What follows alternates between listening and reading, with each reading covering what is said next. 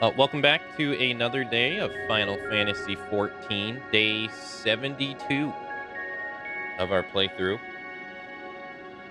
Maintenance day today, so unfortunately we won't be able to get like a full day of play in, but that's okay. I was kind of hoping that we would be able to get through Endwalker, like, 7, 8 hour streams every day. I was kind of hoping, but hey, emergency maintenance, emergency maintenance. We got to this area at the end of yesterday's stream by Elidibus. He took us to this place, and apparently we're like this because we can't really influence the world and stuff like that.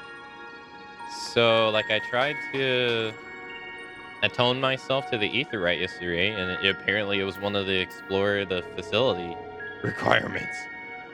So, let's go around and see what everyone has to say. The man stands dutifully by the Aetheryte-like device, a guide for this facility in all likelihood.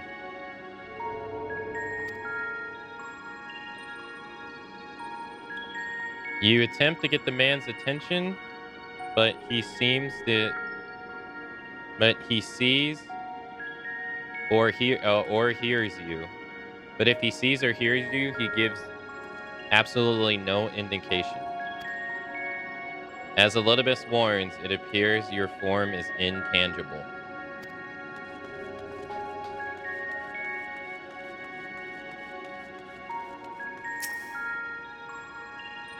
I can't. Oh, let me zoom out. Thank you. Oh, now. I guess I can't zoom out. It's kind of trapped. All right. This is the right place. Yes. Propelling. Propelling. Judging by the woman's words, this facility is called the Propalion. You attempt to gently prod the woman to attract her attention, but feel nothing. And it seems she does not. You did what to her? Although like she has the mask on like they did, right? Like the tall people that we've seen prior. But except she actually has like a face and not just like a blacked out image with a mask on. He's wearing the mask. Hmm. Oh, I can't even run here.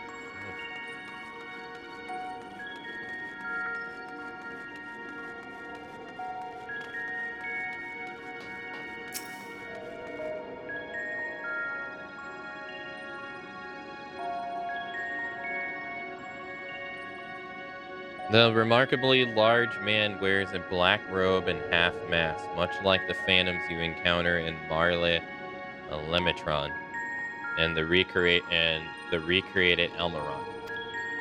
It would seem you have made it. It would seem you have made it to your destination.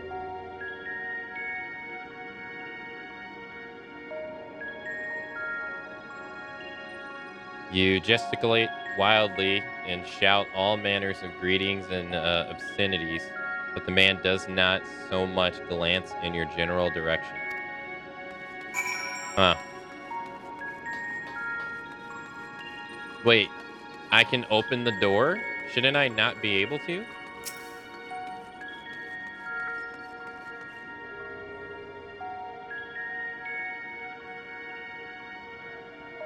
You suspect this door leads outside, but how to open it? Yeah, I shouldn't be able to open this.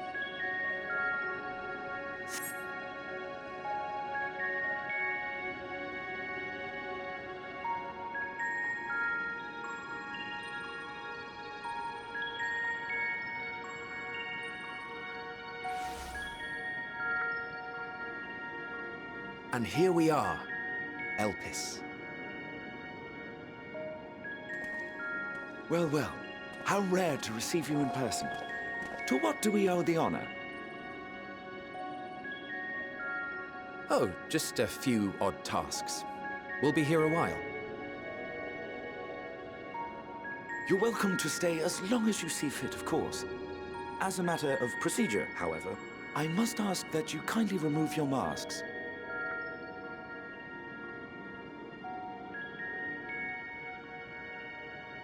Come now. Is this truly necessary? Surely you can tell who we are. Who you are, perhaps, but I am far less infamous. Regardless, if we do not follow protocol, 'tis our hosts who would be held accountable. So, please, do favor us with your handsome face.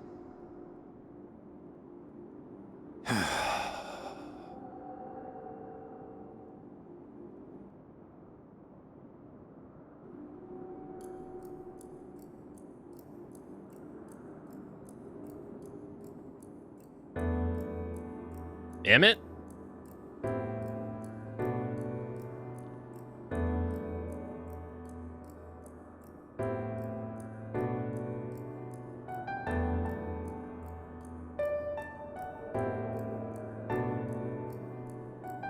Yeah, he looked like he was looking at it. Satisfied? I thank you for your cooperation. You are free to go about your business.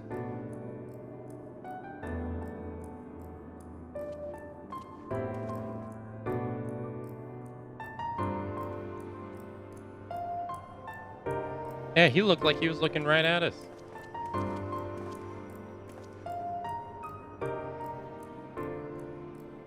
By the by, you see it too, yes?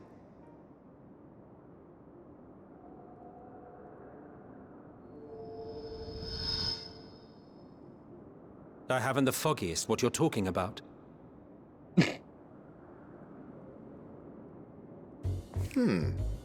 That's odd.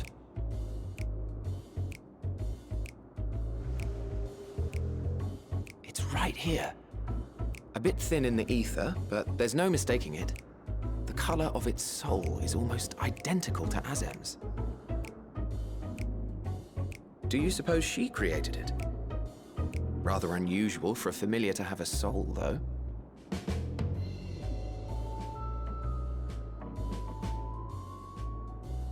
Don't ask me. All I know is that it's trouble. Doubly so if it's her spitting image. So let's leave it be. Come now.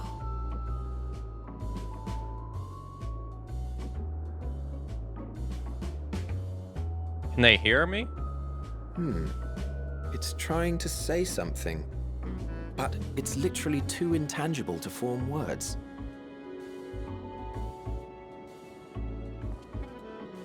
Why don't you give it some ether? Spare a snifter of your bounteous reserves.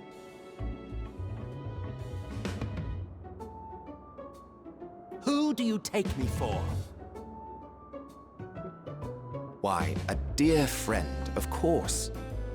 One who wouldn't let acts of kindness, such as my accompanying him on errands to far-flung outposts, go unrewarded?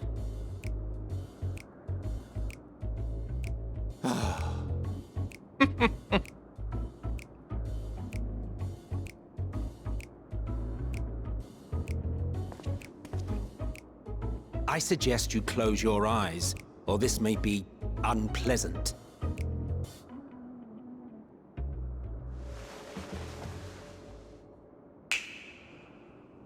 He even does the snap. Okay. I guess this is going to allow us to interact with the world now.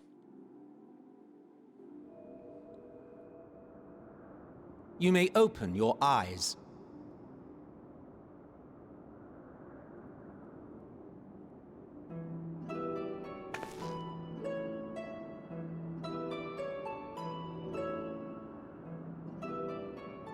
Oh. We're not tiny anymore. Oh, you even adjusted its size. The better to indulge your whim. This way, it will be easier to communicate. How very thoughtful of you. And may I applaud your artful reinforcement. Without further ado then. Greetings. I am Hythlodaeus, Chief of the Bureau of the Architect. Sulking beside me is the most honorable Emmet Selk of the Convocation of 14. And how might we address you, my new friend?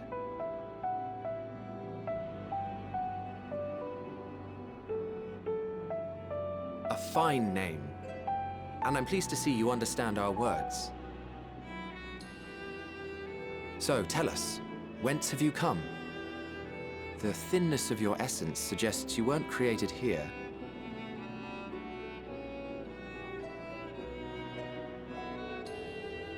You do not know?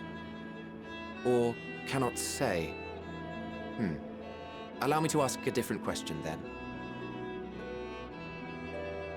What brings you here? I seek a man named Hermes.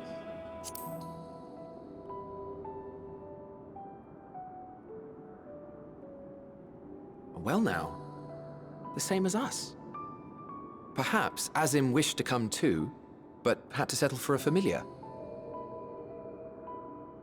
If she truly wished to be here, then she would be. Right you are. My apologies if we've given offense. The two of us can discern the color of souls, you see, and yours happens to resemble that of a friend. And with your purpose matching our own besides, we jumped to a hasty conclusion. We are here to speak with Hermes, the chief overseer of this facility, which we also intend to tour in order to gain greater insight into the man's work. We, I say, though this is Emmet Selk's charge. I am here only to serve as his guide. And I should be happy to serve as yours as well, by way of an apology for the misunderstanding.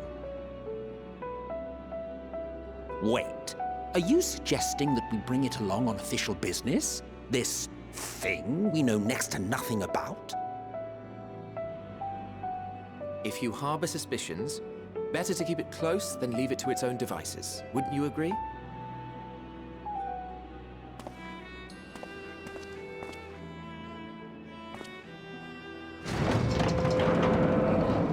Besides, having a mysterious life form in tow is the norm rather than the exception here.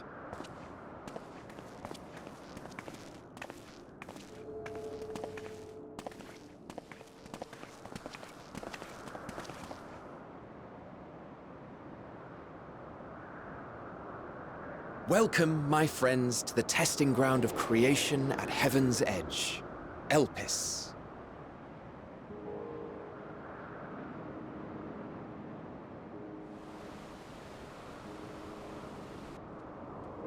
Huh. Look at this. Oh, hey, it's the dog. Oh. This presence.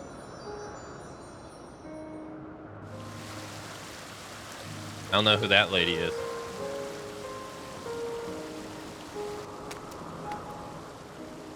Hermes! Visitors! We have visitors!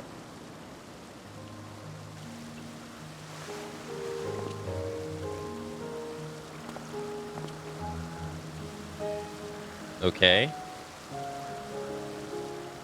So, like, instead of dragon people, you got bird people? What secrets are you hiding, I wonder?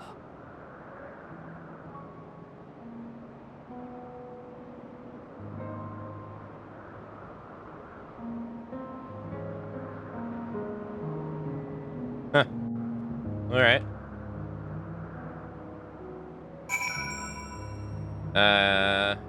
Man, I didn't know how this was gonna go.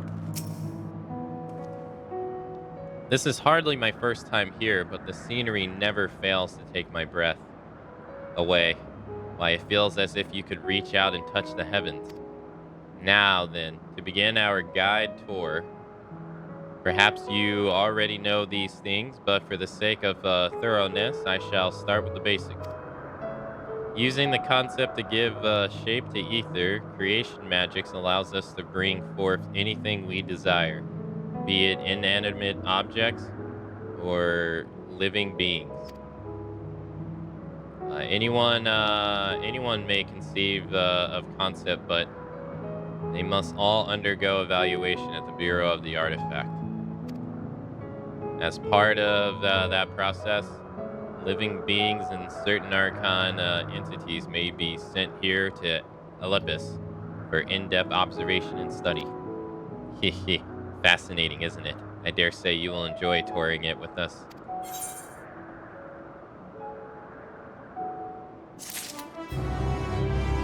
Okay.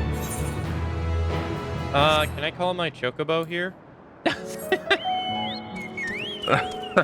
I know this is like gameplay oriented, but you know, shouldn't I not be able to do this? Oh wow, they got giant butterflies. A jointed area. Yeah, they got butterfly enemies too. I'm not gonna say it to sound like a broken record, but you already know what I would say.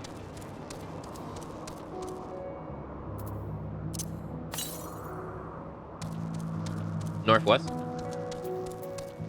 That's an interesting enemy.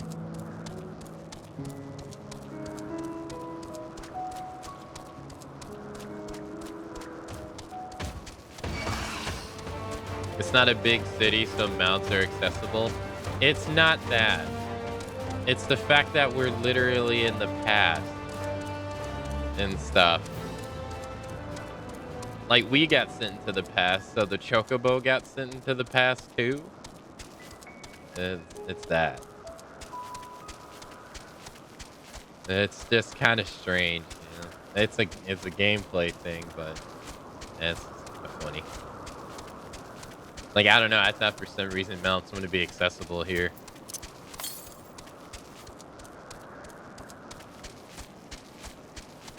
Oh my god. So this right here is a Final Fantasy XI enemy. It's a... Don't get away from me.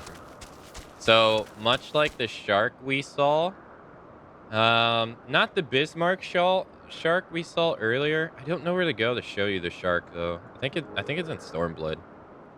This guy in 11 is an asshole. So there's only three versions of him in FF11, and they're all bosses. And he has 30 range AoE Doom, which that means in a 30 range around him he casts Doom. And in that game, Doom is a bitch. Because the only way to get it off is you have to use holy waters, but holy waters only have a 10% chance of working. So when you get Doom, you're like, holy water, holy water, holy water, holy water, holy water, holy water, holy water, holy water, fuck! And then you die. Or you have to have a white mage cast Kursana on you, which also sucks because of the casting time, and then the recasting time, and it's not AoE, but it's so weird how it works. So like Kursana in Final Fantasy XI has like a 40%, I think it's like a 40% chance of actually working by default. And then the way you increase the odds of it working is by putting on gear that has Kursana Plus, and you have to get it to like 100. That way it will work 100% of the time. He's such an asshole. He's so known for killing just like entire parties. Such a dick. Ray, you would never have fought him. He was in the in Seekers of Alduin expansion. His name is, funny enough, he's the name of the it's called Yidris. And I love it.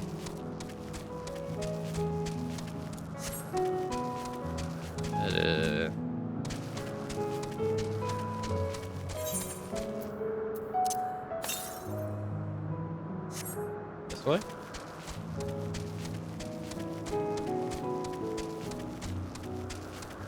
I don't know where that bird was before you don't know where that bird was before you got it at the Grand Company? True.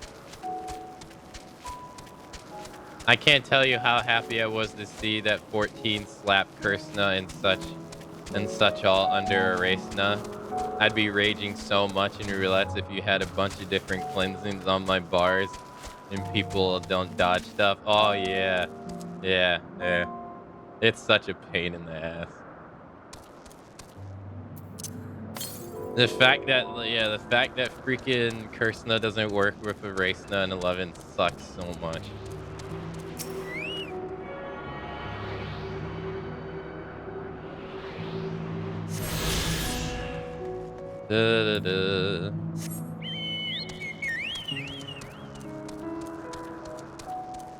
That's funny though. See that guy. So far that means there's only there's a couple more of the bosses that are missing from FF11. So we've seen 2 of these guys. There's 4 more. I wonder if we'll see the other 4. One's a giant snow lion. The other one is a giant lightning bird. That would be 4. The other one is a fire T-Rex. Which one am I missing? Oh, the giant bee. Yeah, the giant bee is the other one. I haven't seen those yet.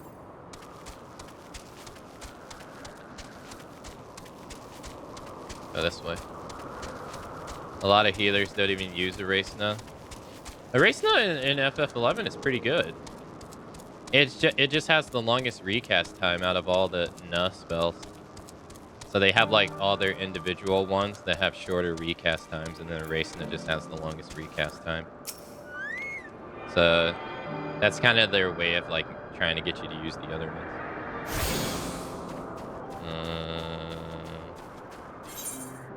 Let's go this way.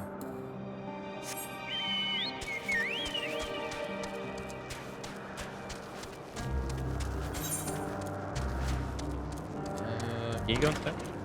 Whoa! You can go inside. Oh, what am I doing? I should be on botanist. What am I doing?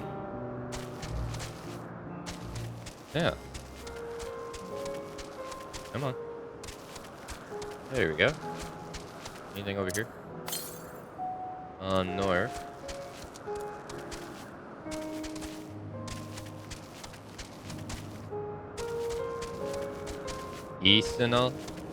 Suna?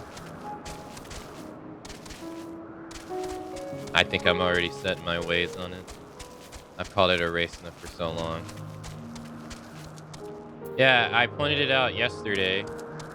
So this well, he was also added in the 5th expansion in Final Fantasy XI. It looks exactly the same. This is actually what Bismarck looks like in Final Fantasy XI. To give you an idea how different he looks in this one.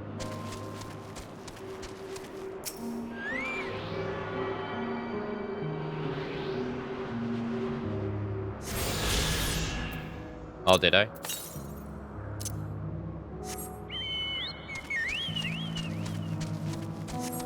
11 doesn't have any griffin enemies. Like this. Doesn't have any griffin. I think the closest thing they got to that is the Chimera.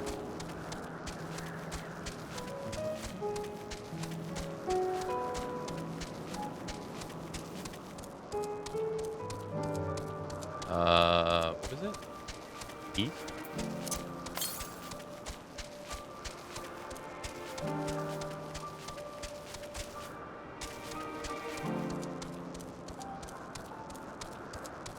Oh, there it is. Oh, yeah, I did straight up. I didn't even see it.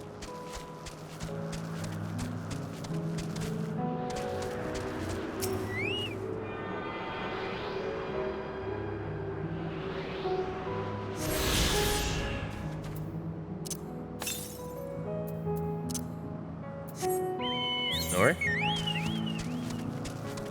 Will you aggro me? Yep.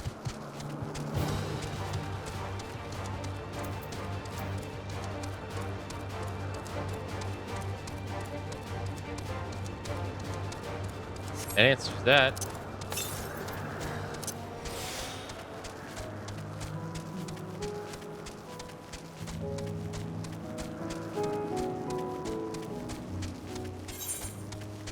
Must be over here.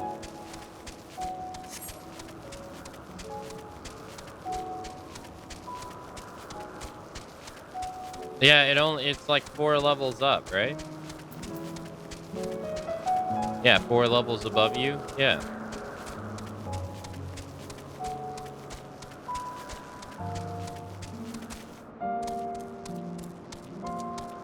I'm just trying to level up botanist, okay? Or give, or come on. I'm just trying to give botanist all the points it can get. What is that? What is that?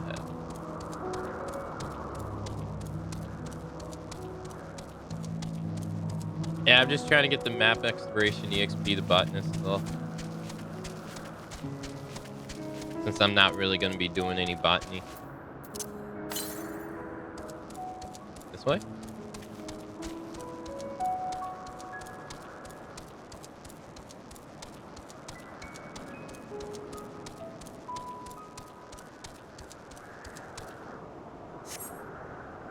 Am I not allowed to attune to it? I guess not. Oh, of course you can't, because it's not an attunement thing, idiot. Duh. Oh, it's probably a teleporter, isn't it? Probably can't use that yet. Oh, okay. Alright, well, there's one over there. I was like, why is that not working? Duh. Alright, go this way. Yeah, it's probably some kind of teleporter to teleport you up there, I'd imagine. That's some big building. Right there. I love the colors of this area. Yeah, it's very vibrant. Yeah.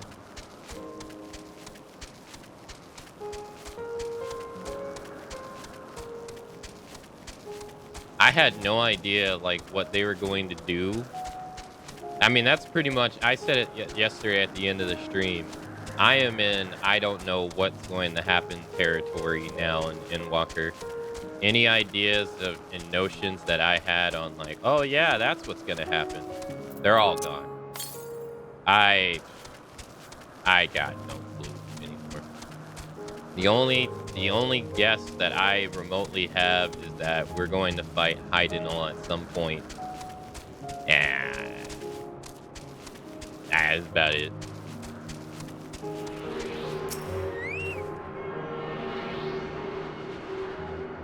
That's my only guess. Like, at this point, who even knows?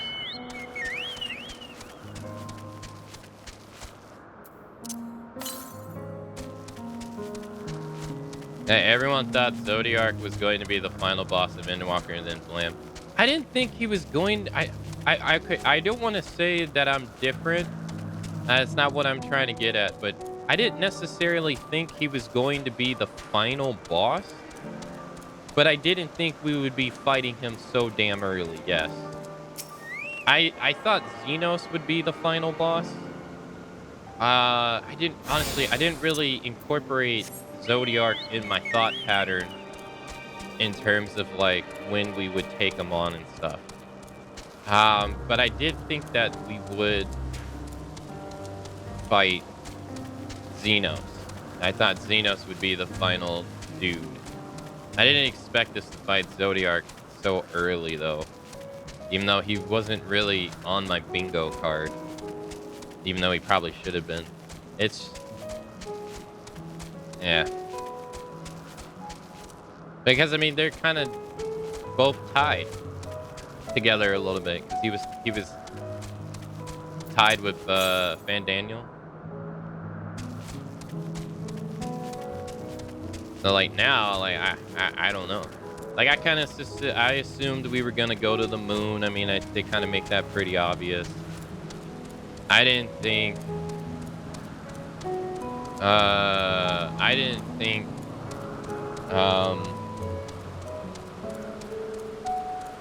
this expansion was going to be very heavily based off Final Fantasy IV.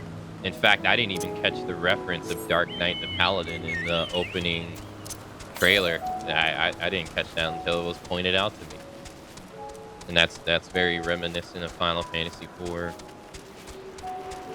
I did feel like I think it's pretty well established that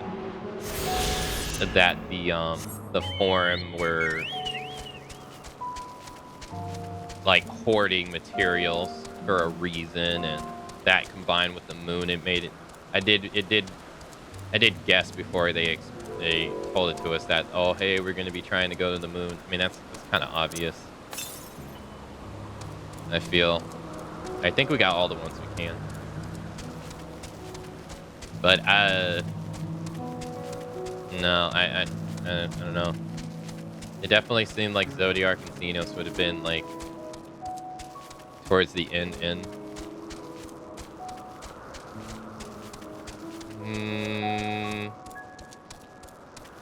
Or like what I said yesterday. I still feel the same way with what I said yesterday. I don't understand how the forum expects people to be not apprehensive to what they're going to tell them. Like yesterday. We at Razdahan, all those people had to witness their family members turn into monsters. They had to witness death of their friends and family and all this stuff, right? And then the forum shows up afterwards. And then even to a lesser degree, there's some people that are probably apprehensive about it to some extent. They have to find out that the person that's actually been in charge of their nation is not the person who's actually in charge of their nation. Right? Most people are receptive of it in the cutscene, right? But I imagine that's still a bit jarring to take after all what's going on. And then the forum shows up and they're like, oh yes, we've known that this was going to happen for centuries, but we didn't want to say anything to anybody because we were working on a plan all by ourselves. Hey, now come and join us on the moon. I'm sorry. Why in the world do you think those people are going to be like, yeah, thanks for not letting us know about this event that we just had to go witness, kill off fuck all people in our area. Yeah, thanks.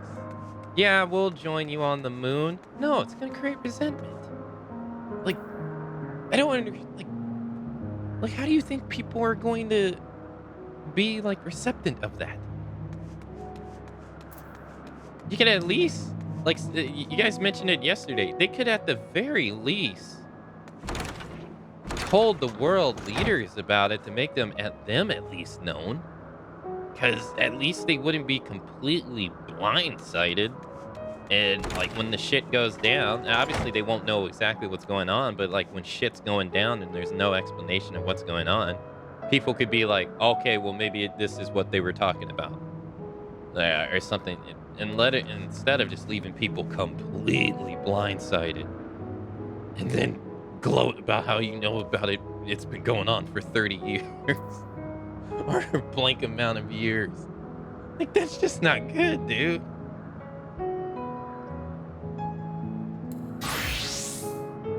All right, folks. I know you just had your friends and families turned into monster and try to kill you, but hear us out.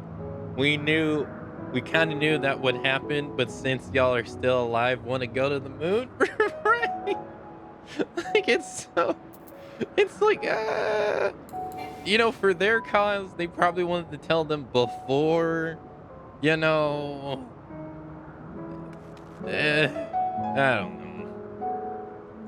Thought it was strange. Haito Didius is looking you up and down.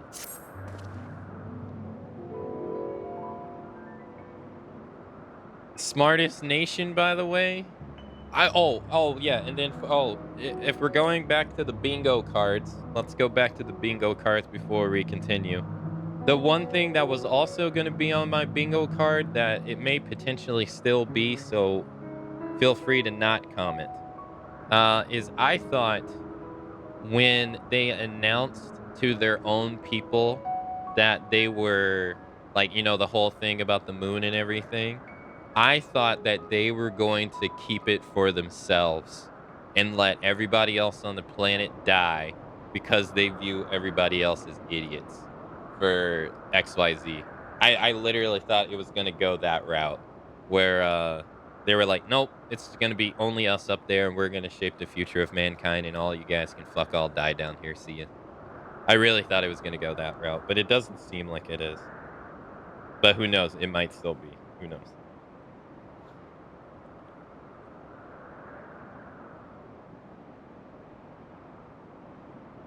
Now then, our friend Hermes, aside from overseeing the facility, he also conducts his own research.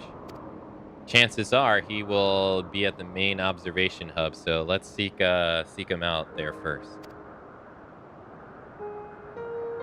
Attire as you are, however, you stand out a little too much. Our dear Elman Selch wishes to keep a low profile for his errands, so... Do you know how to make a robe? The basic concept will do. No?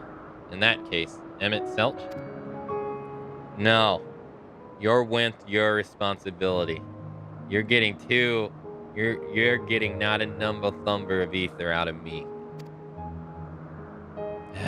The way he scrimps sometimes, you think he wasn't a nigh bottomless fountain of magic. Very well, I shall make the robe, but perhaps you can insist. Come, let us search for the requisite materials. Yeah, they were so isolatedness. That was a very strong suspicion. Yeah, it really comes off as like they would be like fuck all to everybody else and just nope, we're gonna do whatever we want. You guys are dead. But again, I'm in I don't know what the hell is gonna happen territory. I think we'll fight Heidenal, and if they're going to set up for for the next expansion, I don't even know exactly like how that's gonna happen. I can't even guess right now. Because this very much feels like it's like ending a chapter of this game or something. Or better yet, it feels like it's ending the first series of books. That's what it kind of feels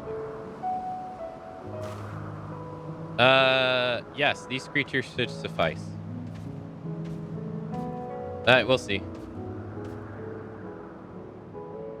A etheric robe. I want you to use it to capture, say, 2 petalidae.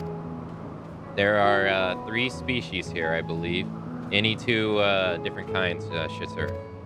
Now, I should mention that the strength of the robe is tied, no pun intended, to the strength of its user. As your ether is still thin compared to ours, you'll need to weaken the petalidae first. Good luck.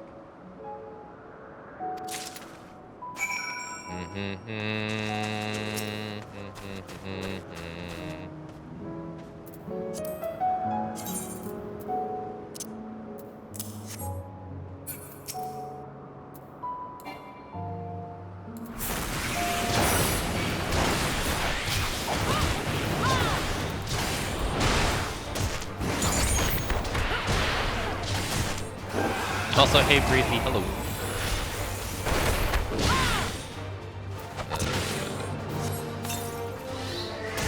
There we go. That was the blue robe. Yeah, I know. I haven't said hi though. Figure it was better to say it than not say it. You know? That was cotton breeding.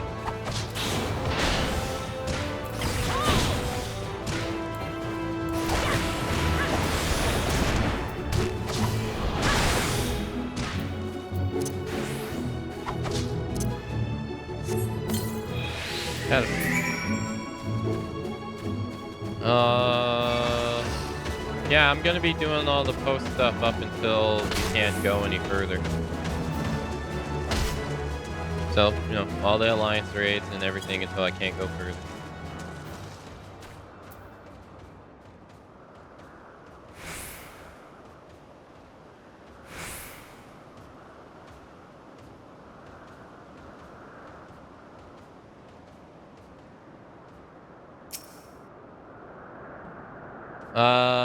You've caught the pedaludai?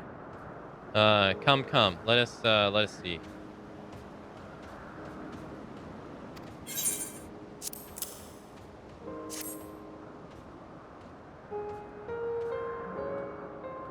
No, I said I was... No, when you asked me that question the other day, what I thought you meant was, am I going to play the content that comes out in January? Nah, like, I plan on playing it until I can't go any further. Like, right now. Like, once I can't do anything else, like, all the normal raids are done, the alliance raids are done, and I can't go forward anywhere else, we're going to 15. But I thought your question was about the content stuff in January. Yes, these fine fellows will do nicely. And now for a spot of reservation.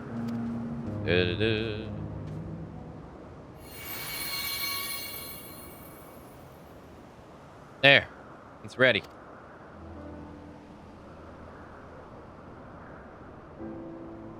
It's nothing fancy, but when we're trying not to stand out,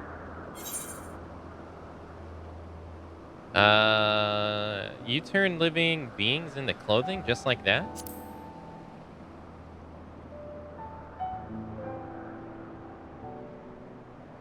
Well, it's not just like that. You need to revert them to their Whoa. I missed all that, dude. No wonder that just rolled by so fast. It's not just like that. You need to revert them to their constitute ethers first. Least you wonder why I asked for two species. It's due to the difference in their etheric balance. Blending them allows us to produce garb with superior etheric stability. Well and good to disguise and educate, but it won't fool anyone who can see worth a damn. Fair point, but at the very least, it should spare you unwanted attention from casual observers.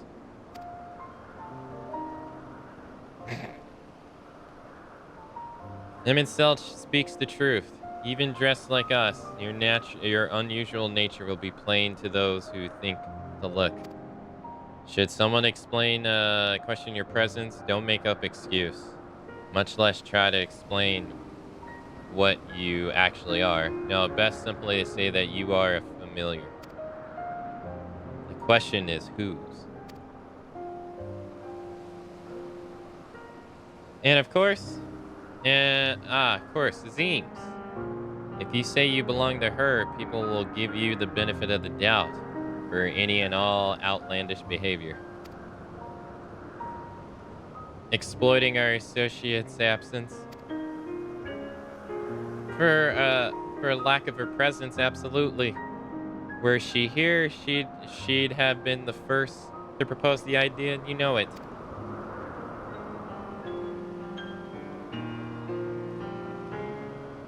With that, your story is settled. Let us continue with your errands. Oh?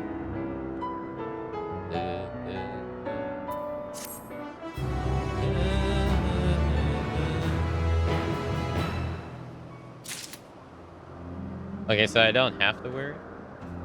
Oh, I was thinking I had to wear it.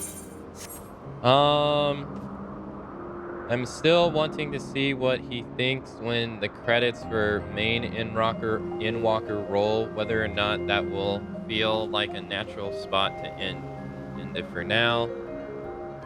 You'll probably do it before 655, the last Endwalker, since it's supposedly to be out in January.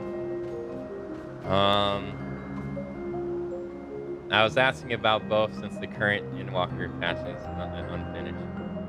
Yeah, for the sake of the marathon, I'll be finished with the FF marathon before that patch comes out. And like I said before, there's a lot of stuff that I want to play that I'm behind on, so I don't really know. Currently as it stands,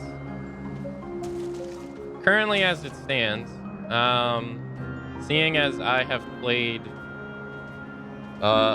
this entire, like, the entire storylines of these games without interruption, part of me wants to wait, like, say, part of me kind of doesn't want to play Dawn Trail, I think that's the name of it.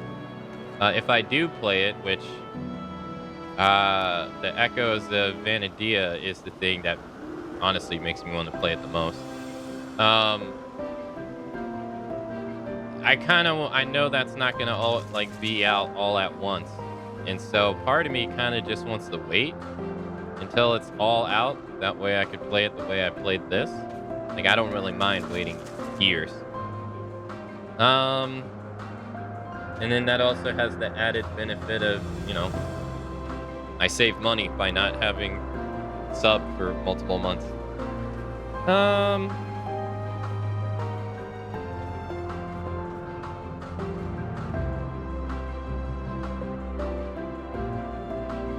But at the same time, there's just a lot of other stuff that I want to do. Like, I can go down the list. So, that I put off an entire year of games for this. So, I don't know how long that's going to take. And I also have other subathon redemptions that I have to do. As well, alongside those, so who knows? I don't really know. I don't even know what game I'm gonna play once the Final Fantasy Marathon's over. Not really. Holodalis is ready to continue on if you are. If you are ready, let us continue along with the path to Androas. The place serves as an observation hub and residence both. Someone there should be able to point us in the direction of Hermes.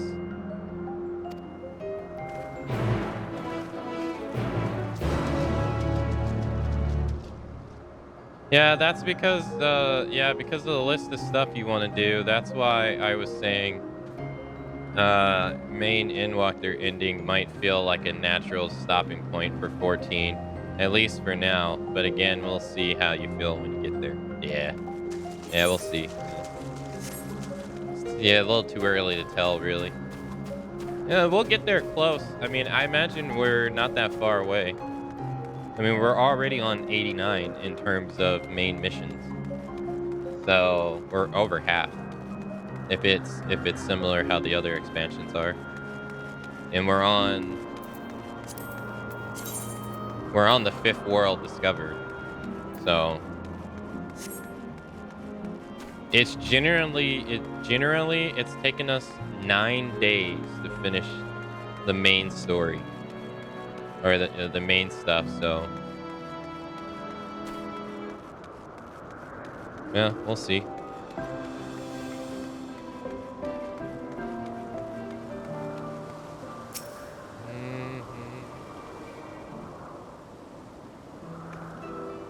Sorry, I forgot to put the dress on. Sorry. Yes, can I help you? We wish to speak with Chief Hermes. Do you know where we might find him?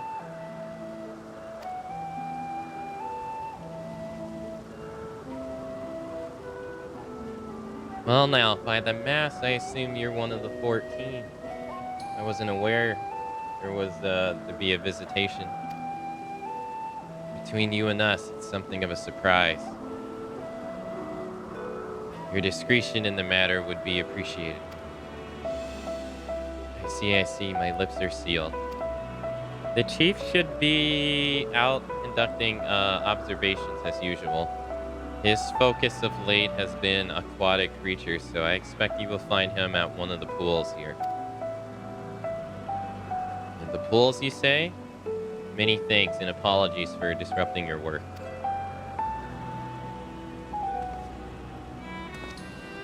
I say, Hypodalos, while I've never met Hermes, you know him well, do you not?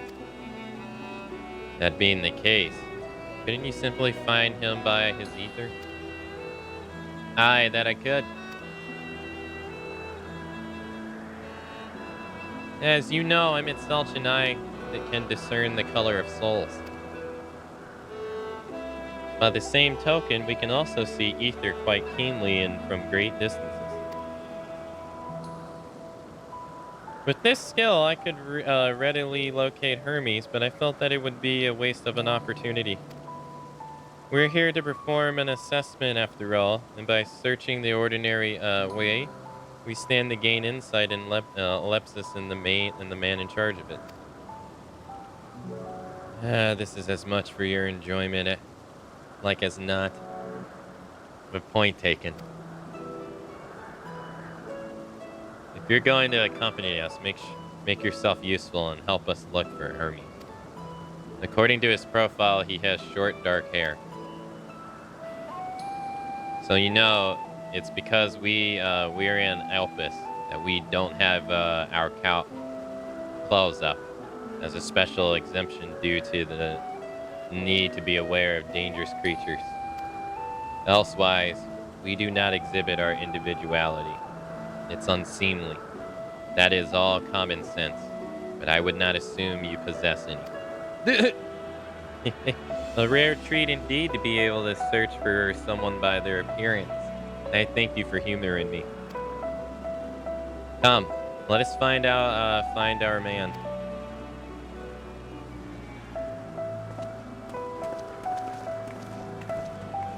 Does the current content might force you to grind a bit since you'll be getting into current tones?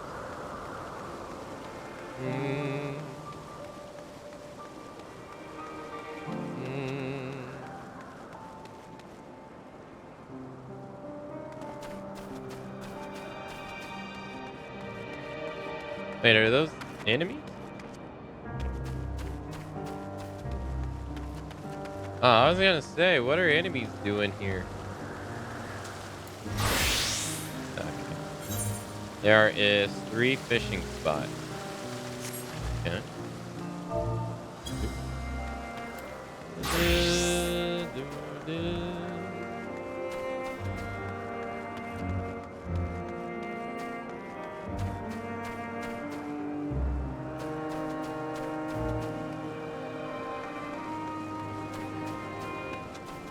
You gotta yell like you're looking for Jason in heavy rain. Hermes! Hermes! Hermes!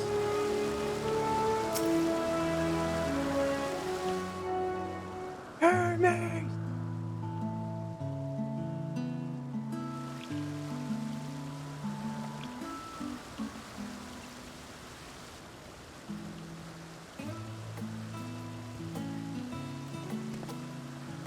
Huh.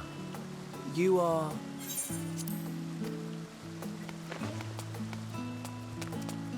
Oh. Different. You're different too. You and me. We're alike. Friends. I want to be...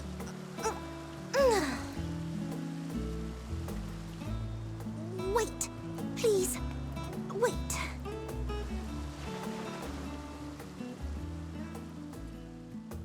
Greetings and salutations. Can you hear me?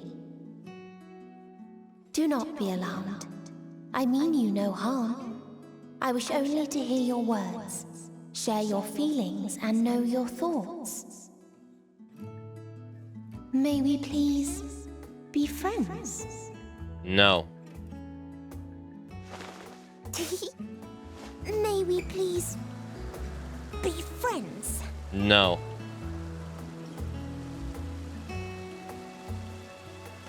Ah, I see you found him.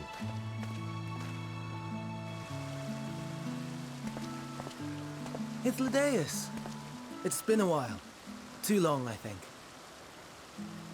too long indeed for close collaborators.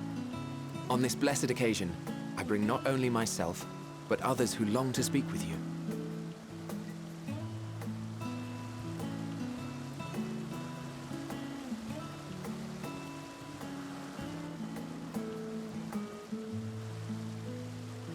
You are of the convocation. Emmett Selk at your service.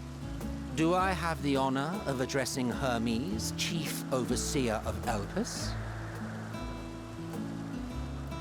You do. You have traveled far for it. Given your facility's purpose, its remote location is something of a necessity. Would that I didn't have to rely upon a guide. Oh, you wound me. Have I not ever been an attentive and helpful friend?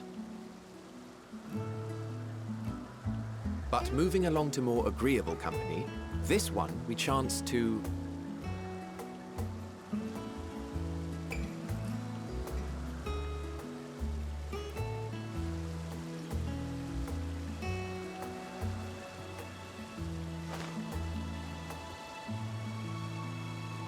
Well, you certainly have her attention.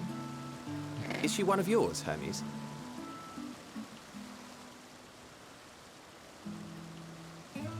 Her name is Meteon. It means shooting star.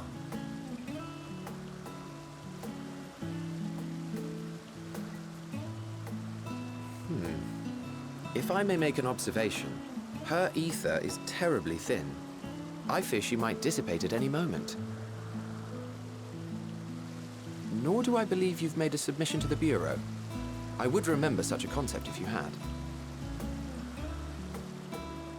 I haven't, as you say. I judged it too early.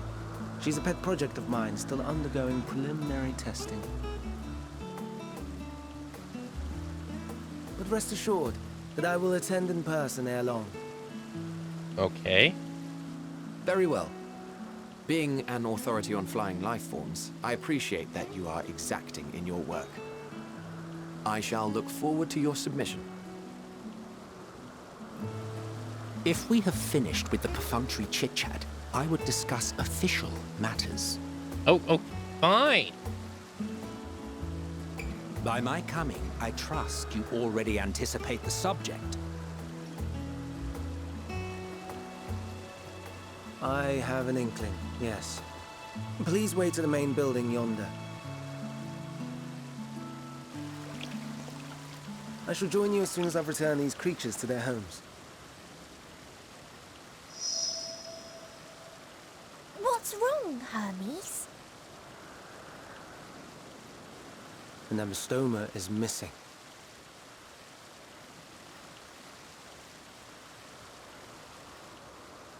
Okay.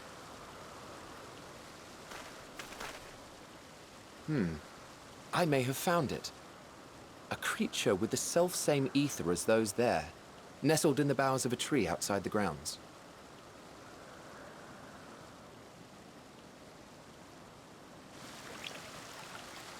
You're saying they can climb with their sorry excuses for limbs? Hey, don't make fun of their limb. The fashion has been to imbue aquatic creatures with the power of flight, ever since the words of Metron created a sky-swimming fish. Rude. The ambistomas, too, can fly, if only slightly, and they could conceivably climb a tree. Whether they can come down safely, however... Excuse me.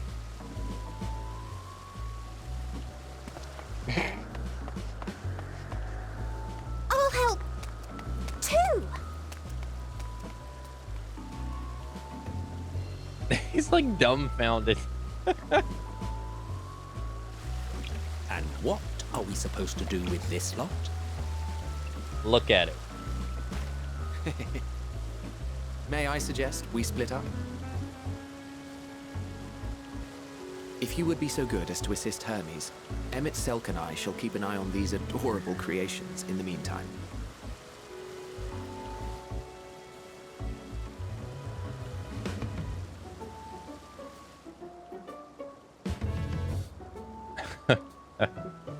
Okay.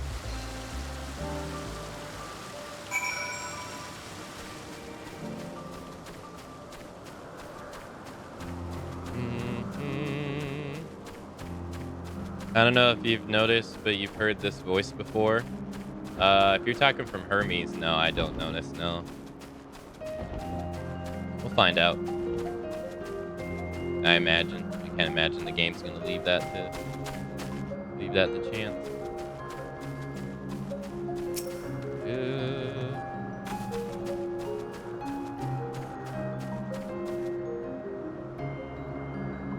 It seems Hermes and Mita Nala have found their quarry, a creature known in this age as an amastoma. Yet, though it has been safely extricated from the tree, Hermes appears to have found himself in quite the predicament. Wait, is he stuck in the tree? Ah!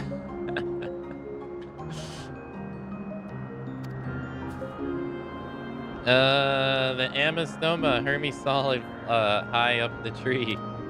He climbed up to get it, but it jumped on him, and he slipped.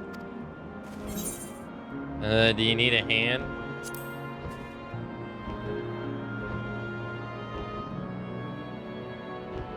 No, I'm fine, if a little embarrassed. Now, for your own safety, please stand back. Okay.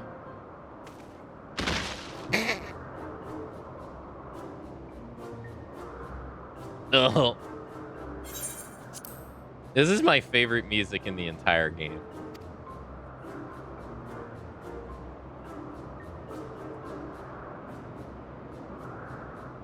Hermes, are you all right?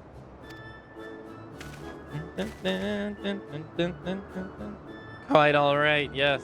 My apologies for making you worry, Melation. Both you and her. Akamatzu, you called. Intriguing name. Somehow reminiscent of a new creation. Thank you for coming after me. As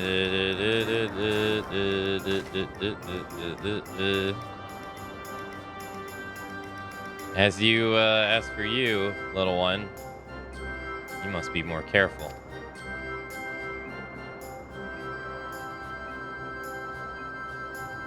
You may be able to fly, but it doesn't mean you cannot fall and hurt yourself.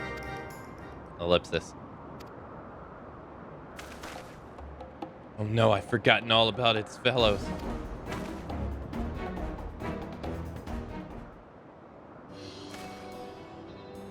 Truly? What a relief. I must thank Emmett Selch and Hypo Daedalus when I return to them. But first, with the distractions out of the way. As Chief Overseer of Elpis, permit me to welcome you to our facilities. I hope you will enjoy your time here.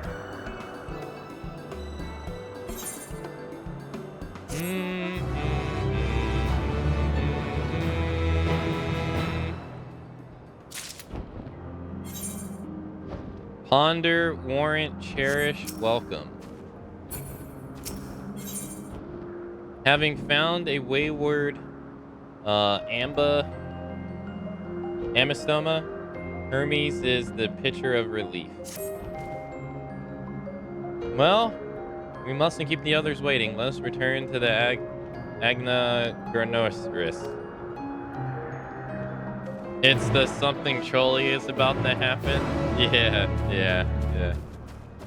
It's just, you know, it's like the dumb moment music, which is great.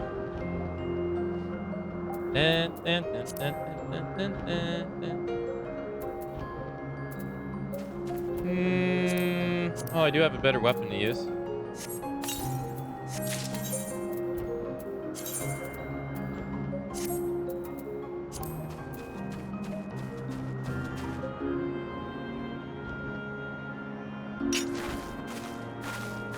I'm gonna have to change that.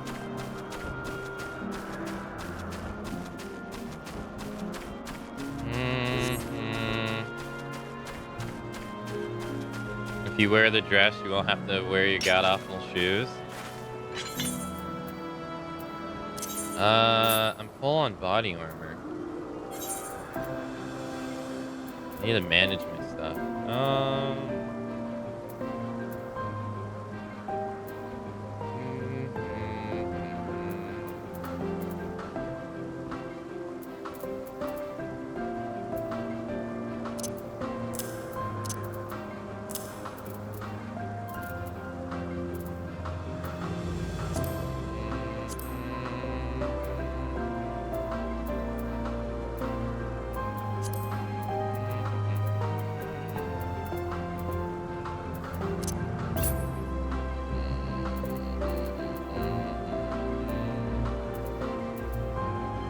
Wait, what was it called again?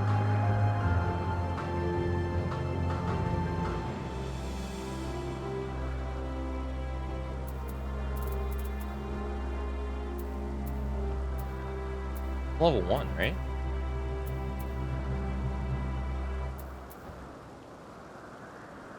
Pain? Oh, here it is. Oh.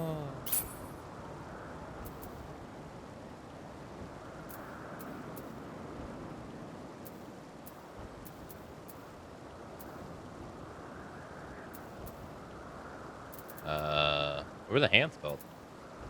Were there no hands?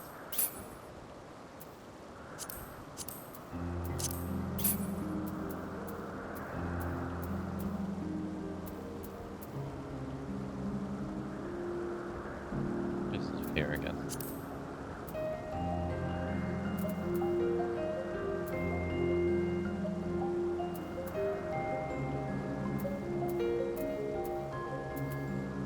Oh, these are.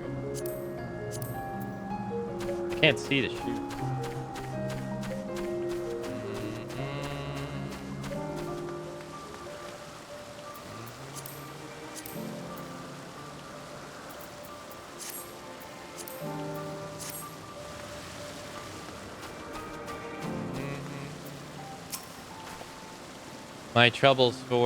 My apologies for the trouble. Owing to your kind assistance, all the ambistomas are safe and well. I presently sent them back to their space. If you would go on ahead to the main building. Again, upon entering, you will see a table and chairs, a meeting area. You may speak there. Very well. Take care not to let the creature slip away again.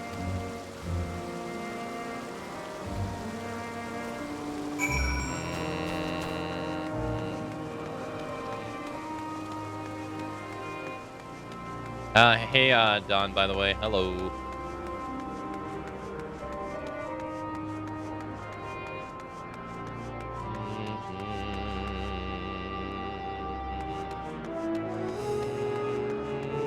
Oh.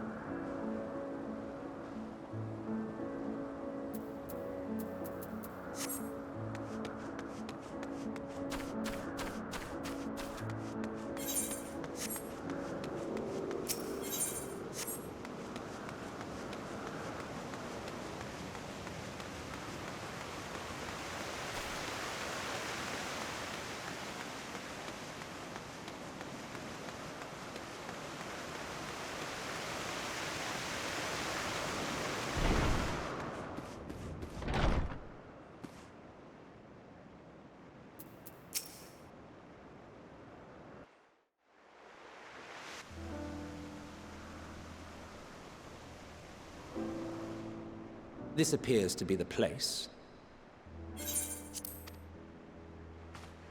And here is where we part ways. We will be discussing highly sensitive affairs. Only a select few may be privy to such knowledge, and that does not include someone who cannot or will not divulge their origins.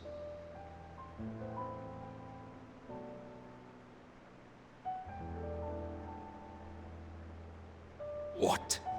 Will I have to remove you by force? Why do you seem happy about that? There's a reason I can't speak freely. I have important things to say to him as well. Yes, I'm sure your business with Hermes is quite pressing. You may speak with him to your heart's content after ours is concluded. I do not object to her attendance. Hermes, this is highly irregular. Perhaps. But I believe she can be trusted. Meteion would not have taken to her so quickly otherwise. Moreover, the presence of a third party may help me to maintain composure.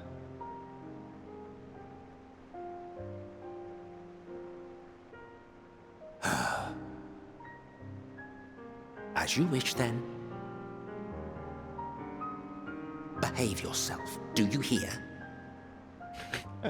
He's already so sassy. So freaking quick. Quick to anger. Oh, hey! Hey, thanks for following. So, it's finally happened then. Aye. Van Daniels declared his intention to step down and named you as his preferred successor. Oh. In recognition of your knowledge and your works, the convocation is giving the recommendation due consideration. As one who does not know you personally, I am to use my impartial eye to take your measure. And above all else, to ascertain your disposition towards the invitation.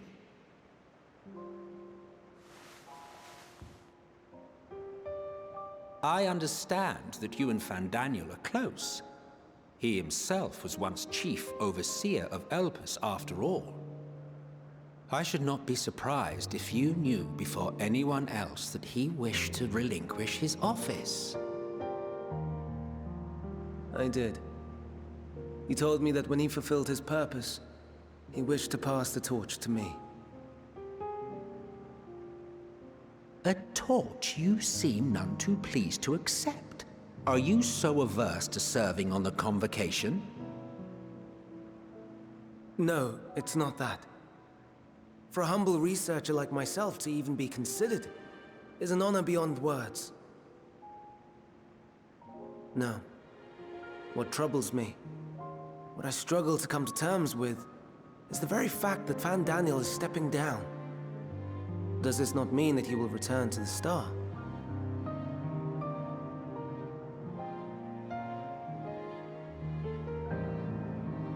Of his own volition, yes, like so many others have before him. Return to the Star? Does that mean die? Well now, that's not a word I hear often. Is that what you say here in Elpis? Mankind is the life of Aetheris. Each of us, a drop of blood flowing through its veins, bearing sustenance. In our finite time upon it, 'tis our duty to make it a better place, that all who call it home, now and in future, may abide in happiness. To that end, we have dedicated ourselves to the pursuit of enlightened creation. And by our efforts did we transform this once untamed wilderness into the peaceful paradise you enjoy today. To return to the star whence we came is a privilege afforded to we who have so loved and nurtured it. A choice embraced by those who have lived their lives to the fullest, in service to our world. And when they depart upon this journey, it is beautiful, always. The 14 are no exception. 'Tis believed no occasion is more felicitous than the fulfillment of one's duty. Our office becomes our lives, and to retire is to return, or so the majority of us hold. Some few have elected to eschew custom.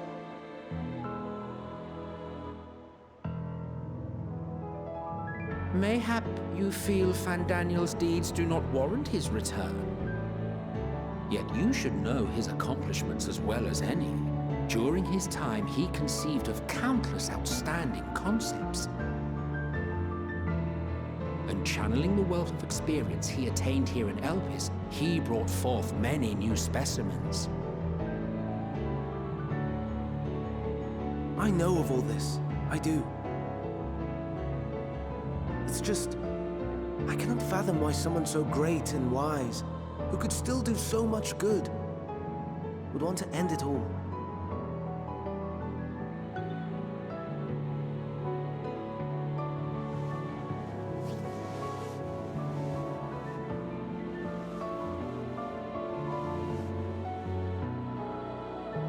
Oh no, I've made her upset. Forgive me. I know I requested your presence. Might I trouble you to take Meteon outside? A change of scenery would do her good.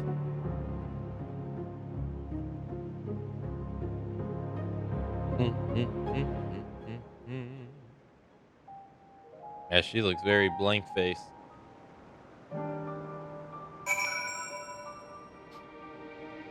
Okay. Let's go outside, little one. I'm sorry, Akane. I didn't mean to sigh. I'll walk, perhaps?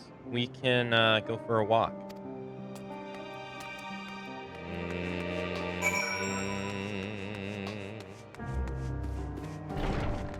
What's up here?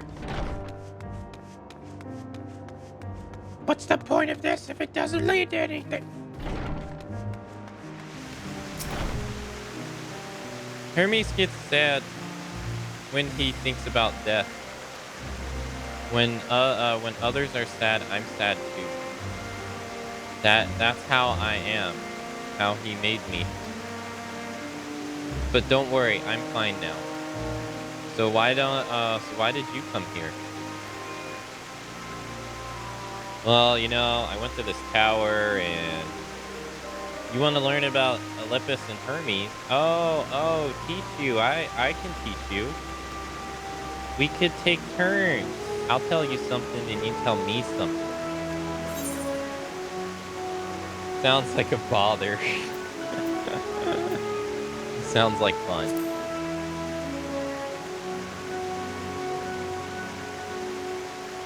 It will be, it will be.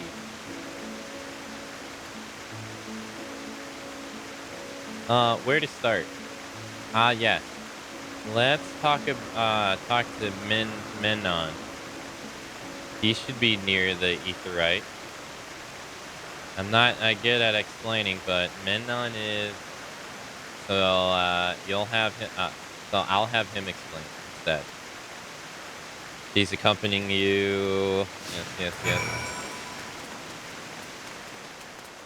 Next time you'll die a monster encounter, but in the name of fashion.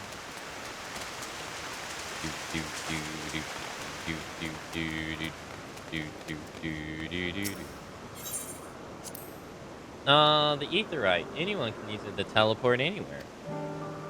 Well, maybe not anywhere, but to the ground or other isles. For that, you need teleporters. Oh, and permission. Aha.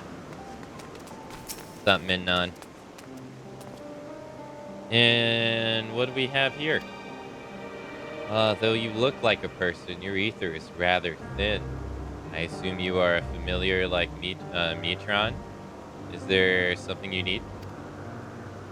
This is Akane. Can you teach her about Elpis? Newly arrival familiar, is she? Very well. I should be glad to introduce you to our fair facilities to her. As you know, it is mankind's duty to make a star a better place. As part of his duty, we employ creation magics to bring forth new light. However, we cannot simply release our works into the world, or it would lead to chaos. No. Any and all life forms must undergo extensive testing to determine their fitness to exist. Testing which is conducted here in Alpha. Every candidate is subjugated to rigorous study in which we identify their properties, surmise what habits might be suitable, and speculate as to the effects they may have on the environment and other species. Should it be judged a beneficial addition to the star, it will be allowed to take its place in the world. The two of you two were created with the hope of making the star a better place, so heed your master's will and be good. Do you hear? We will, Minnon. We will. Thanks for the lesson. Now, you had a turn, now I get a turn. Where did you come from? Hey, have a good night, Breezy. Thanks for coming out to today's stream. I came from a place far, far away. From a place facing a great threat from the Christinium, I guess. The Christinium? Never heard of it. But this place is important to you. I can feel it. Oh, my power. I haven't told you about it. A creation. Let's find a creation. One not being watched. Then I'll explain my power. Okay. Yes, ma'am.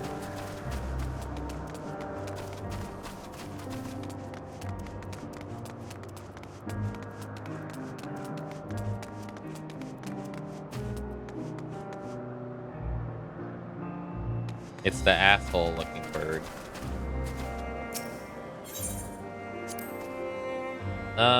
Sprigagans. What are Sprigagans? Oh no, we call them Ori Ila. If there's many, if it's just one, we call the Oris. They though they're cute, they can be naughty. Sometimes they run off with concept crystals and Hermes has to run after them. You don't say.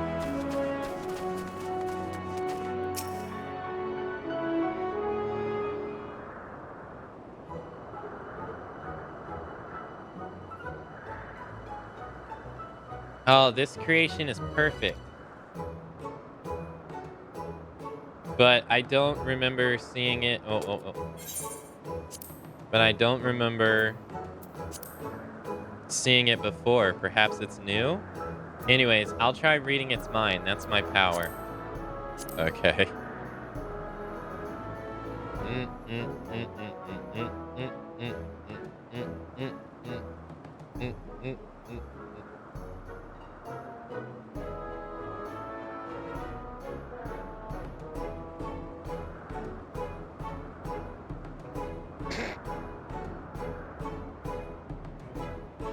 I can't read it. Maybe it has nothing to read? Oh, wait. Please, wait. I'll try again. With you this time. Okay. How am I gonna read its mind? Greetings. Can you hear me?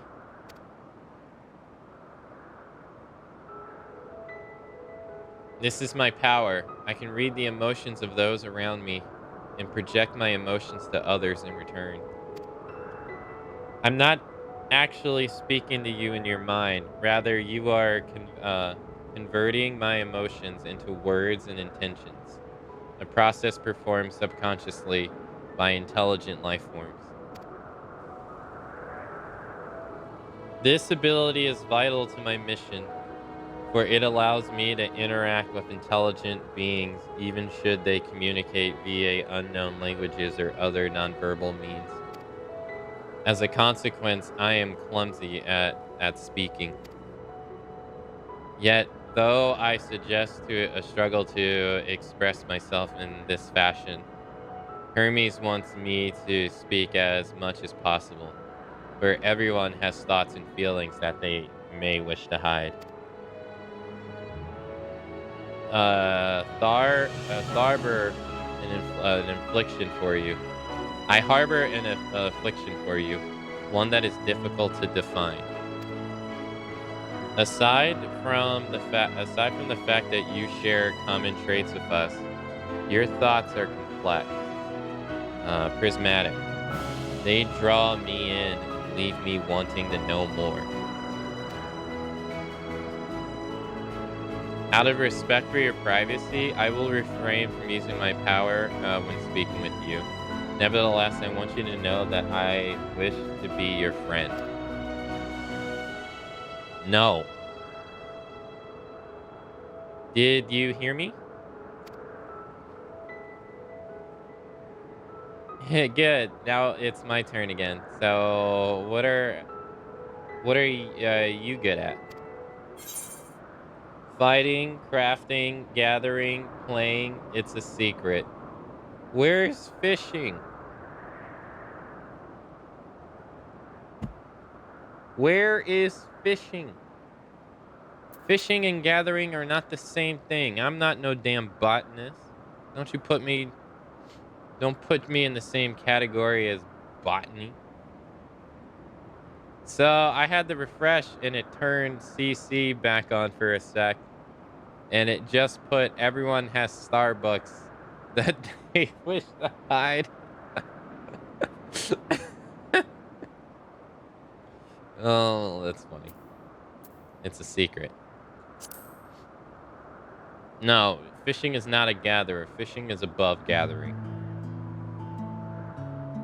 Oh, it's a secret? That's something you want to hide. Just leave it to me. There. I've blocked it out. I can't block everything. Not strong feelings, but that wasn't too strong.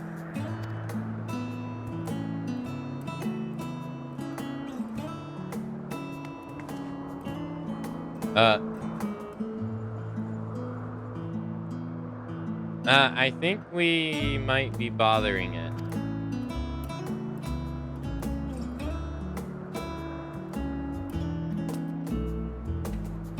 Let's keep going. We'll go and see Ethanel next. She's usually in a small building, one to the west row.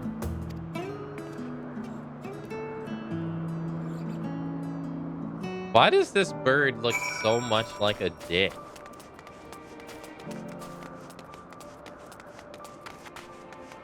Why does he look like such an asshole?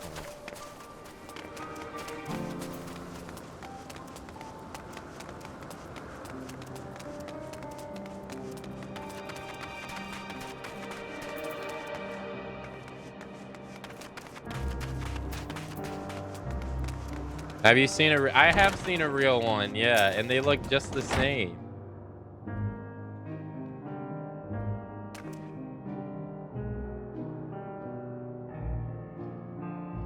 Well, if it isn't Mita, Riyadh, I see you've brought a friend too. Greetings. Yeah, Ethan, an apple? Could you make me an apple? The kind Hermes likes, covered in syrup? I want to share it with Akane. Ah, candy apples? Hermes is certainly partial to them, but you know you can't eat, Meltree. You weren't made to do so. But I like it too. It may seem that way, but it's due to your ability to share others' feelings. You've taken Hermes' likes for your own. In any case, I can't prepare an apple right now, but I'll bring one for Hermes soon, I promise.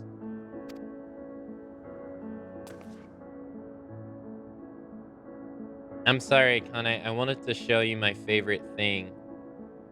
Then I could ask about yours, but I failed.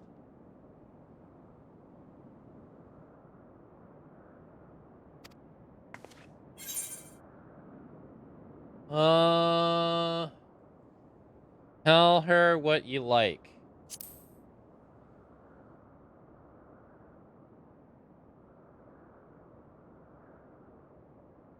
Oh, that's what you like?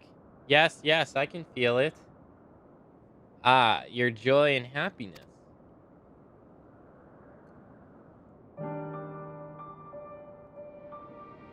And it makes me feel happy too. Thanks for sharing it with me, Akane. Well, Lily, we've walked and talked a lot. Maybe Hermes has finished talking too. Shall we go and see? Run.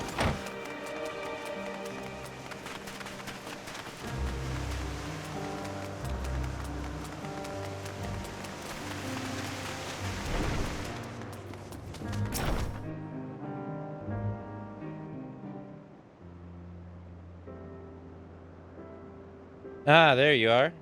I can see the fresh air has done Metron good. I kind of wanted to learn about you and Elpis, so I taught her. About this place, about my power, about your favorite food. I'm not sure if that last one will be of any use. But I do appreciate you keeping Metron company. While you were away, I finished speaking with our guests. Finished. Hardly. You requested time to consider the invitation, so we have no choice but to occupy ourselves with an inspection of your work. My apologies. It has been decided that Emmett Selch and Hypothis will accompany me as I tend to my duties.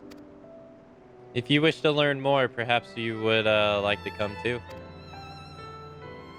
I'm compelled to remind you that she is in no way associated with the convocation. We simply chanced to meet at Pyrophon. There is no guarantee that the matters we discuss will remain private. I don't mind. I do not mind.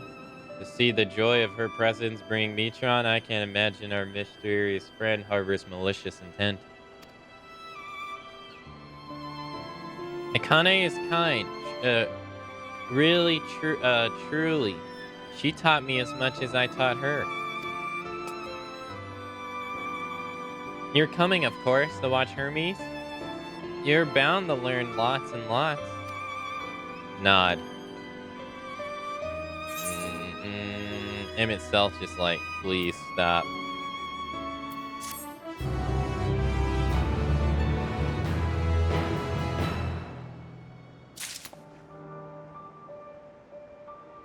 Ah, now we have unlocked quests. I see.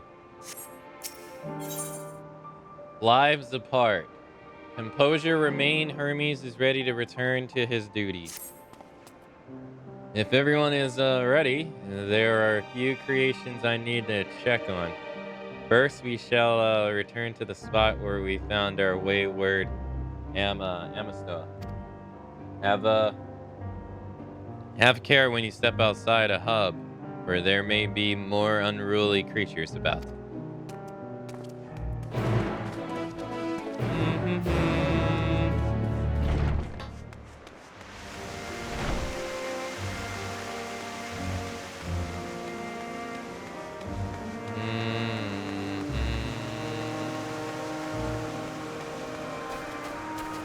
Just a mini version.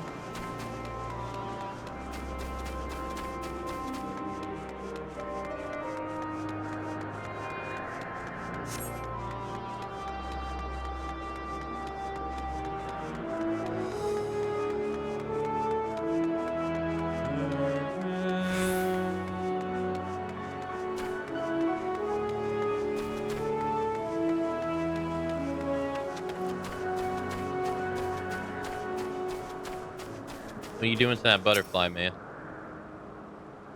There is a new species of Pedalauda we recently set loose. It has been doing well, managing to maintain a stable existence thus far. If it can see its observation period to the end without issue, we shall release it into the world. Tell me, do you know the difference between living beings and arcane entities? It is the presence of a soul, yet the soul isn't something you can choose to have at will. No, it manifests as only those beings whose form adhere to the laws of creation that can endure on their own. Beings that do not fulfill their requirements, such as those spontaneously born of magic or a natural phenomenon, do not have souls. Sorry, Lumi, you don't have a soul. No matter how much it might resemble flora and fauna, if it lacks a soul, then it is considered an arcana entity. You see, it is not for mankind to decide what is living. That domain lies beyond our manipulation, and it's hubris to assume otherwise. But come, let us head to the nearby beacon. I've received a report that archon entities have gathered there. Okay. Let's move this way so we don't get attacked.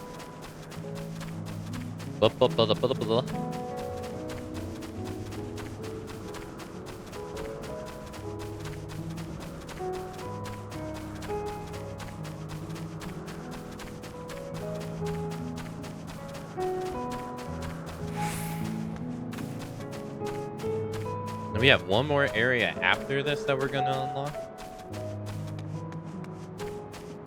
And joke's on you, I've taken one half of Snowy and one half of Daedalus, so I'm good. Damn, Daedalus isn't here to refute your claim. Snowy is playing Genshin, so she can't refute your claims. Ah, yes. Lightning pneuma. Just as the report said. Although we call this structure a beacon due to its form, it is in fact a magical device. By manipulating the balance of ethers, elements, it keeps the isles airborne and maintains the climate there upon. In the course of its operation, it often sees an internal shift towards a given element. Right now, that element is lightning, which draws the pneuma here to replenish their ether. It appears Miatron is busy. Would you care to assist me in her stead and feed the pneuma? Okay. By using this lightning converger, you can harness ambient lightning and focus it into a ball.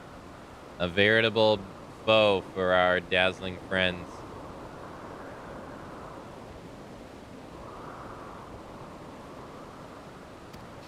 Go on, give it a try. Na, na, na, na, na, na. You? Oh.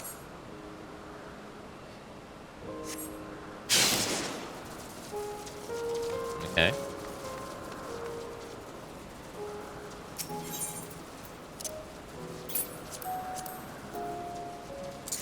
You?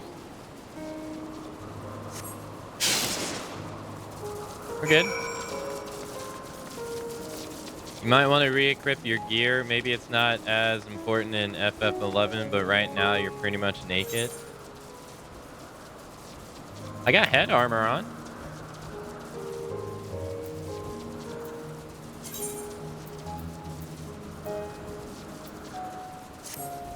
That's not good enough?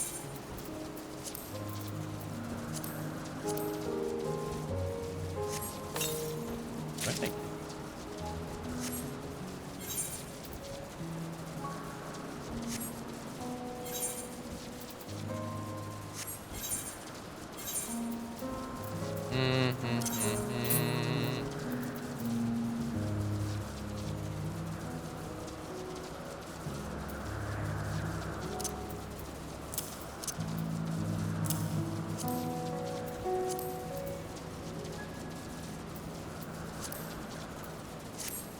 I'm sobbing? Wait, why are you sobbing?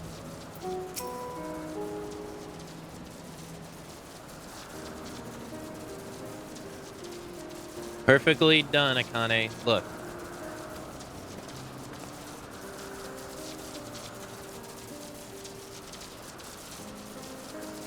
See how they gather to feed?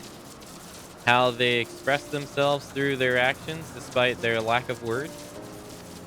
Speech is not the sole defining characteristic of thinking, feeling creatures, nor is silence an indication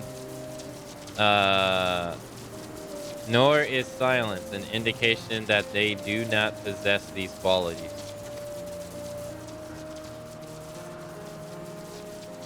Be it a soulless arcana entity such as the Pneuma, or an ethereal life form such as the Petra Lauda, all seek to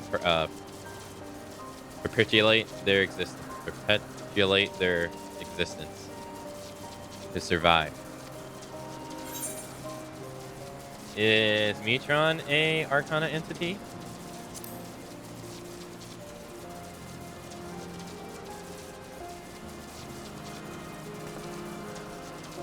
A good question.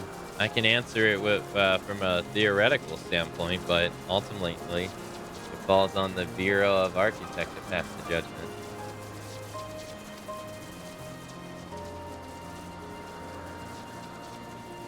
Those with exceptional vision, such as Hypodalis, may be able to ascertain her true nature. But to me, it doesn't matter. She is herself. That's all I need to know.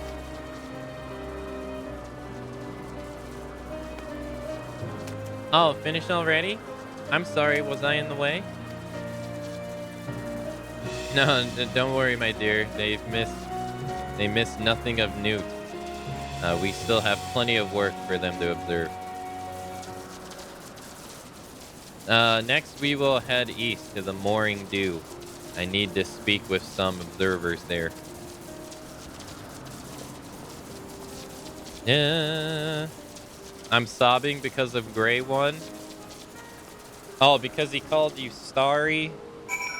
Starry and not Snowy Dance?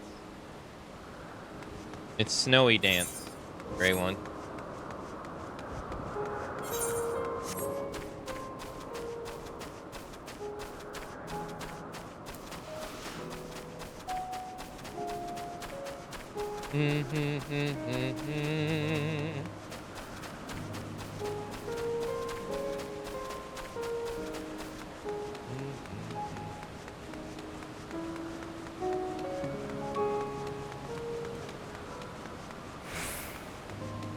Man, that's a go booth.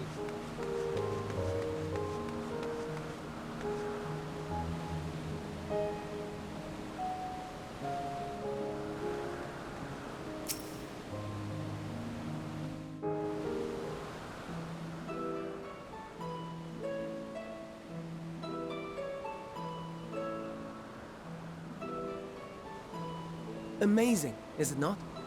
The Ampelos, one of our newest subjects.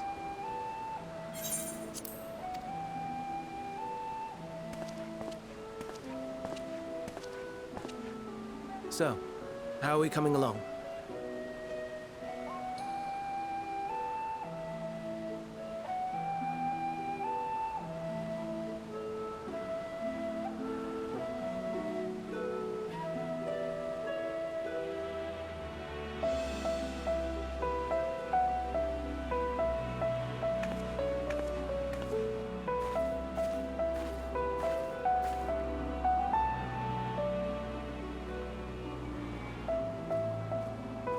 Oh, it's the same flowers.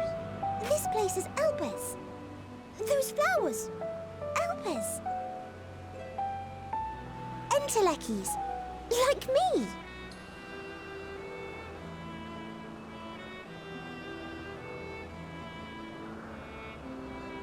They are a product of Elpis, and so named for their birthplace. A happy accident, born of the hands of a former researcher who loved beautiful blossoms. Unique for how they change color, to reflect the emotional state of those nearby. Though be it here or elsewhere, they are seldom seen in any hue save purest white. Reflect the emotional state, you say? By what means do they achieve this? In creation, There exists an energy wholly apart from ether, one driven by emotions. In like manner to how we manipulate ether, this flower is subject to the influence of said energy.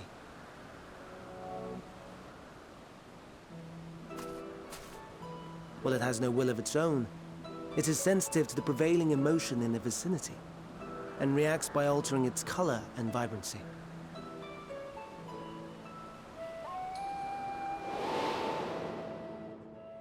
Akasha? It is one of the unseen energies defined by Harnish alchemical theory. Though a gross oversimplification, some describe it as an essence influenced by feeling.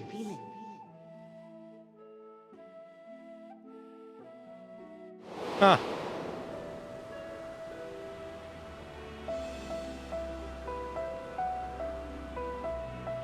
Akasha. Though I'm not familiar with the term, your description suggests it is the self-same energy. Dynamis, we call it. Dynamis. And those entities like the Elpis flower that have the ability to interact with this energy, converting emotions into tangible phenomena, are Antelekis. That's me! That's me! An Enteleki! That you are, my dear. And no ordinary one at that, but the first possessed of free will.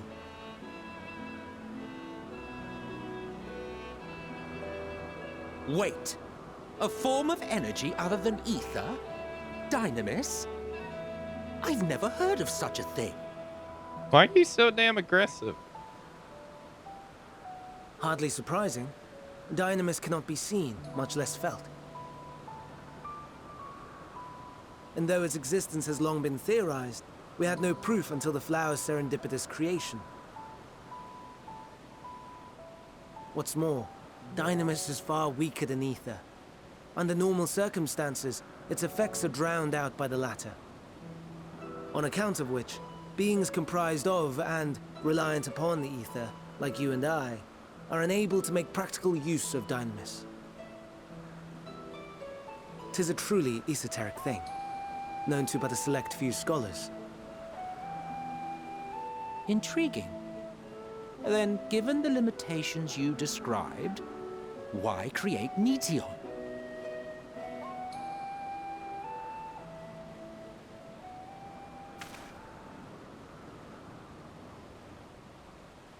Our star, Aetheris, is especially rich in ether, so much so that its name is derived from it. However, when we consider all energy in existence here and in the vast space beyond, Dynamis may account for as much as 68.3%. The more abundant form by far. Were we able to control it, we could open the door to limitless possibilities. 'Tis not unlike a gently flowing stream, unable to break through the dam of ether barring its path. But if we could imbue the stream with the vigor of a raging river...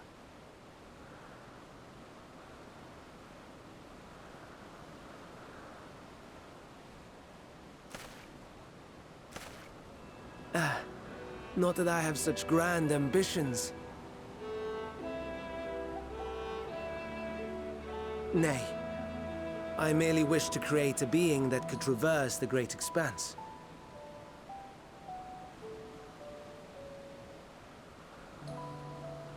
The relative scarcity of ether beyond the bounds of this star was a concern. And so, I looked to another source of energy by necessity.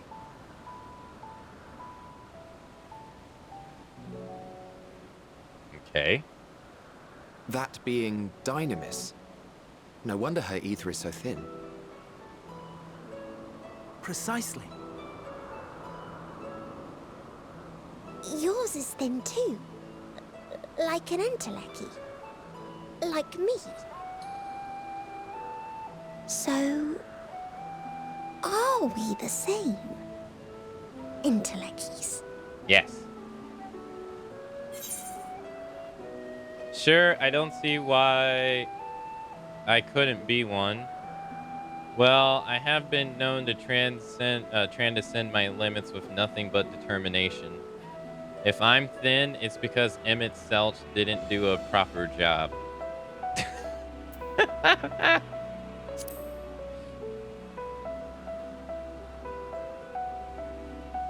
Well, aren't we ungrateful? Mayhap I should revert you to the pathetic, faded thing you were. A deficit of ether alone does not an Enteleki make. It would, however, make it easier for you to interact with Dynamis. And limited though its influence may be, this quality could prove the difference between victory and defeat.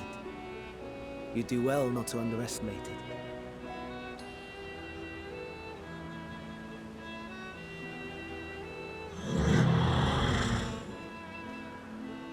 Oh dear. I'd forgotten about the poor fellow.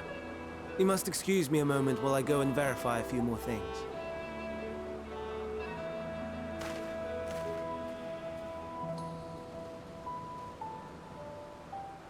You forgot about the poor fella. How could you?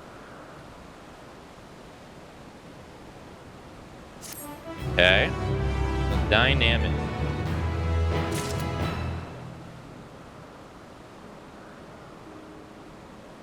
Oh, I thought we were getting hit with a meanwhile. Da da da da da da da da. The great contribution. Emmett Selch appears to be in deep thought. Not that I or anyone else would be able to make use of it even if we knew. But it irks me to discover that there is an entirely different form of energy, and no one told me. That personal annoyance aside, Hermes' knowledge is undeniably impressive. Given that there are none among the 14 who specialize in the Celestial, he would be a welcome addition. Assuming he can be persuaded to join, that is. I still can't understand his hesitation. Why did you join the convocation? What do you specialize in?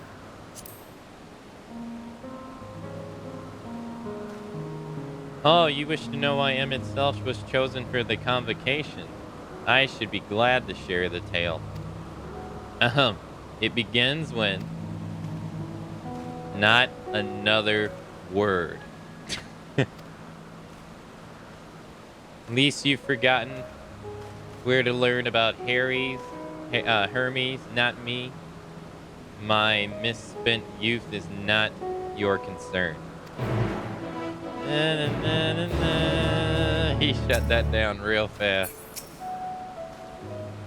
I'll tell you the tale when we're away from sensitive ears. What now?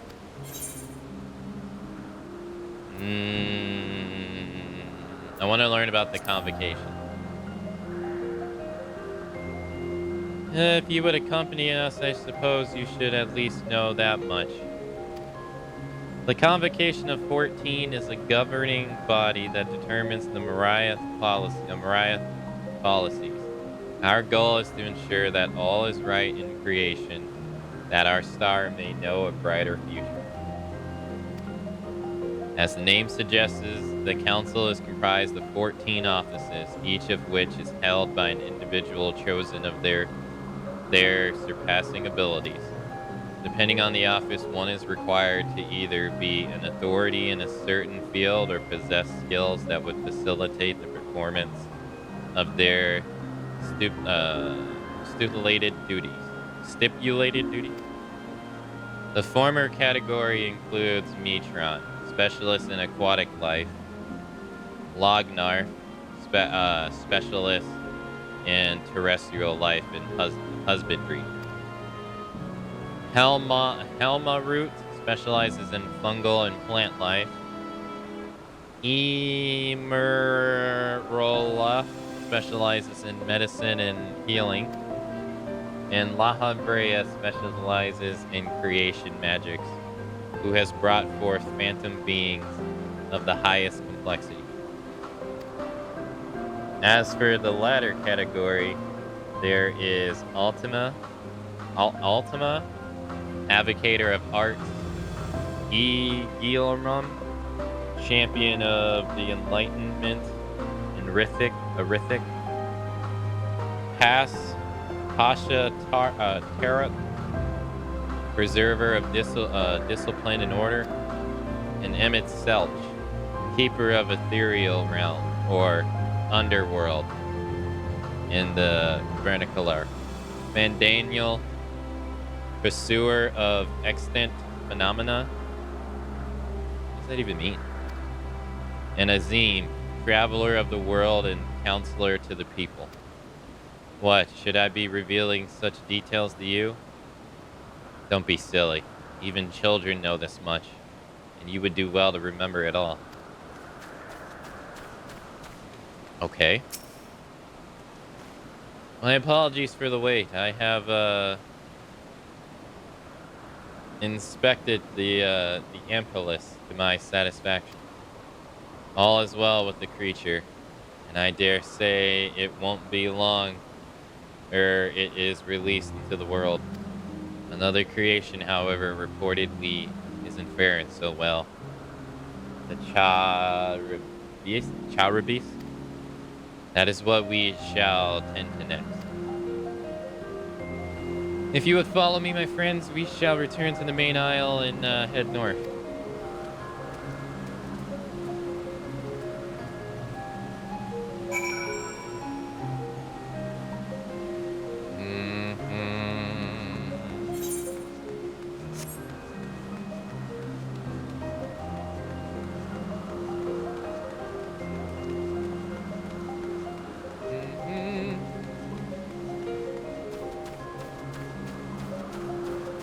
Such a pure soul.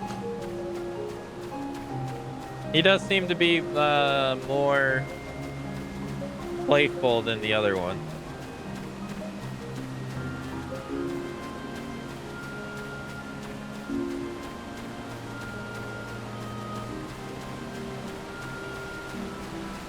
Oh, what the hell is that? No! No! No! No! I'll be fine. Fine. He ain't gonna hit me. There we go. We're good.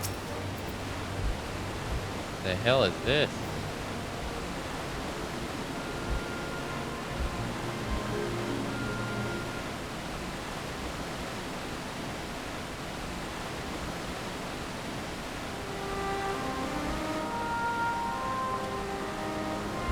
I understand there is a problem with one of the Chibirus.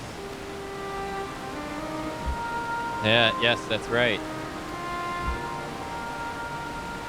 As you know, the Chibirus is based on a sea creature. Owing to the adjustments to enhance its affinity to wind, it is capable of flight.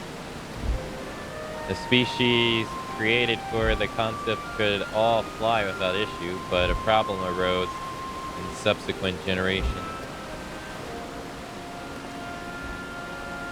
This third generation creation was born with the etheric balance leaning towards water. Its aquatic origins resonating itself, it would seem. The result being its affinity to wind is diminished and it cannot fly. No matter what we try, we can't get it to rise even the slightest bit. For such change to manifest in so few generations, I fear they are too unstable, flawed. With your permission, I will revert the creature and recommend to the Bureau that the concept be revised. With its etherical balance leaning towards water, the Chibirus would indeed struggle to manipulate wind. Yet it is too early to conclude that it cannot fly. Having failed at first, it may simply have developed a fear. It shall transform and fly with. I shall transform and fly with it, helping it to manipulate wind until it finds its wings. What? You needn't go to such lengths.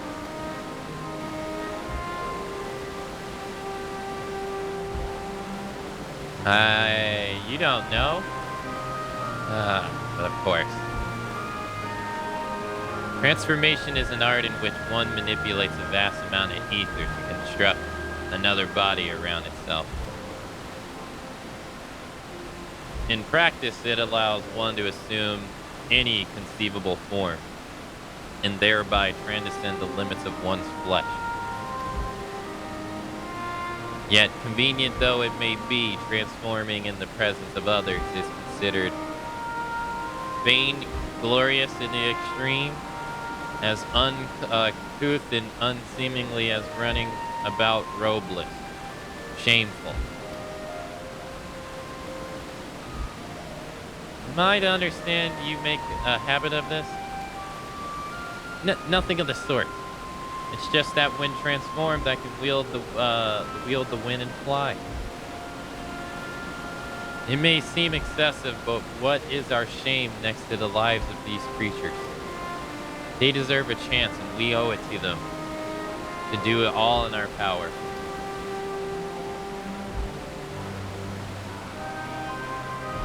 Be that as it may.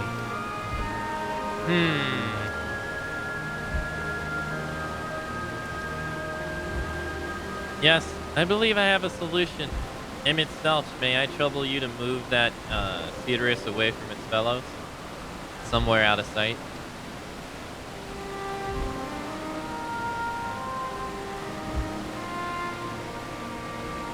Meanwhile, I'd like the rest of you to help me prepare here. What mischief are you scheming now? No mischief, I assure you. I would just spare you the need to report your colleague that Hermes committed an indiscretion. Have little faith and run along.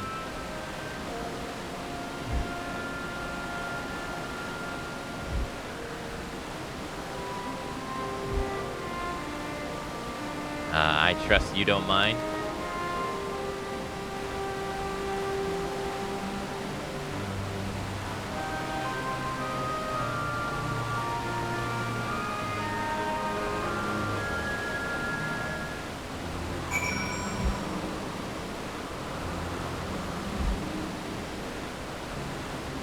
Okay, so he moved the blue one.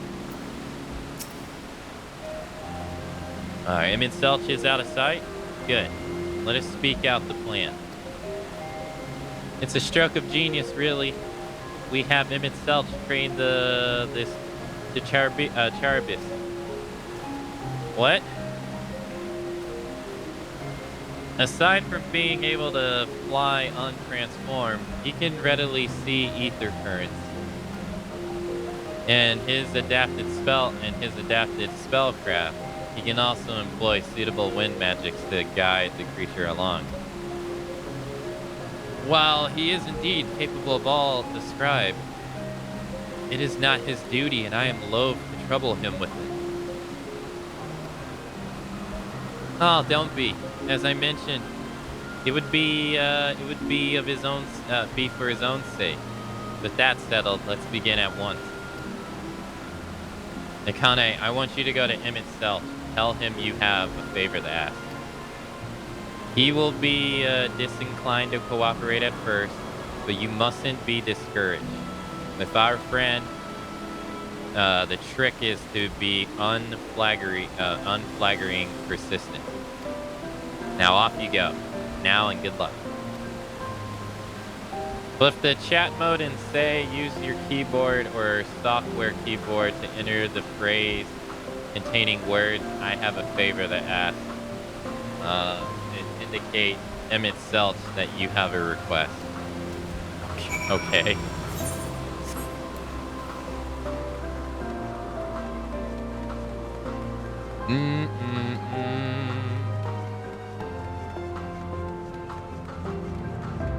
So they're gonna trick him into helping?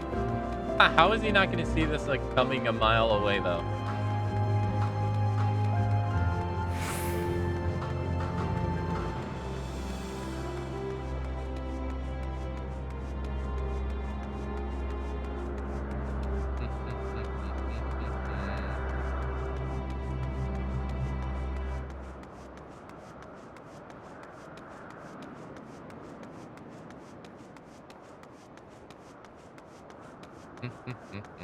There he is.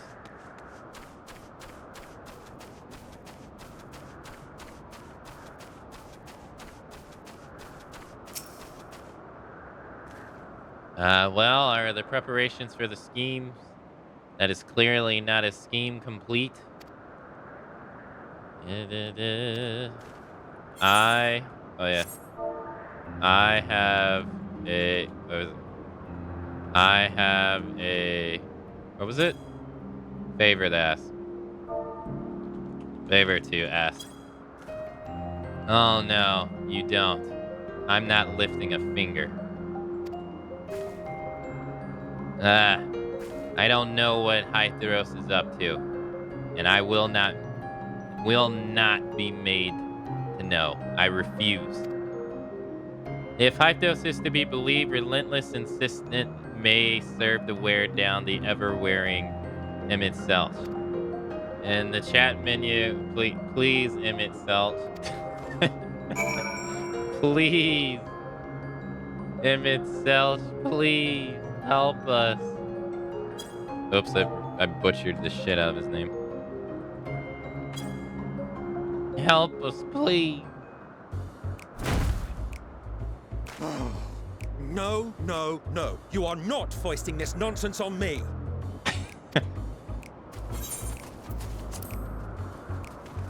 I'm given to understand you have the power to help the Charybdis, and should be quite willing to do so.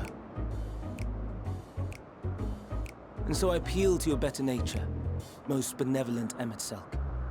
Please teach her to fly. Or else Hermes will transform. Right now.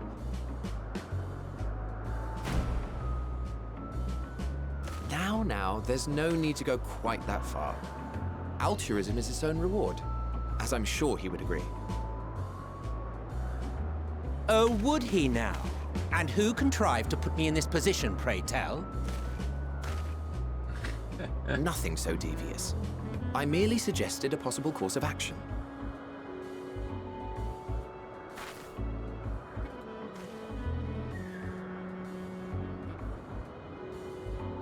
Please, Emmett Selk. Please. Please. Please. Please.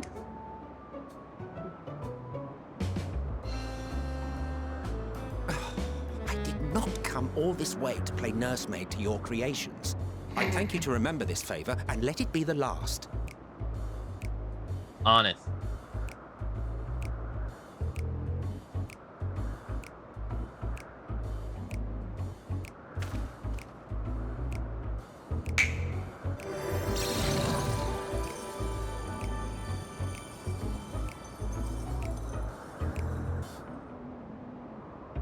I will aid it once it has taken to the air. It falls to you to shepherd it skyward.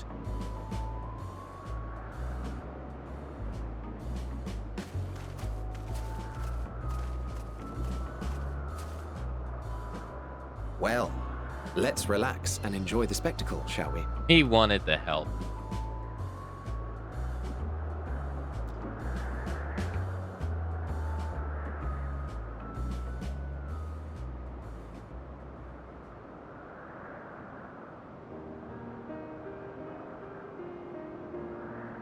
You were wondering why Emmett Selk joined the convocation. Truth be told, he wasn't the first choice for the office. I was, on the strength of my ability to see ether. But I declined the offer. For though my vision is exceptional, I am pedestrian in all other aspects. Worse even, quite abysmal when it comes to manipulating ether, for example. Couldn't transform even if I had a mind to do so. What good is the ability to perceive a problem if one cannot act to address it? Emmett Selk has no such shortcomings.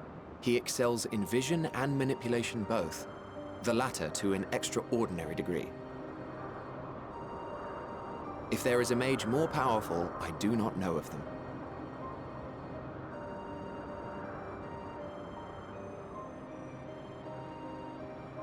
Thus did I recommend him for the office in my stead. And I wasn't the only one. Far from it. Countless others vouched for his skill and character. People the world over, to whom he had previously lent a helping hand. Oh, how surprised he was. Claimed he hadn't done anything remarkable for anyone. Modest to a fault. He deserved every bit of acclaim he received. Yet he may well have gone unappreciated were it not for a mutual friend. A singular soul who can't help but involve herself in the business of others.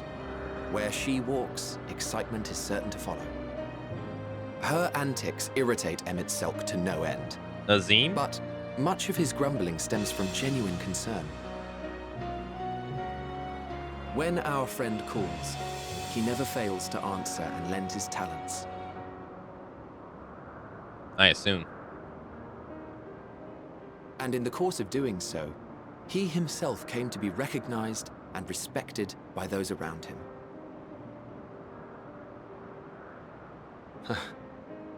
They are truly remarkable individuals, and I'm proud to call them friends. To help them realize their dreams. This will be my greatest contribution to our world. And when they have fulfilled their respective purposes, so too shall I have fulfilled mine, and together we may return to the star. Look at me, spilling my innermost secrets. I can't seem to help it with you. I can only assume it is due to the color of your soul. I just don't understand how you can be so alike and yet so different.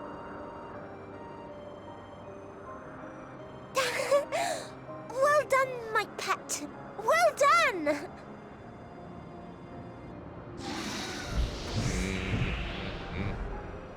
It's flying. Look at that face. Yes. I dare say the Charybdis will be fine here on. Why don't you go and signal to Emmett Selk? Let him know that his arduous task is at an end. He was smiling.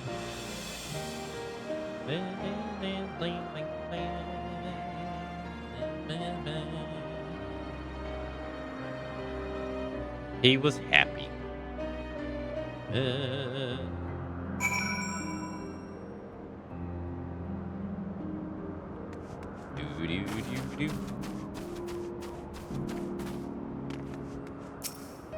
No. Oh, it's one of those things. Leave.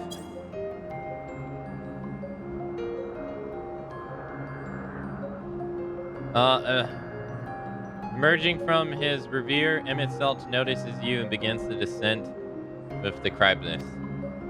Uh-oh.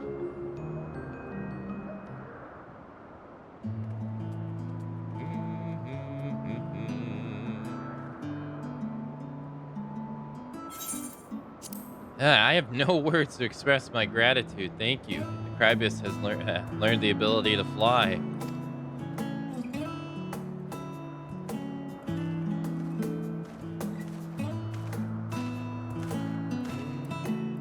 And Akane and I could relax and have a pleasant chat.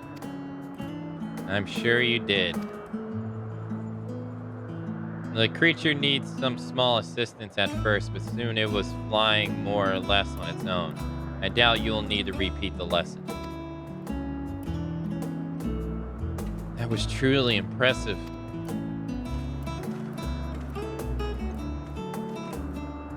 I witnessed it all from afar. The Charybdis flies. Indeed. With this, we've proven that even a creature with a skewed etheric balance is capable of flight. Although we helped it achieve this, the Crucible is a herd animal. They may well aid their struggling kin in this in like fashion if and when the need arises. Keep in mind, I bid you continue observing. If that is what you want. But if I may say so, rather than hoping an idealistic possibility comes to pass, would it not be simpler to have the concept adjusted? That way we could guarantee that anomalies such as this specimen are never born in the first place? These creatures are already here. We will spare no effort in giving them a chance to survive. As you wish, Chief, as you wish.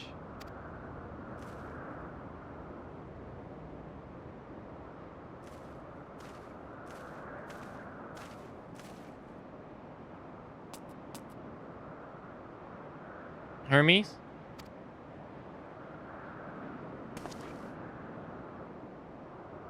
I'm fine, don't worry. Well, that concludes all my present tasks. Let us return to the Agronalis for now.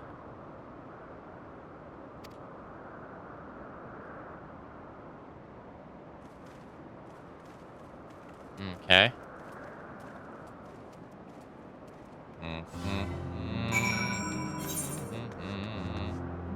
We'll teleport there so we don't have to walk.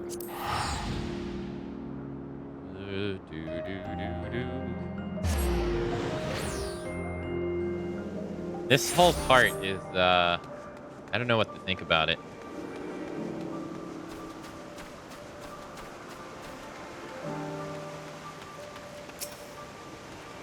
Wait. Want to apologize for forcing me to help, do you? Save your breath. You didn't force me to do anything. I merely chose the most expeditious way to have done with an impediment to our business. Yeah. I believe you. You didn't want to help? I believe you. Why would he lie?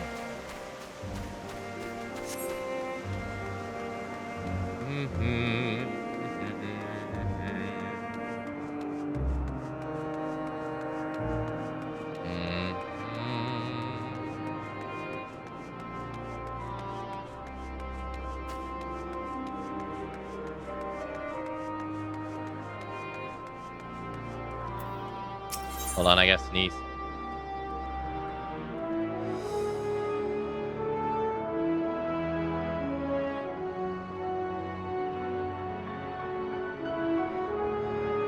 Okay. Skullkeys regards you with pointed interest. Okay. Welcome to the Anogonorisis. I am Skullis, and I manage this region under the authority of Chief Hermes, head of overseer of Elpis. And you are... Oh, how unusual. A soul-breathing familiar. The familiar must have a mission, and yet you offer no message and carry no cargo. Are you perhaps here for the purpose of observation? Yes, that must be it. In which case, you need only mention my name to Charmion, and she will gladly give you the tour of our domain. Soak it all in. Okay.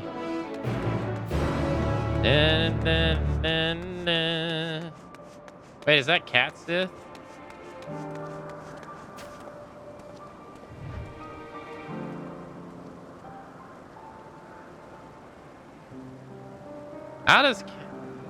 I'll never understand is how they end up making Cat Sith look worse in this game. I'll never understand this. It's a lower poly version in this game than it is in FF11. Yet FF11 was made for the PlayStation 2, and this was made for the PlayStation 3. How did that happen?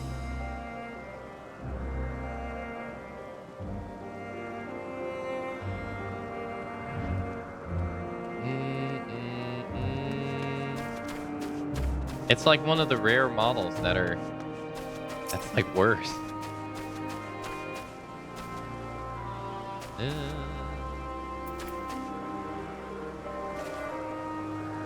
Yes. That actual cat minions. No, that's what he looks like in the cutscene. When we were doing the pirate,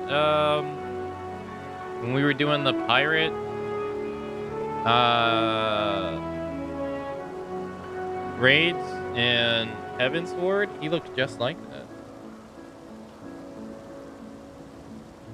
14 wasn't super popular when Heavensward first came out, so it's probably a product of that. You think so?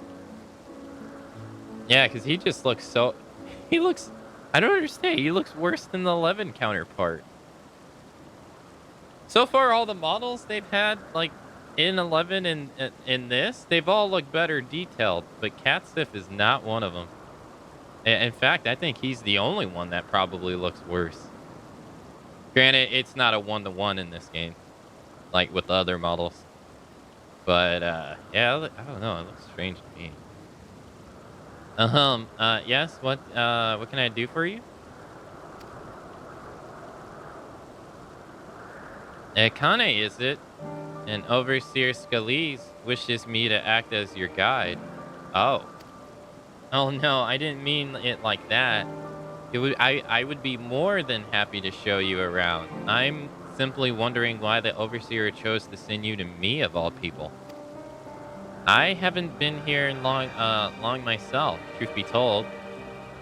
Until quite recently. I was fully engaged in a prolonged research project at Academia Andir.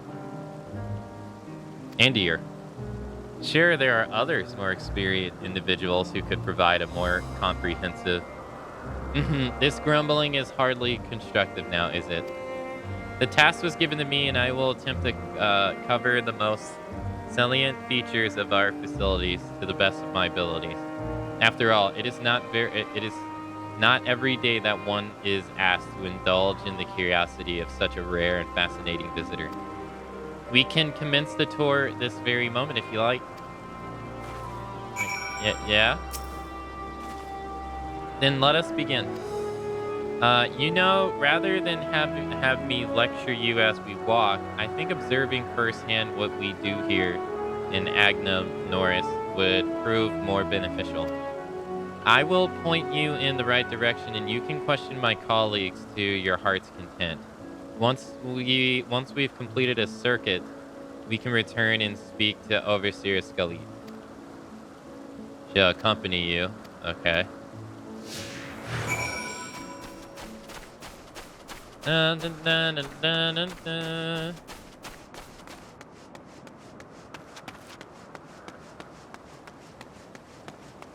Oh, I got the Final Fantasy XIII Ochus. These little dudes right here.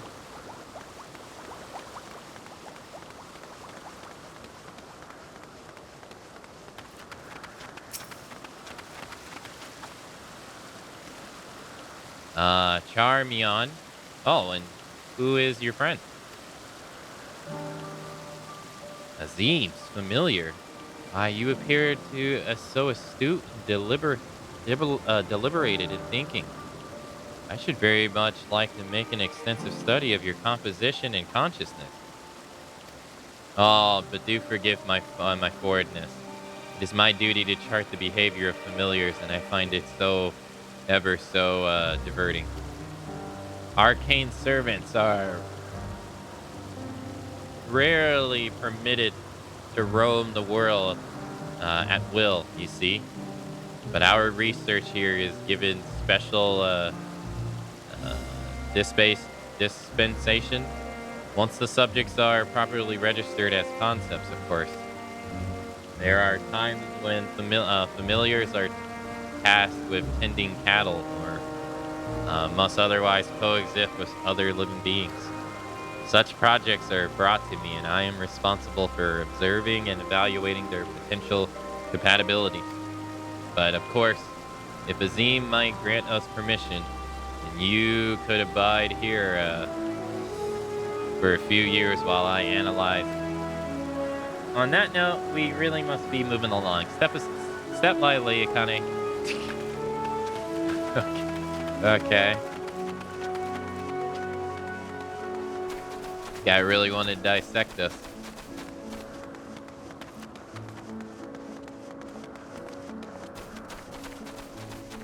Something tells me that these people here and the people of Charlotte will get along just fine.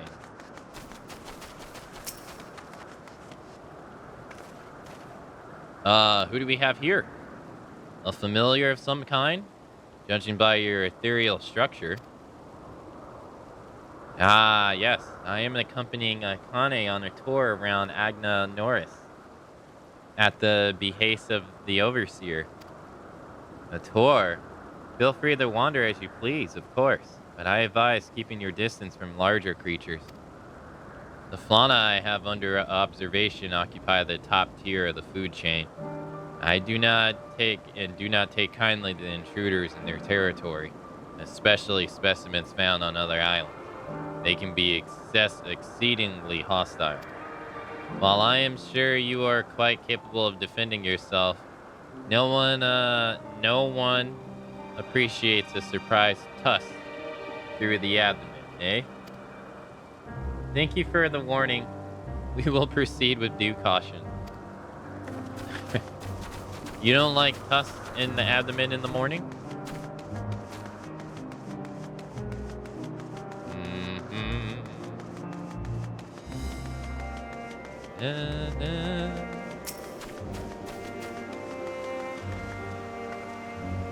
Hello, Chariman. Was there something? The Overseer asked that I give this familiar a tour of the grounds, and I thought the best way to do that was to show her what we do firsthand. I see. Well, as my work is rather difficult to demonstrate, I hope a brief explanation will suffice.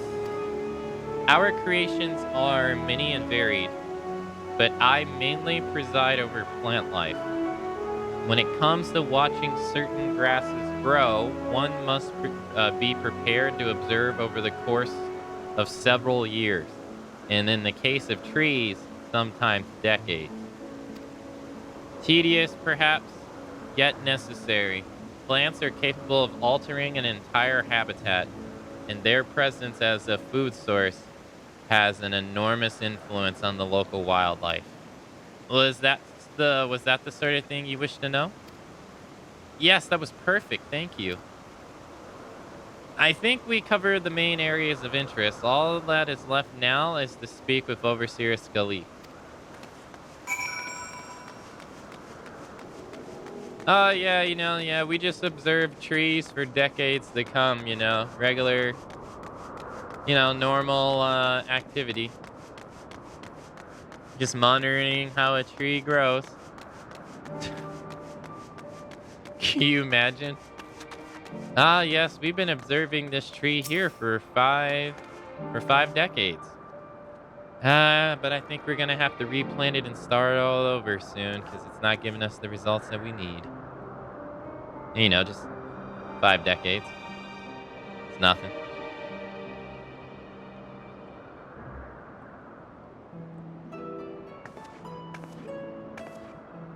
Ah, I see you've completed your tour. Almost.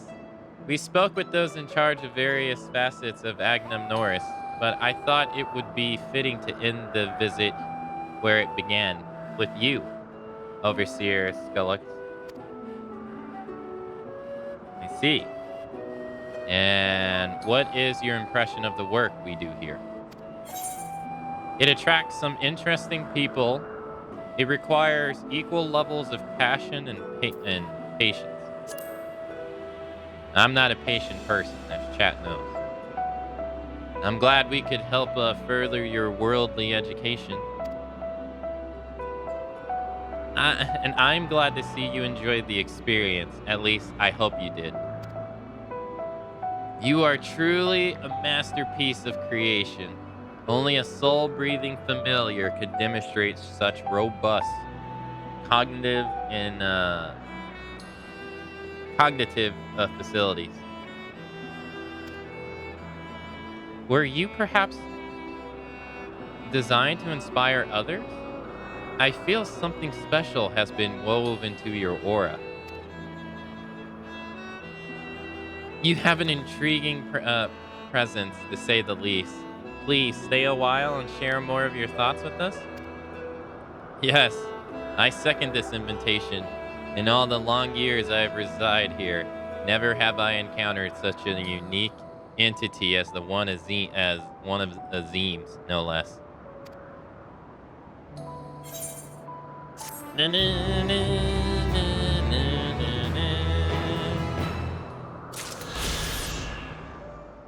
Okay, that was our first quest, Ether Current.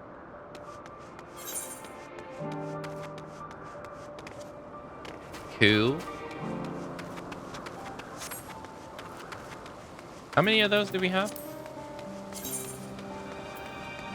5 out of 10 and 1 out of 5. Oh, no, I didn't pass it.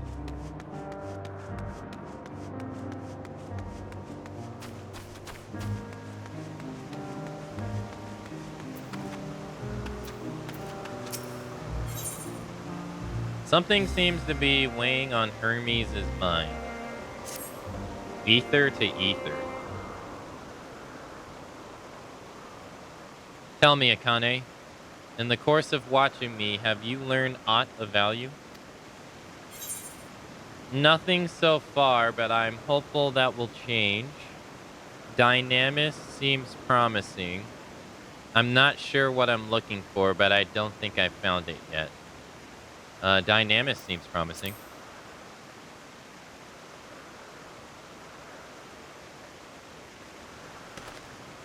Dynamis, you say? Curious that such an obscure phenomenon should be of interest to you.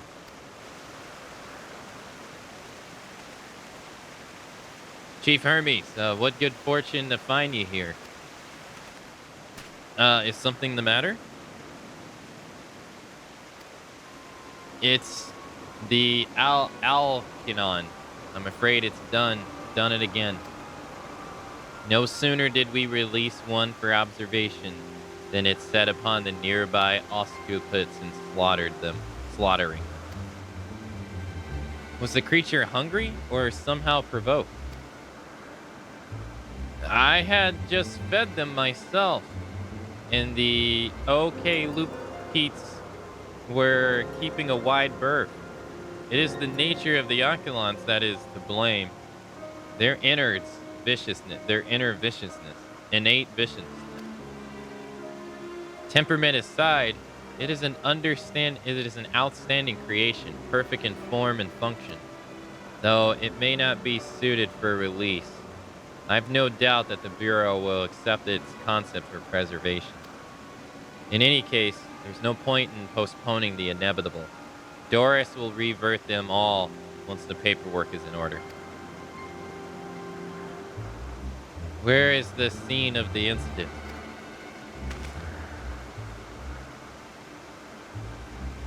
Just off the path of the 12 Wonders. As you make your way, you should see it on the left. I don't know if Doris is still there, however. Hermes, wait!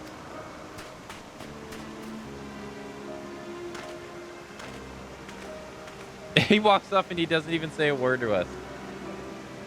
If this is the part of his work, then I would observe. We follow.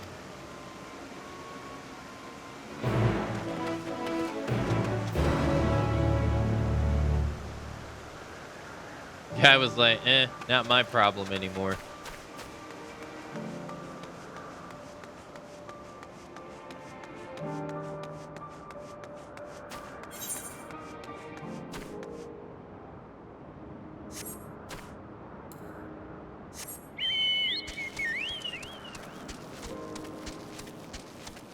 All right. Let's use our chocobo on our in the past. You know, we haven't seen chocobos yet. I wonder if they'll tease that here. We've seen gobus. I think the thing that evolves into an elf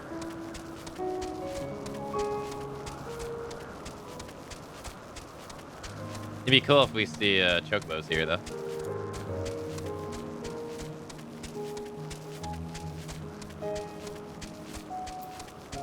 Damn, they did get slaughtered. Damn. The lacerations and burns are unmistakable. The Lycanos was indeed responsible. But the creature is nowhere to be seen. Doris must have taken it away. The man makes his base at 12 Wonders. I shall go and seek him out there. Emmett Selch and I will search the area for good measure just to make sure that the Alcons did not escape. My thanks. Let us meet at 12 Wonders when you have finished. I will go on ahead. Please follow with Akane. Come. It's down the path and over the bridge. Okay. Huh. I was expecting it to be this tree here, but alright.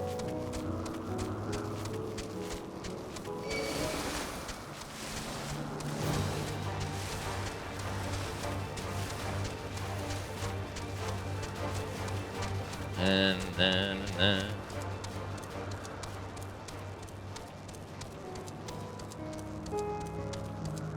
Oh, this thing?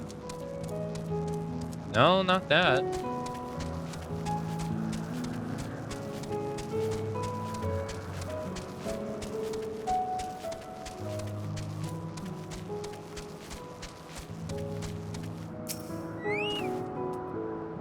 There it is.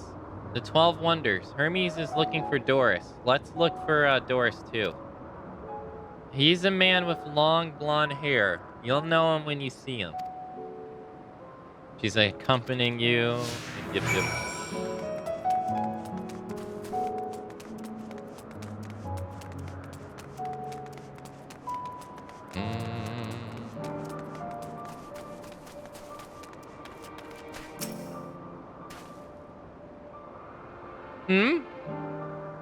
If you're with Meltrion, then I would assume you're on an errand for Hermes. What can I do for you?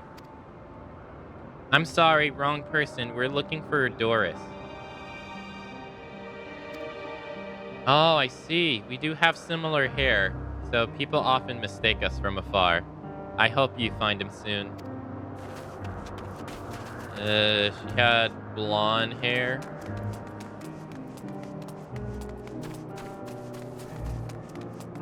Doris! Blonde hair man. Doris, that's Doris. Well, if it isn't Miotron, what brings you here?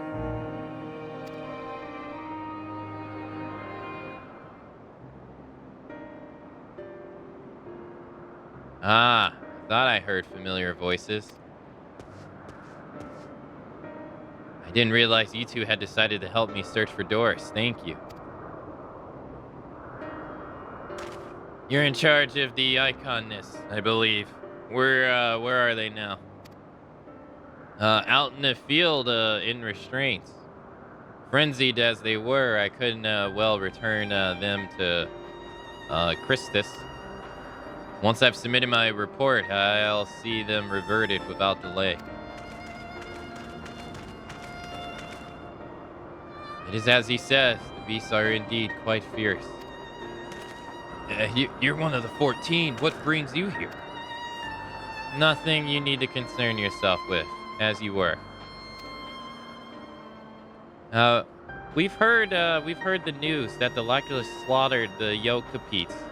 As the observer in charge, are you of the opinion that they are not fit to be released? I am. Their abnormal aggression and exceptional strength makes for a highly problematic combination. It matters not where they are released. The icons would threaten other species and upset the natural order. Could it be that the specimens observed are an outliner? Highly unlikely. We've created a good many of them. all exhibit the same tendencies. Even when we used the Kairos to begin with a fresh slate, their behavior was unchanged.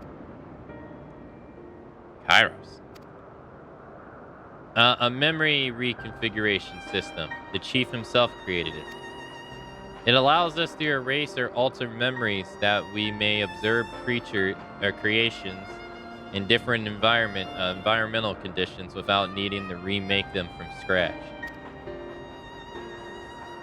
Quite impressive and potentially dangerous, depending on the intensity of the etheric emissions. Pasha Tariff may wish to have words with you. Rest assured, I've kept all values within prescribed limits, and to prevent misuse, its applications are limited to those authorized by the Chief Overseer.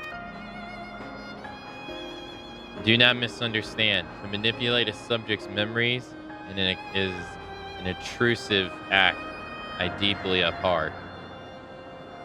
But it is still preferable to execution. Come now, Chief. Let's not be so melodramatic.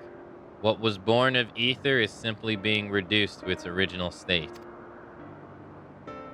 I know this distinction concerns you, but we mustn't lose sight of the bigger picture, making rational choices for the sake of a more prosperous star. If a creation cannot be properly studied, even with the aid of Kairos, we remake it. If a creation is deemed a detrimental existence, we unmake it. 'Tis all for the greater good, and none question the necessity of such routine process. I understand these things, I do. I would never think to unleash a clear and undeniable threat onto the world. Yet, insignificant though their individual lives may be next to all creation, it is still all the Lycons have. Before we seal their fate, we owe it to these beings to exhaust all options to ensure that nothing has been overlooked. If you insist, let me provide you with a full report, and we may take it from there. Hey, Ram. Hello. Would it be possible for us to attend the discussion that Emmett Selch may better carry out his duties? By all means. Pray show them to the meeting room.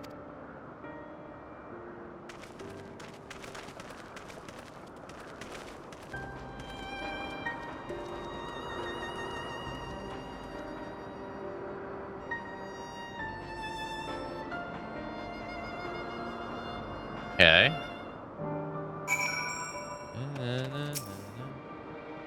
To men, other beings are just things to be used in control like magic. That's what Hermes told me once.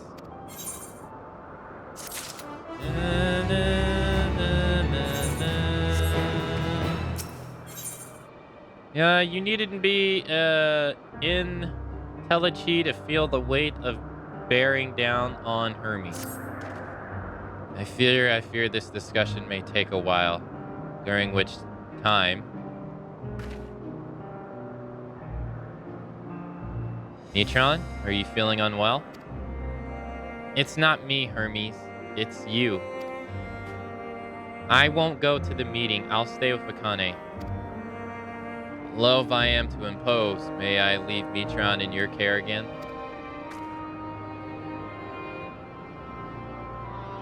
You're in my debt, if you excuse me.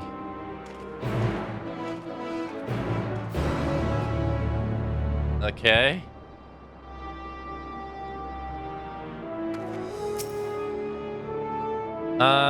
Can you help me with something, Akane? The meeting with Hermes will make Hermes sad. I want to cheer him up with a flower. Hermes likes flowers the most of all the creations in Elpis.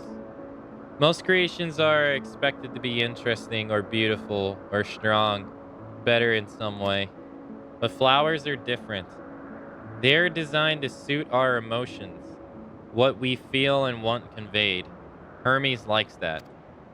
I can't make flowers, so I'll search for one. And I want you to search with me. Let's start here at the 12 Wonders.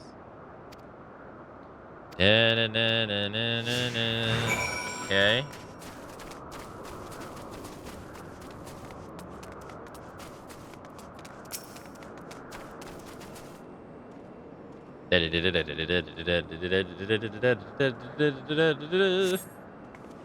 Vibrant purple flowers bigger than your hand adored the tree. Oh, it's so big and bright. I love them. But they might be too bright. You have to think of the recipient. That's what Hermes said. Okay.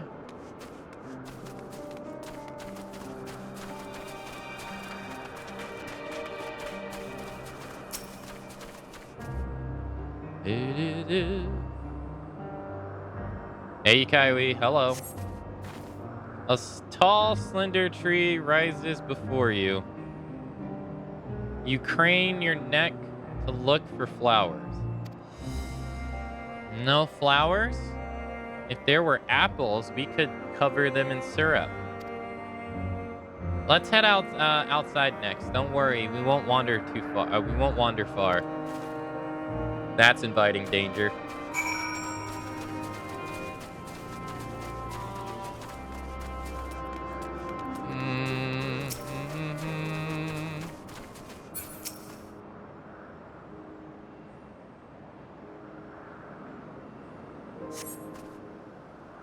An array of beautiful flowers grows in the bed, their mix of colors forming a pattern. These would be better for Hermes, but they're hedged in. They mean that means we shouldn't touch them. They're either under observation or poisonous. Any other place should be fine, though. Let's keep looking. Sorry, Snowy, you're not allowed to. Sorry. You have to play 3 more hours of Genshin before you're able to.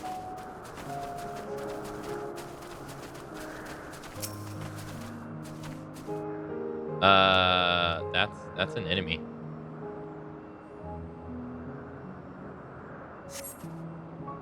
Sit on the tall, thin stalk. The oddly shaped flower is mesmerized in its undulations. Oh, Iconic, a flower that can move. When Hermes wasn't looking, it shot seeds at him. Not a good gift, maybe. But you are good, Akane, at spotting flowers. We'll find something soon. I don't wanna.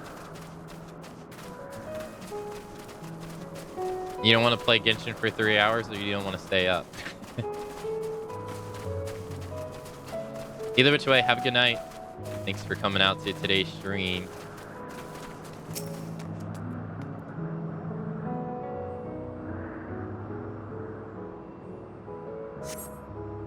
You spy nothing promising nearby. At best, common-looking grasses with some few tiny flowers. Nothing around here. Ah! Over there, Akane, something big, huge.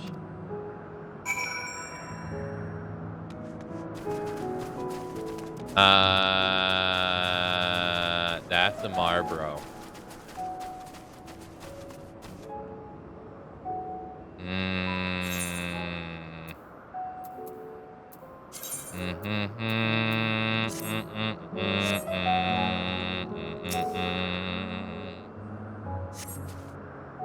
A terrible stench reminiscent of a sodden old boot pervades the air.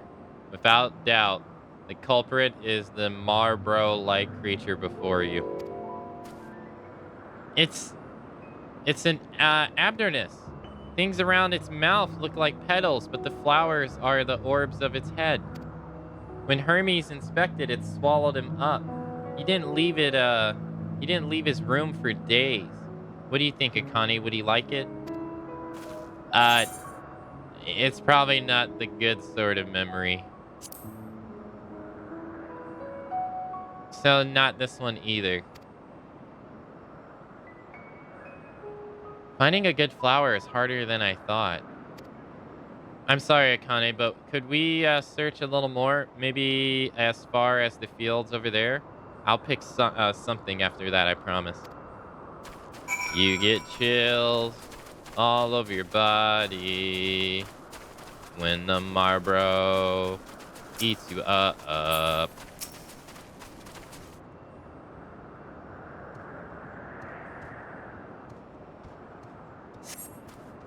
Lush green field stretches out before you, ending where the sky begins.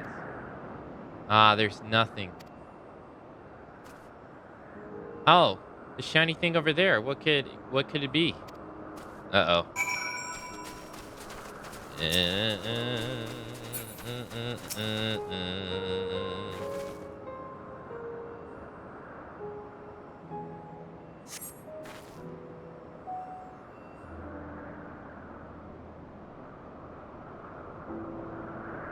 Oh, Epilus flowers. They're here too. Hermes likes and dislikes them at the same time. Well, like me, they're ether lychees. Like me, they feel his pain and turn dark. That's only for Hermes though. For others, they're always white and bright. Dun.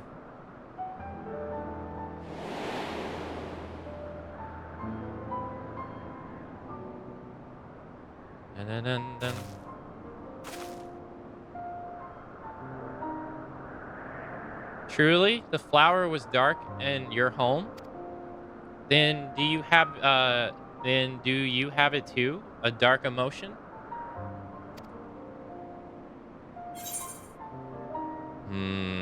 I know the pain and sorrow of loss. I've felt great fury and frustration. I've been plagued by doubt and anxiety.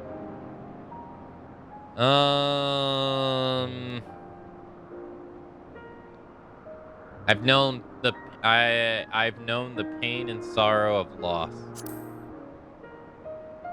Hey Intra, hello. How you doing? I see. Hermes has known the same, feeling that a part of you is gone again and again, but no one notices. Please, Akane, won't you lend it to me, your pain and sorrow? I want you to make the flower dark in front of Hermes. He's been in a dark place since before he created me. He needs to know that he isn't there alone, that others are sad too. Dun. Truly, you'll do it?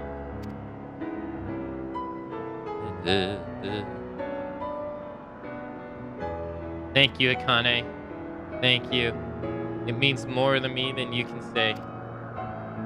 I can't wait to see how Hermes reacts. Let's go back and fetch him.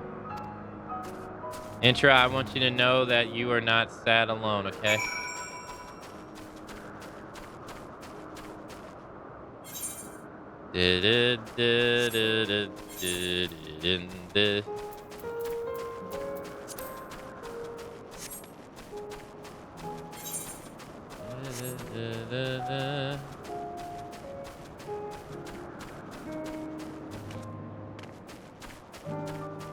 Squeeze through. All right, we gotta change our outfit back.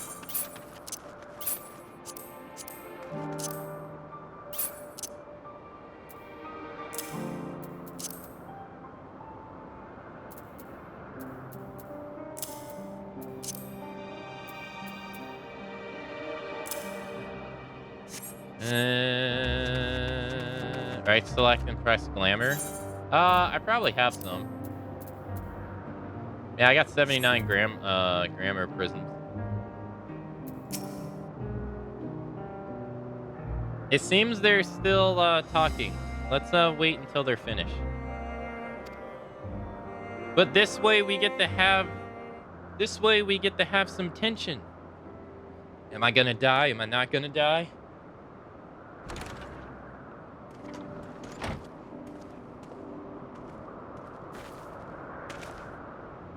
Hermes!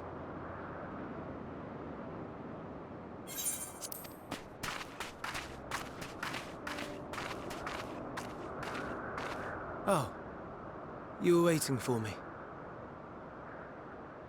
You've finished talking? Yes, we've come to a decision. My thanks for keeping Meteon company. Emmett Salk and Hythlodaeus have already retired to their rooms. There is room for you too, if you would follow me. Wait! I want to show you something first.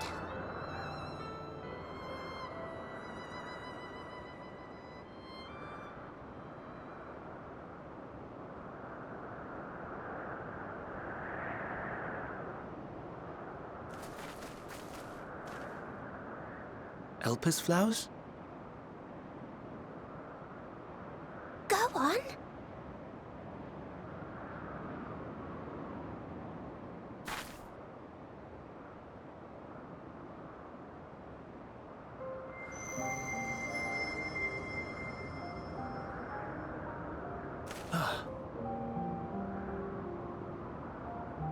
You're not the only one, Hermes. Others feel sad too. You're not alone.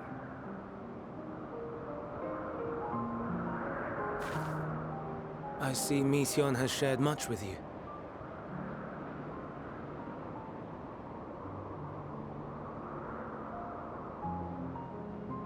Damn, now he's gonna destroy her.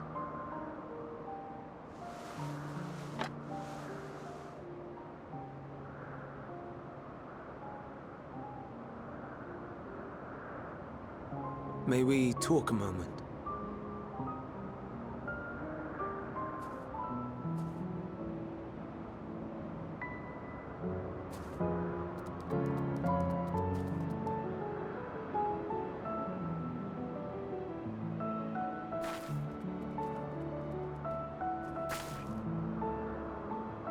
I do not think it wrong that we live for the star, that we strive to make it a better place. And yet, in carrying out my duties here, there are times when I am plagued by doubt. Do you recall what Hythlodaeus said when we first spoke of my nomination? Death is the privilege of those who have fulfilled their purpose, a choice they embrace of their own free will, and when they depart, it is always beautiful. Perhaps it is, but only for man. Creations that he deems useless are discarded with nary a second thought. Some scarcely born into the world, afforded a handful of breaths before life and potential are abruptly extinguished. Yo, it's Sonic. We make an effort to spare them the pain, but they sense what awaits. Rage and anguish and cower and fear.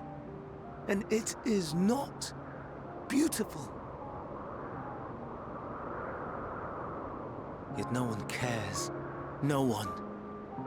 So fixated are we upon the duty that we do not pause to question the method. Pain and suffering, confusion and despair, writ plain in the eyes of those poor creatures. Yet no one sees. We turn a blind eye and carry on in blissful ignorance. Not amiss. And always, always the blossoms shine pure and white.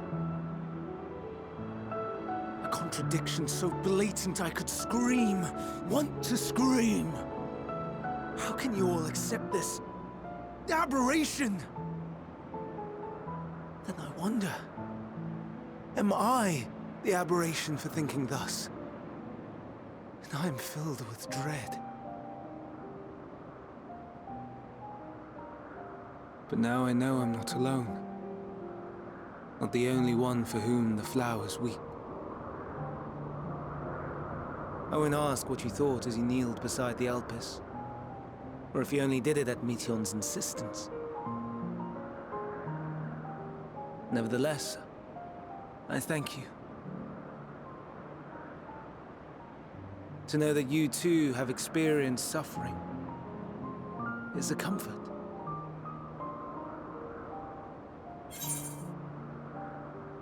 Glad I could be of service. Let's have no more brooding, eh? Oh, I could tell you all about suffering.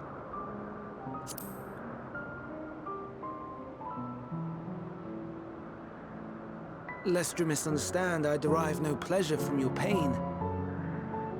It's just the fact that you are still here in spite of your suffering gives me heart.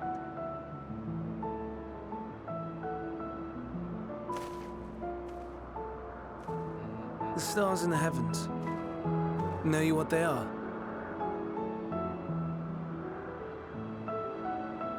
Though it is too far to tell, each glittering light could be a world not unlike Aetheris. A world filled with life. So many stars, so many lives. For us, there may be no higher purpose than to live for our world. But what of the other living beings out there? What is it that gives their lives meaning? That drives them day after day after day? To pose that question to our undiscovered cousins, I created beings of dynamis, who can traverse the vast emptiness between the stars. Meteon and her sisters. Aye, sisters. She has a great many of them, and they have already departed on their journey, traveling to one star and then the next in search of life. As one might expect, exploration on such a grand scale is rife with difficulties, and thus far I've naught to show for it. But I have faith that we will make some manner of discovery ere long.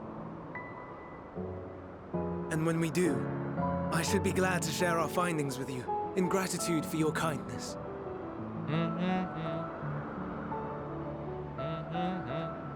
It's getting rather late. We had best find our beds. It would not do for both of us to be sleep-deprived on the morrow. Come, Meteon. Let's head back. All right!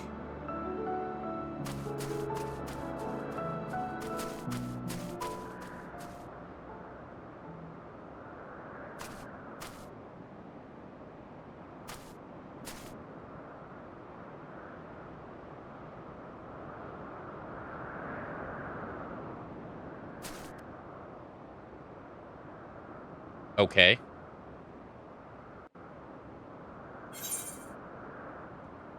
A sentimental gift.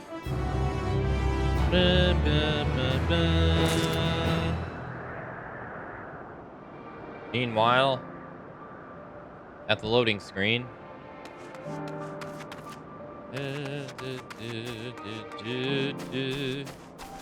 Alright, you guys gonna wipe away the tears? You good?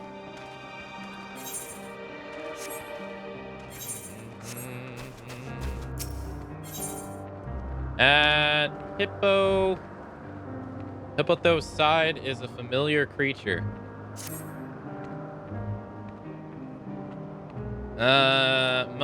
What a wonderful, what a familiar essence you have. Like that of a familiar, if you are familiar with the concept. Oh, just my little joke. Akane, was it? I am Hippothy. Meow, meow. Yes, we're getting to that. Akane, say hello to our familiar friend here. She's an Alarois. The Alarois are one of our newest creations. highly attuned to abnormalities in the environment. At the first sign of danger, they sound the alarm, by which I mean meow loudly. Though we do our best to observe all of our creations, Elibis is simply too large to maintain a constant vigil over each and every temperamental species. A more effective means of detecting conflict between creatures was in order. Thus have I taken this Erogeus under my wing to further develop her capabilities in this area, and she does enjoy our little walks. This morning, we are testing her ability to pinpoint sites of conflict. Would you like to observe? Simply tell her that her task is begun and she will do her utmost to locate disruptive creatures. Please do subdue any unruly subjects once you've found them. We cannot have beasts running amok.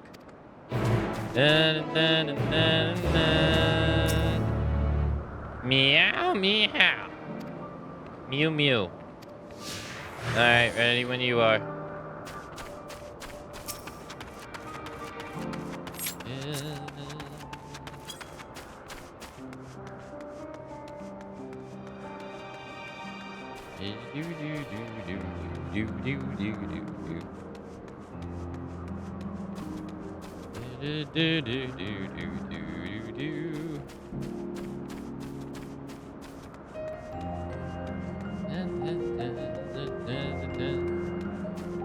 There is no meanwhile when you're thousands of years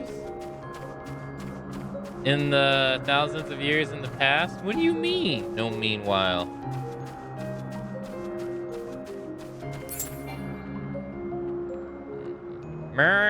Mew. The Erogeus alerts you that two nearby creatures are facing one down and look at you expectantly. Okay. What do you want me to do about it?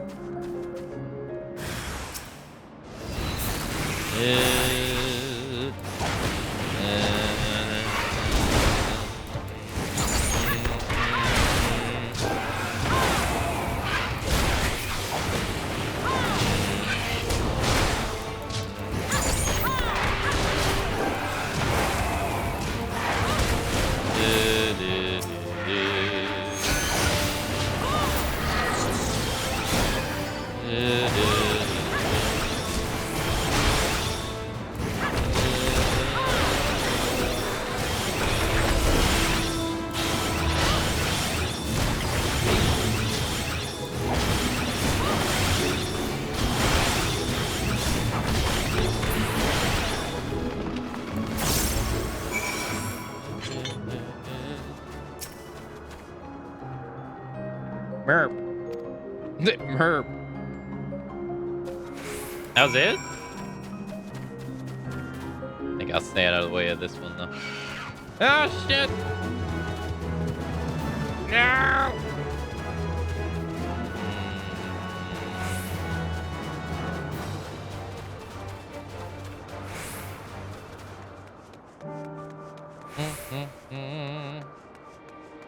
Well, that was a fast side quest. Hey, go kill 2 enemies and then come back.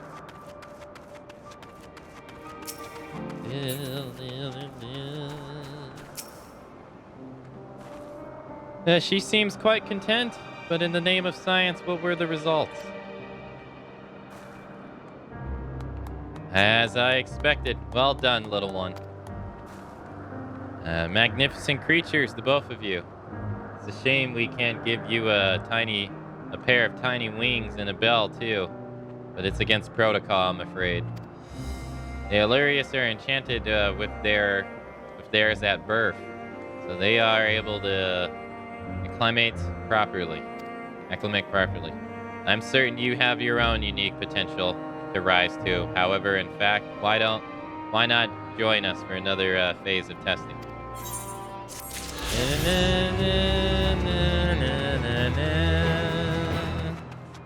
Sorry, dude, that testing doesn't have a blue mark up above its head, so sorry. Hermes appears solemn and sorrowful. Ah, An all too brief interlude, perhaps. But it is time I attend to my next task. As Emmett Selch and Hytho Daedalus are aware, we reached a verdict regarding the fate of the Akamatzu. 7 were created for observation. And all 7 must be unmade. Doris has followed the correct protocols, and as chief overseer, I can find no fault in his judgment. The Akalos would disrupt the natural order in ravaging and consuming other species until they themselves starve and perish. They cannot be released into the wild, and they cannot be allowed to remain here in Elpis. I intend to petition to the Bureau of Architect to have the concept preserved as a restriction purpose hazardous life form. Hypo Daedalus has pledged to support me in this endeavor. Yet, whenever the Bureau decides the existence of Lycos has served their purpose, Dorthos has already isolated the creature and is preparing to carry out the necessary measures. I will join him forthwith. It is my duty to witness the conclusion to this study. If you are resolved, then we have but to accompany you. Of course. Let us be off then. We must return to the main aisle. Dun, dun, dun, dun, dun, dun. Oh.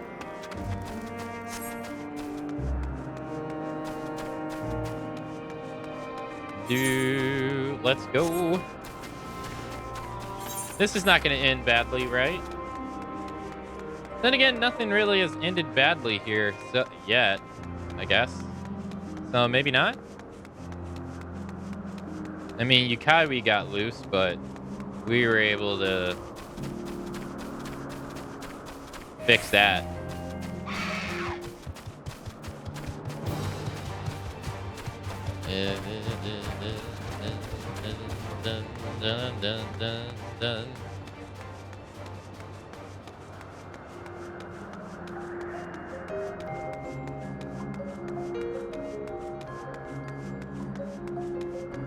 What is this place?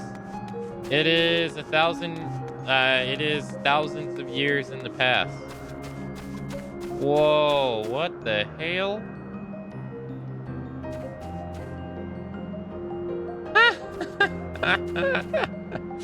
Yo, Notorious, look, it's Fenrir. It's literally Fenrir from Final Fantasy XI. Just red. Oh my goodness.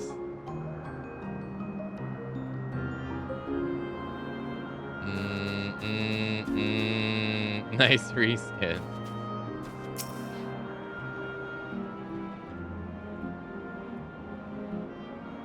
They killed him.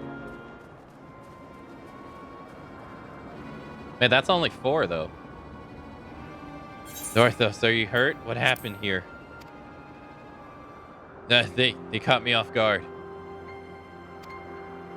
I had them bound with ethereal shackles, but they became frenzied even more so than usual and broke free. I was able to stop 4. The other 3 escaped.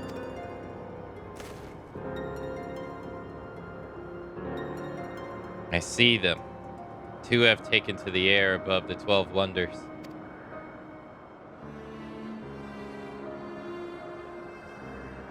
The last one is up ahead, lurking in the fields.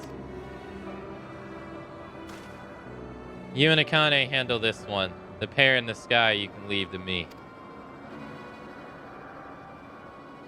If this is how it must end, then so be it. I will render assistance to them itself, unneeded though it is.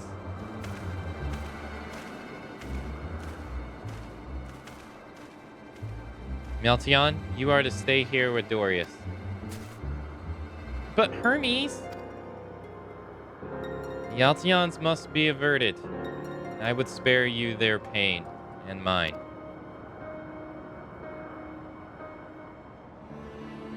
This is my burden and not yours.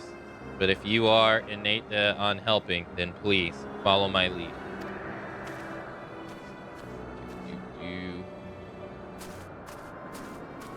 I wish my Fenrir was red.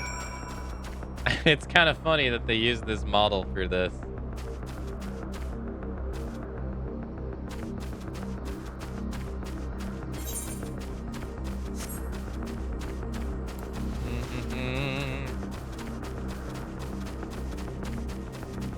I dare say, I think that's the first time. No.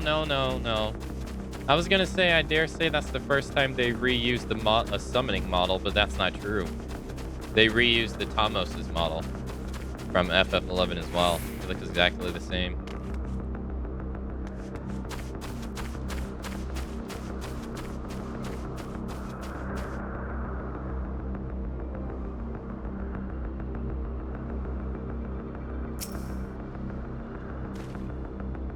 I appreciate your help and laminate that it is necessary.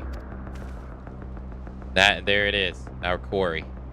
Within striking distance at present, but it feels threatened. It may well flee beyond our reach. Here's my plan. You will approach slowly in full view and draw the Lightercrown's attention. Now I warn you, its abilities are as fiery as its temperament. Once it spots you, it will unleash orbs of flame. But fear not. By my measure, you are more than equal to the task. Withstanding the onslaught for a brief moment, and that will give me time to catch it unawares. Ready? Then let us begin. Hi.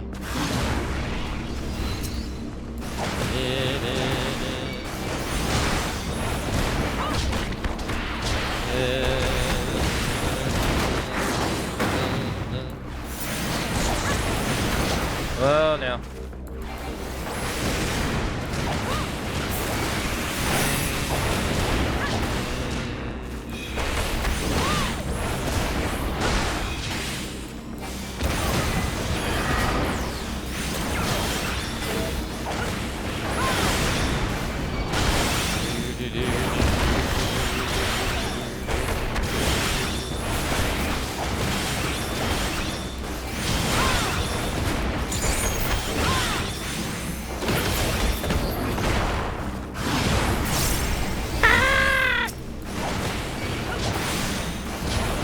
Are you fully resistant?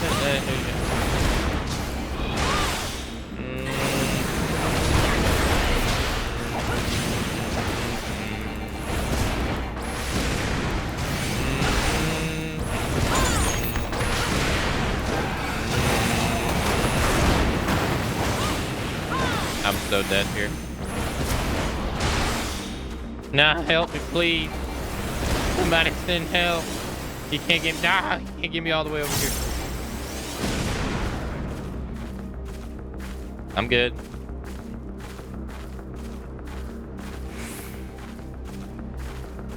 We good?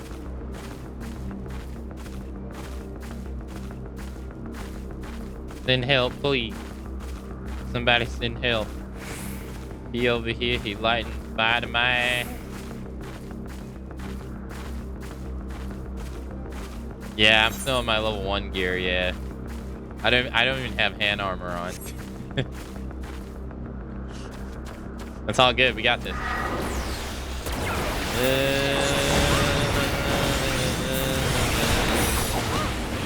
We got this, it's fine.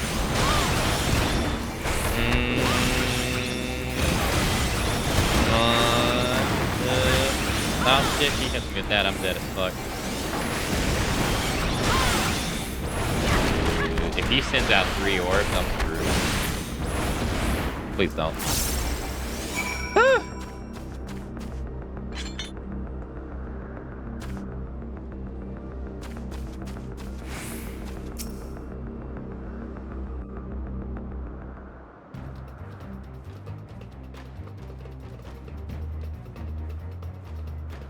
Now.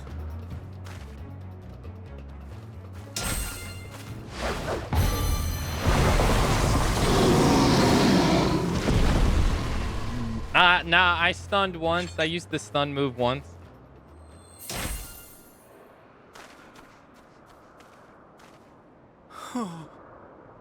No, Fenrir. Forgive me. Please, forgive me. May you and your kin find peace.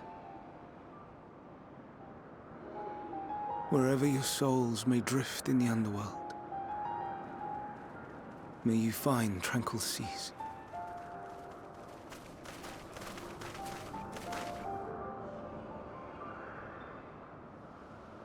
Do Not it. forgotten, in concept endure, to reclaim form and one day live again. Serve not the star, or any purpose save your own. Live again, if that be your desire.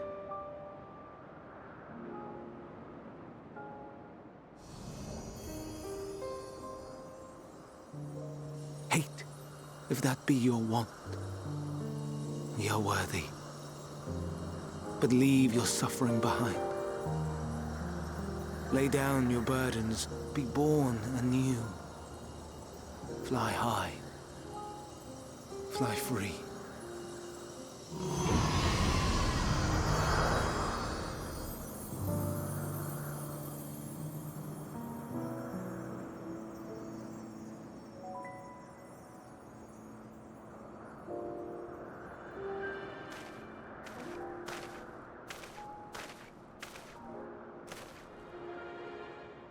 Join the convocation, Hermes.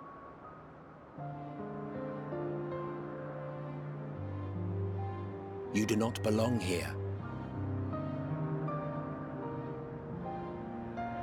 Leave to replace another. To be replaced. It changes nothing. Tell me, do you think it right that we sacrifice all these lives for the sake of the star? And when the star has reached perfection, what then? If all who are satisfied choose to die, shall we all die in satisfaction?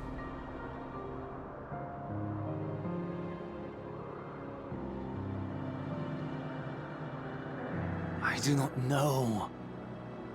Were I to take up the seat of Fandaniel, it would be tantamount to approving my predecessor's death.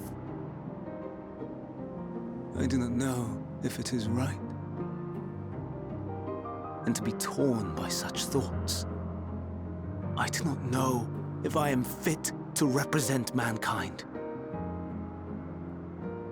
Hermes! Please don't be angry. It hurts so.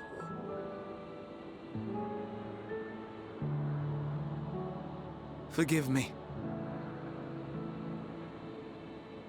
If you would still consider me in spite of everything, I beg some time to gather my thoughts. Meanwhile, Hythlodaeus, I fear I must trouble you to attend to the others. 'Tis no trouble at all. Take as long as you require.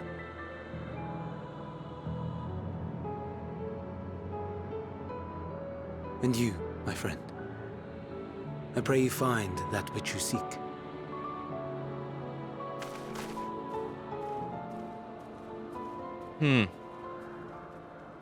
I expect we have some few matters to discuss. Shall we return to the 12 Wonders for a time? Aye. Aye.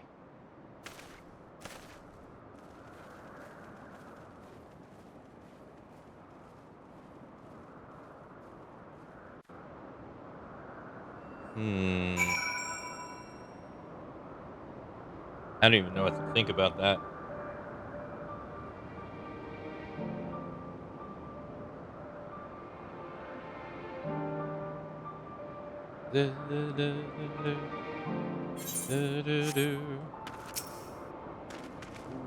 The other Lycons have been taken care of.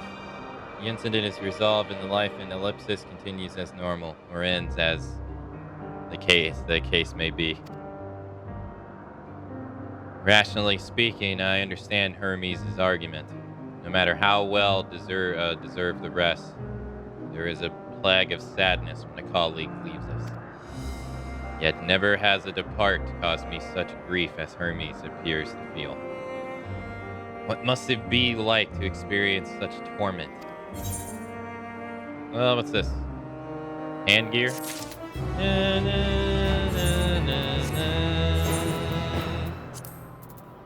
No, my inventory's getting garbage.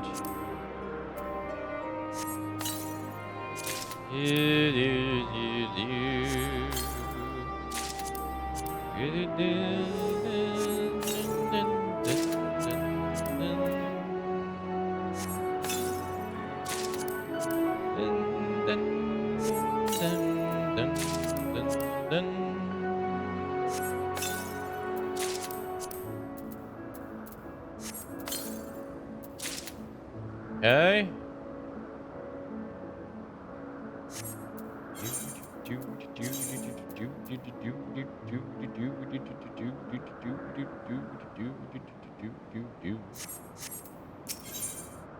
Travelers at the crossroad. Hypothesis wishes to discuss the plans for the remainder of your visit. Where to now? If there is anywhere you would like to visit before we leave, I should be glad to show you the way. Hermes has not yet outright refused the position of the convocation, merely postponed the decision. As such, I may as well resume my amusement. If we cannot accompany him, then I will content myself with questioning his colleagues. Ever pragmatist, then allow me to remain your humble guide. What of you, Akane? Will you continue along with us? Wonderful. Our fellowship travels on unbroken. I say we explore another part of Alps and see what new encounters there are to be had. If you'd follow me, we will first head back towards the Agnoratis.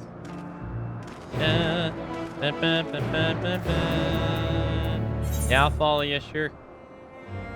Yeah, no, I'll just ride there.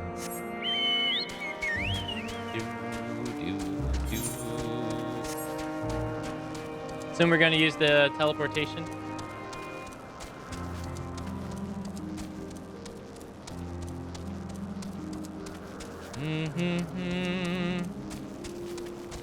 The only thing they're missing here is they need a Mandervale man here, you know?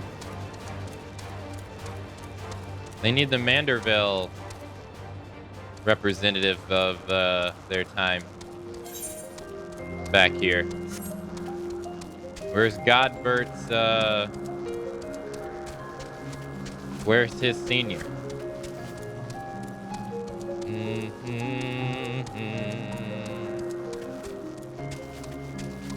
He'd just have him like somewhere perfecting his dance or something stupid.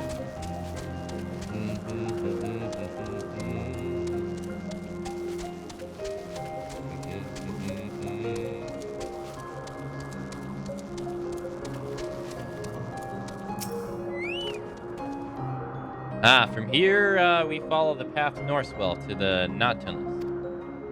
There we'll find one of the newels which facilitates travel between the Isles of Alps.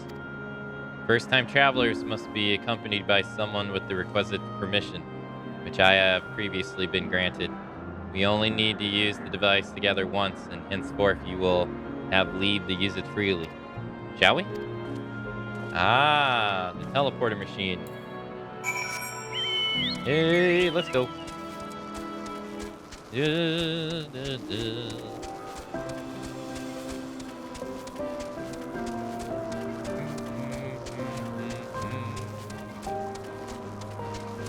God, that thing it's clipping so bad through the chocobo.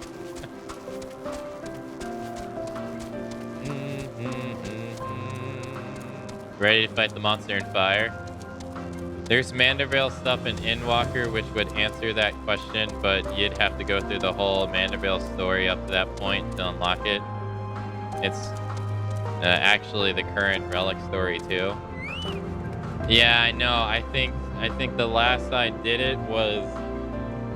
I think the last quest was Typhoon and Yotros. That was so long ago. That was cool though, because it was cool to see that storyline was pretty cool because we got to see Gilgamesh and Typhoon and Ultros, which was pretty cool. I imagine they're probably gonna have some other like cameos and stuff, which would be pretty neat. Here we are. Nontuous. This mule will take us to Calimelios Zephynoris, the western island. That's it right there, looming large over us. Step this way and we can soon admire the view from above.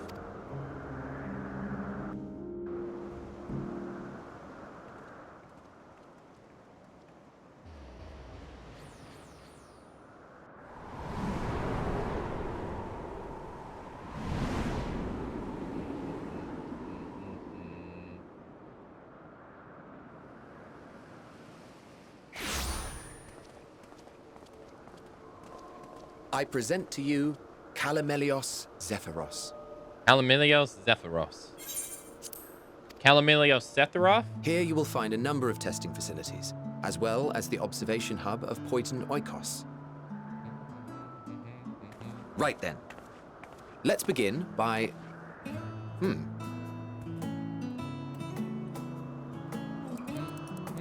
Well, well. An Arraius. How delightful.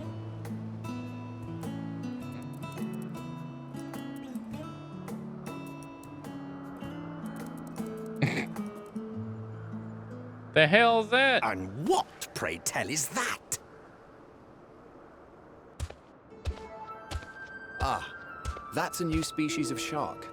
We approved the concept but a few days ago. Who approved it? Sharks are among the most popular sea creatures. Rare is the day when someone does not submit a new concept. At first, they were largely orthodox, consideration given to such things as size and environmental impact. And then a whimsical someone thought to bestow it with flight, another superior intelligence. And then the floodgates burst. Concepts with multiple heads, or arms and legs, and so on and so forth. You look It was sad. getting absurd. A part of me wanted to tell them to go away and find something else to create, but in the end, I couldn't deny their passion. Here we are.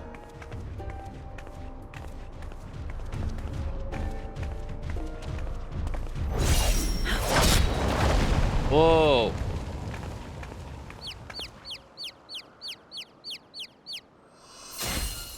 What was that? Oh. I That didn't was know. too close. Are you unharmed? Well now, if it isn't a pair of familiar faces. Banar, that we should meet you here. Oh, that's right. That's her name, Vanad.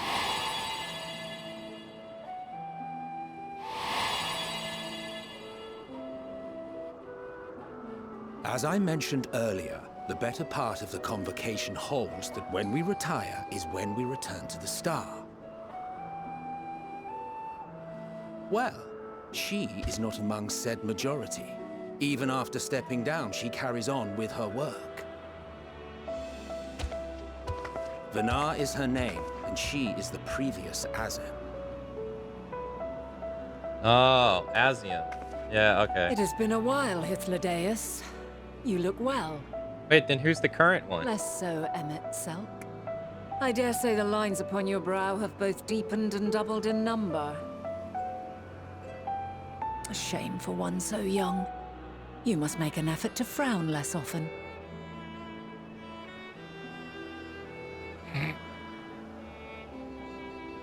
Easier said than done, thanks to your unruly successor. How is she, if I may ask? It's a she. Incorrigible as ever. Rushed headlong into a volcano on the brink of eruption just the other day. I should be glad to share the tale in its entirety later, if you're so inclined. Oh, you know I am. Now then, you are?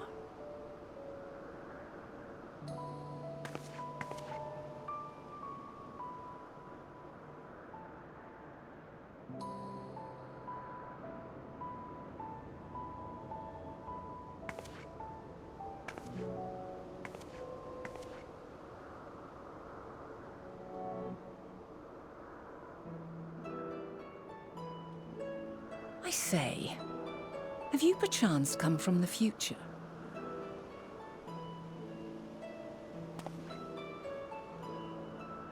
I do not believe we have ever met, yet I sense my magic upon you. Therefore, if I wove the enchantment, I could only have done so at a later point in time.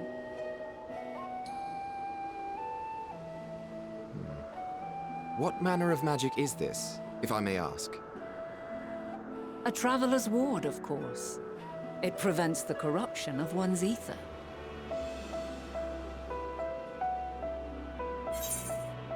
That sounds rather like the blessing of light. Does it protect you from enthrallment from primals by chance? By any chance? They wouldn't know what that is.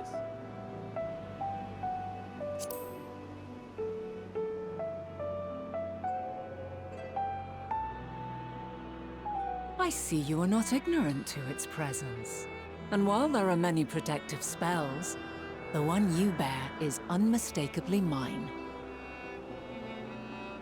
Hold on. From the future? That's absurd.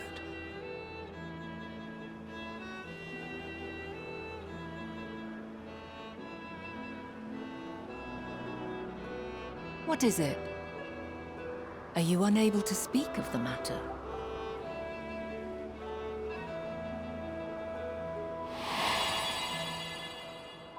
The reality to which you must return exists as a result of the final days. Uh-huh. You cannot reshape the past to undo the tragedies of the present.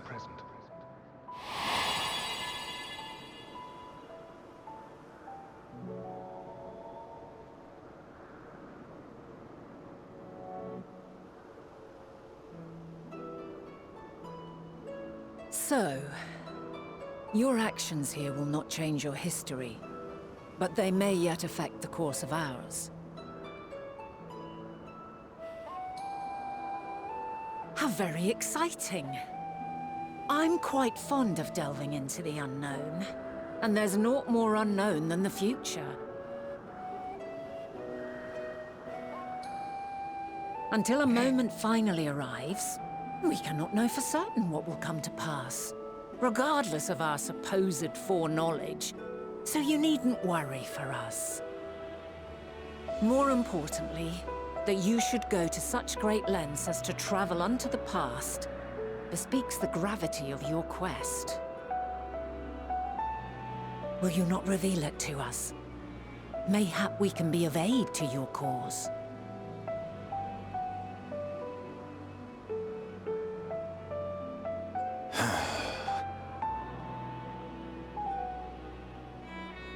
If this is true, then you've been keeping quite the secret to yourself. As a representative of the Convocation, I will hear it all.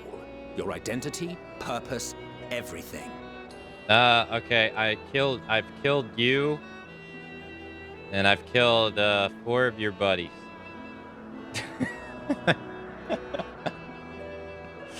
Why don't we move to a place more conducive to calm conversation?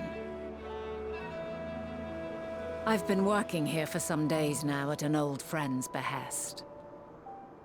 If it is agreeable, we may make use of my accommodation at Poiton Oikos. Yeah, and the god that half of your population sacrificed himself to summon.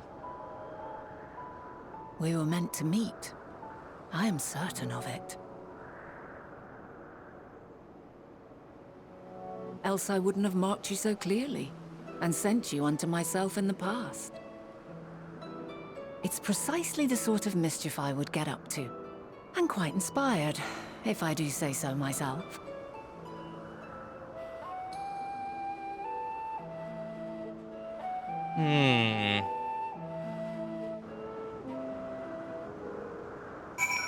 That's an excellent question, Akka. They've said you look like her several times, and I wonder who she could be.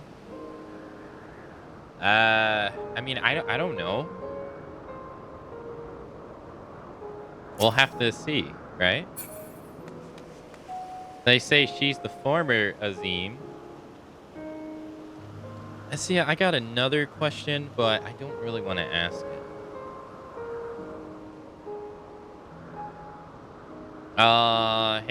Hey, Nicole, hello.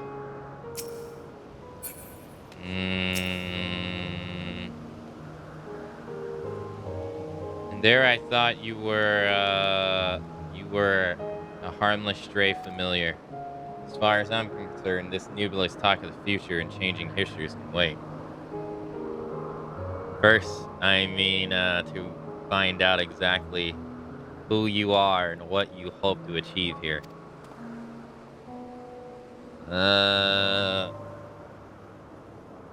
Wait, why are you guys giving me the judgmental bird? What did I do?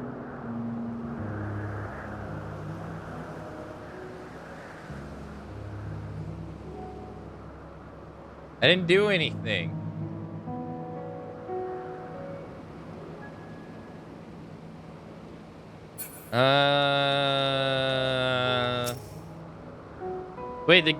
Wait, the game told me this already?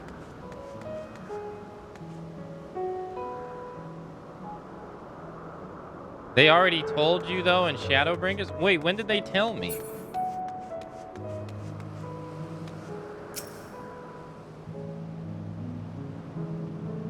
You literally have Azim's soul color and her soul stone from Emmett.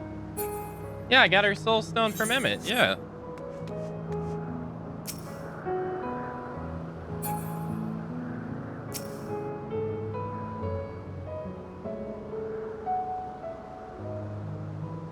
When Emmett recognized you, Heidendel missioned it,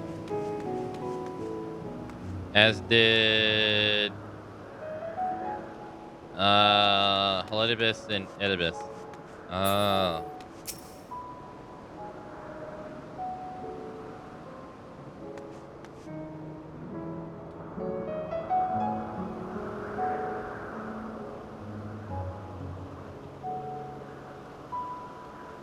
Anyways, carrying on.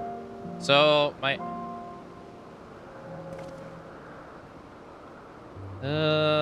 apologies, but we move along. But before we move along, a colleague was tasked with a matter which I'd rather not leave unresolved. It involves finding a certain concept engraved crystal in the quick finger Orpheus, which made off with an Orine, you say? I think we might have seen the culprit before being distracted by that business with the shark. Would you like us to follow its ethereal trail? That would, of course, lead us only to the Orpheus. There is no guarantee that it hasn't dropped or stashed it away. The crystal you seek. Please, even that much would be enormously helpful. While you are hunting down the thief, I can follow behind the scour forest floor, just in case. Could I ask you to join the search? I would appreciate another pair of eyes to cover the land to the west of here. Many thanks. There's a small bridge leading to the Proteorchis. Let us meet up there once they've exhausted our efforts. Damn, I wish you guys wouldn't have told me this, because I was thinking of something else. Damn. I had another thing I was thinking of. It's the Cyclops from... It's the Cyclops from Final Fantasy 13. East.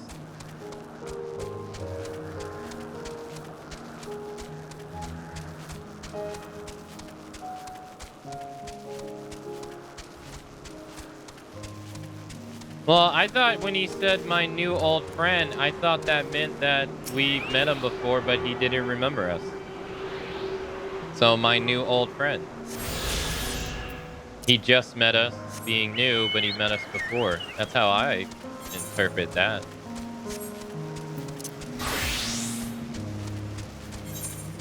He knew us before, but he forgot us.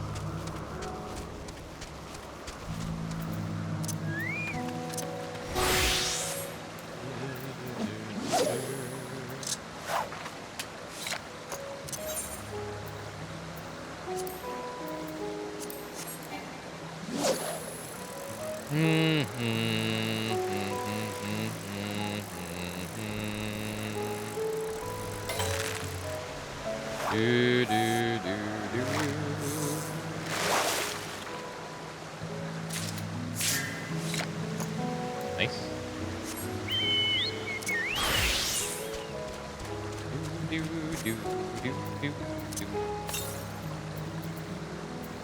Northwest. Oh shit.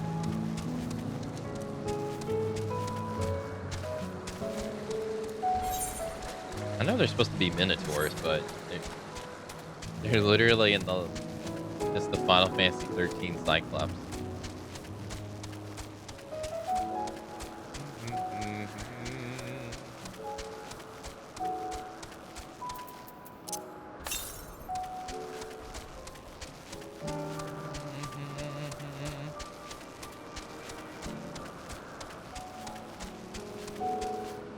This way?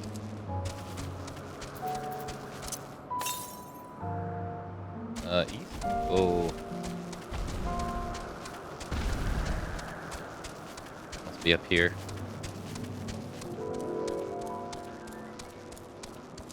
Yeah, there it is.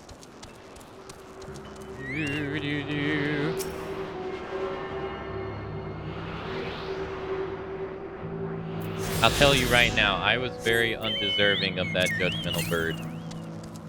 To the north. Oh, not here. I mean, go down there.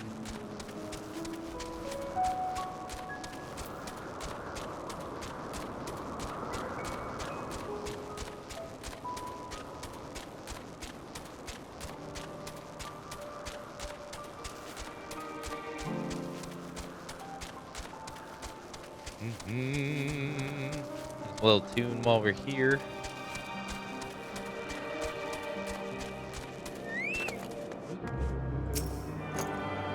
I have the power. He-Man. Ah, this junk got my boobs all out and everything.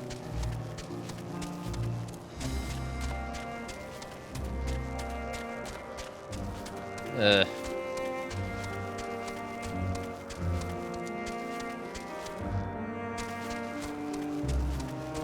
The hell are you?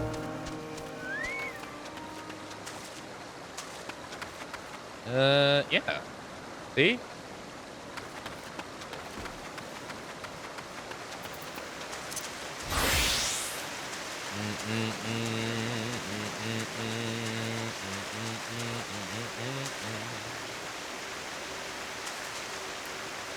Not looking? Oh, okay, so it's only R. Alright. The Cleveland top. It's just my botany thing. It's just my botany clothes.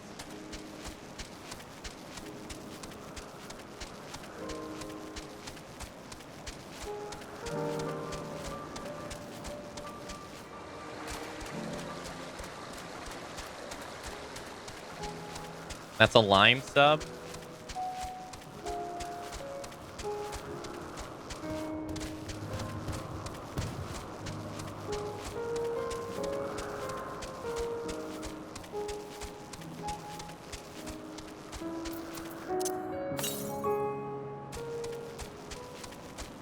I think I have like a 40-month sub at her channel or something.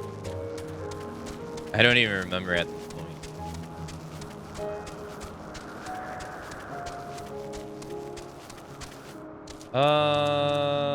Here? Oh, there it is.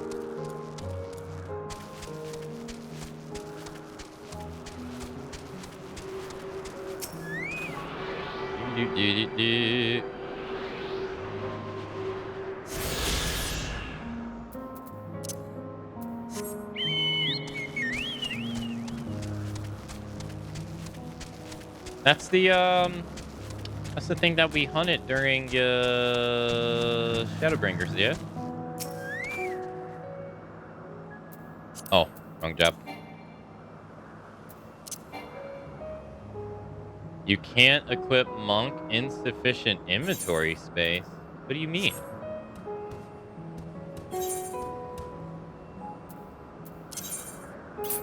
Oh, I got too much stuff. Just do this.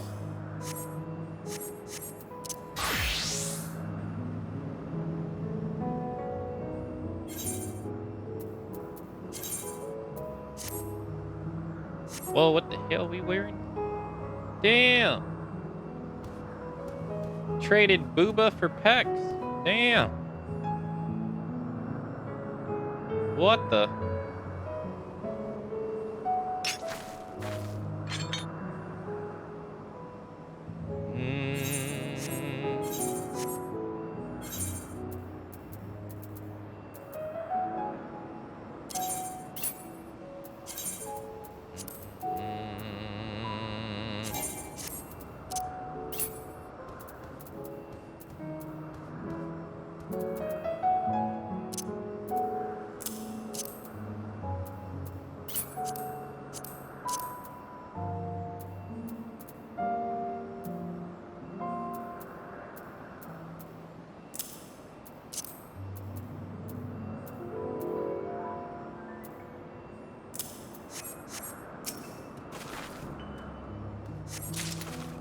Nice.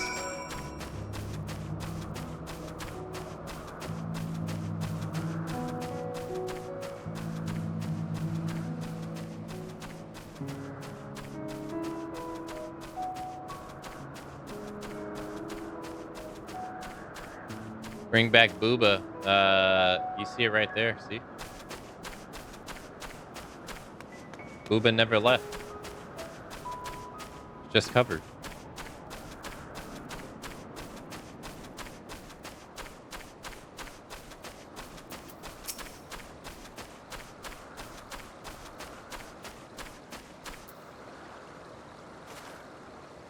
Our last searcher returns. I am afraid of the Orpheus no longer has the crystal, nor was I able to find it as I followed in its wake. I don't suppose you fared any better. Here you go. The crystal, well done. Wonderful. Now I can focus on your tale without the missing the concept nagging at my mind. Have you always had a knack for finding things? No. I often been asked to.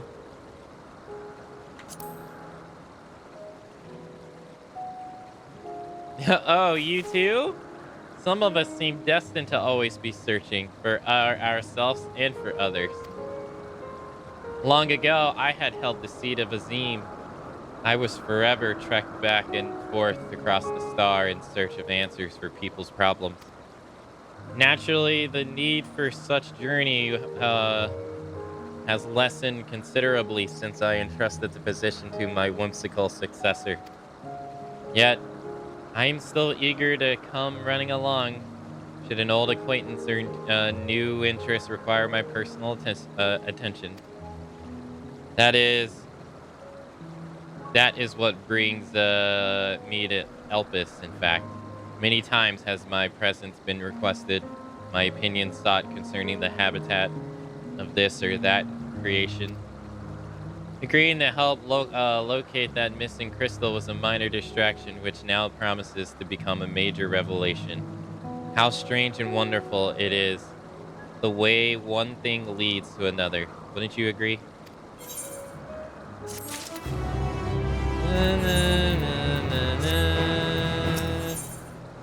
Vanette is in a cheerful mood. Thank you again for your timely help. Now then, 'tis time I return this stolen property. If you would go on ahead to my accommodations, I will join you as soon as I have the attention to do that to that task. Follow the path straight ahead to a building at the top of the slope. I have the entire place to myself, so we can speak without the fear of being disrupted or overheard. Na, na, na, na, na, na. Yo, hey Ben Dragon, hello. How you doing?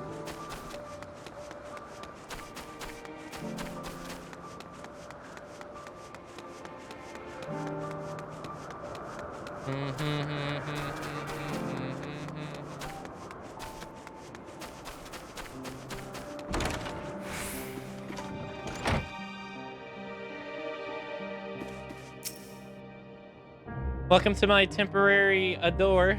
Please make yourself at home while I put on some tea.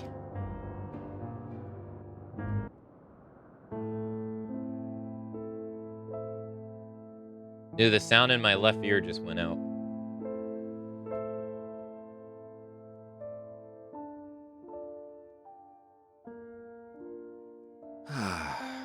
A wonderful aroma. I feel more relaxed already.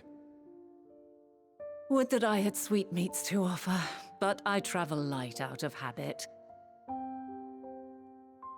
There's plenty of hot water though, so please have as much tea as you like.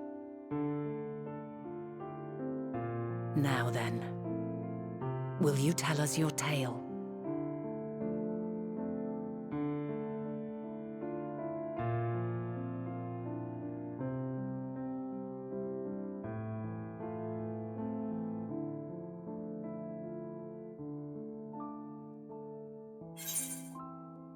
A calamity called the Final Days has befallen the world. The world has sundered, broken into shards. Mankind is being forced to flee.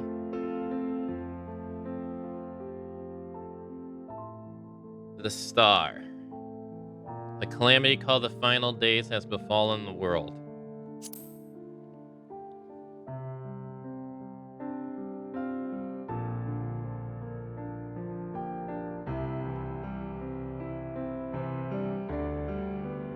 Why don't you start from the beginning?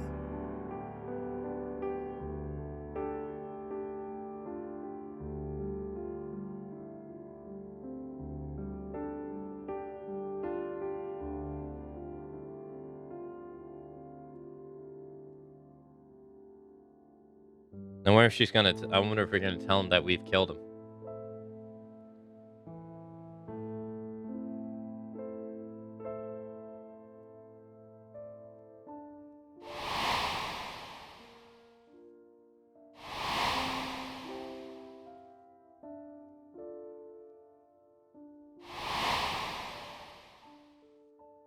Ah, okay.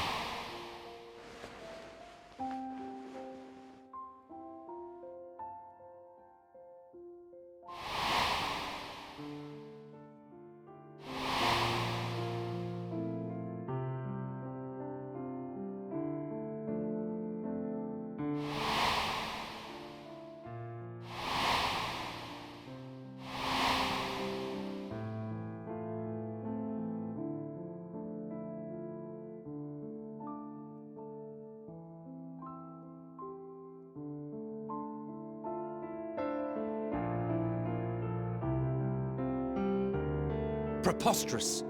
Utterly preposterous. While not the words I would have chosen, I too have my doubts. Much of it borders on the incredulous. What of you, Vanar?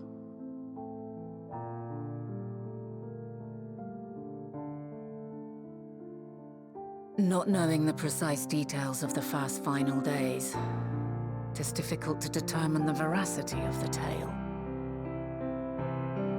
Supposing it is all true, I must ask myself why I would do what I did.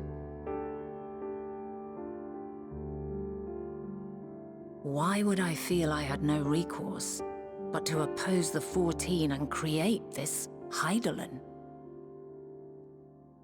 Circumstances change, of course, but it would not have been an easy decision regardless. No, there must have been a reason. One compelling enough to force me to take such drastic measures. Then there is the Elpis flower, which I said would serve as a guide. That it's of import to your mission is plain, but your presence here leads me to believe that this place also holds significance. But what could it be? What are we meant to accomplish? Might it not be simply thus? In the future, whence she came, the final days could not be averted. Mankind has no choice but to flee the star. By alerting us to that eventuality, perhaps you wish to pave the way for other futures. Theoretically speaking, it is a possibility. Yet if that were my primary objective, I see no reason to guide our friend to Elpis specifically. The capital and Amarot, or even my own home would be more logical destinations.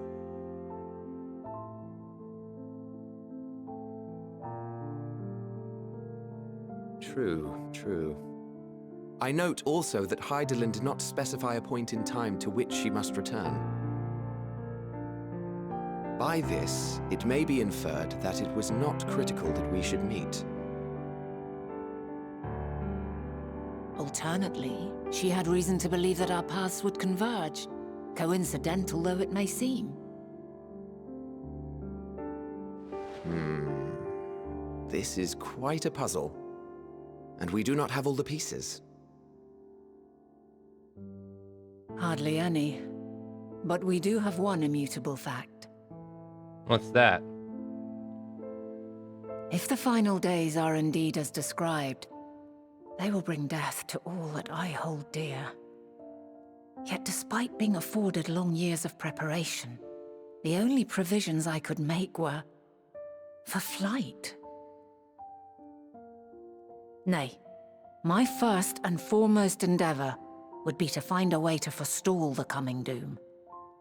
They said you did that Given somehow. that even the 14 failed, mayhap you deemed it impossible. Nothing is impossible. This I have always believed. And if Hydaelyn is indeed me, she would believe the same. Listen to yourself. Are you seriously entertaining the notion that you are a messianic figure in some far-fetched tale?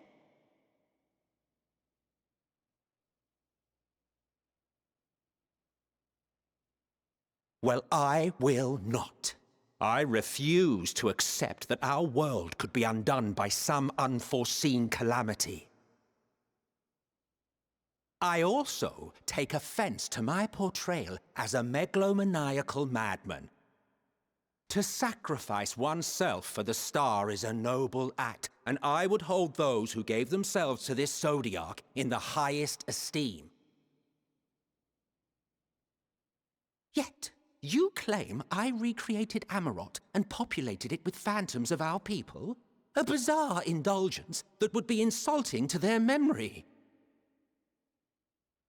Worse still, I even invited you there. Literally invited my own downfall. Why would I do something so idiotic and inexplicable? You also helped me against Elidibus.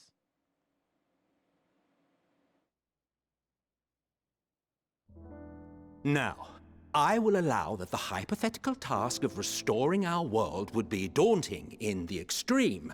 The thought of having to bear such a burden for 1,000 lives horrifies me. But I would never forsake my duty. I would never forsake my brethren.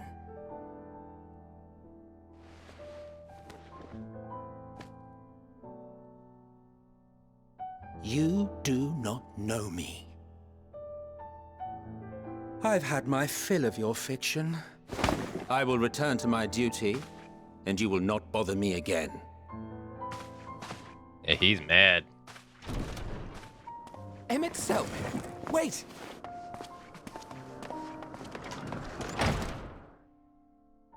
I guess that's logical, though. Nobody would want to hear themselves being turned You've into a seen much of madman. Elpis already. If you have any observations to share, I should like to hear them.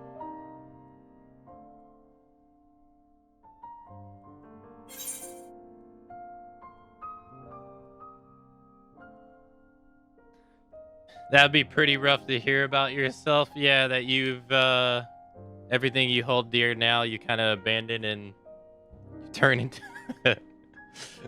Yeah, that'd be kind of hard pill to swallow. Although, I wonder if she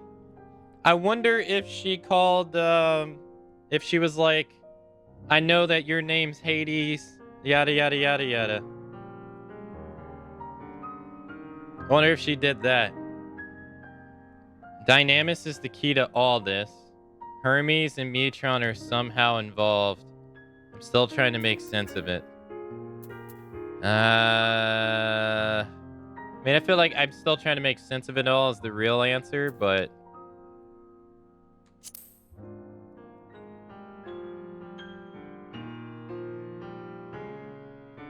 Hermes and his creation Meteon, you say? If Dynamis is the self-same energy as Akasha, as it likely seems, then those two may well be at the center of the calamity to come. This warrants further investigation.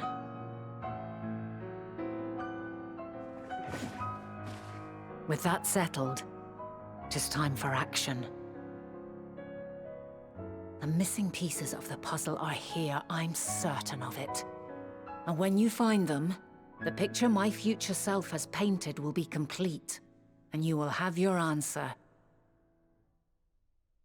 Now, suffice it to say, I will aid you in your quest.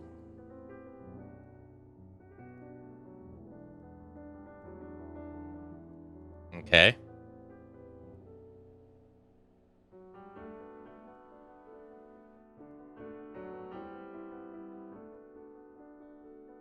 Have faith. If Emmett Selk is the man Azum described to me, we've not seen the last of him.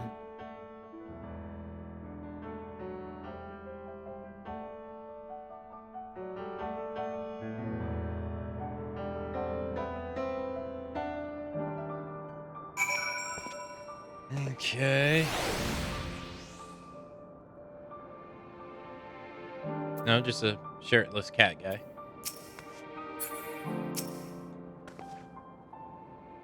Shall we begin our investigation then? I am acquainted with Hermes, of course, but only as a visitor received by the chief overseer of Elpis. Of the man himself, I know only that which is common knowledge. Thus, I suggest we fall back on the trice and true method of conversing with the locals. Observers who live here can surely tell us more of Hermes and Metron. I have a good idea of where we might begin. Okay.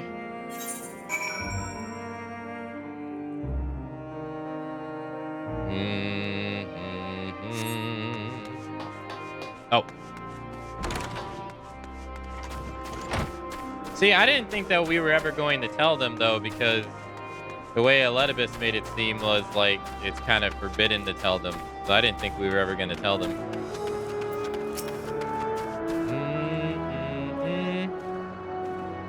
See, you, the woman standing in front of yonder bridge? Her name is Ishmini. She is the one who had arranged for my stay in Elpis. And from what I recall, she has held her position here for quite some time. Chances are she can provide us with some insight. Go and ask your questions. I will help draw out answers if need be, but I leave the choice of the topic up to you. Okay. Questions for me? Well, I suppose I have no other pressing duties at the moment. The following events cannot be skipped. You may wish to cancel any pending duty finders registrations. Same. I was extremely confused by why he told them, but I guess Vanette did kind of force your hand, so there was no point in hiding it, making it things harder for yourself. Yeah, I guess so. Once she unweaved that, I guess that is kind of hard to hide it after that. Yeah.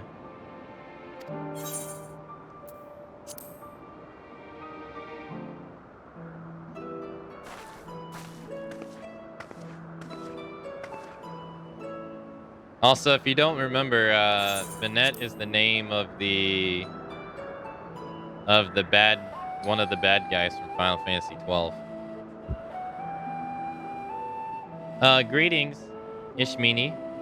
My friend here is desperately curious about Chief Hermes, and I was wondering if you might indulge her.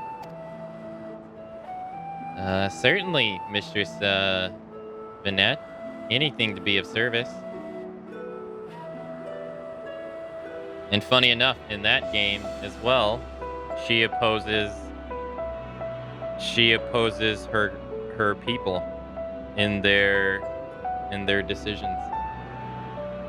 I wonder if that's why they gave her the name. Certainly, Miss Vanette. Anything to be of service. What do you wish to know? What kind of person Hermes is? What are Hermes' interests?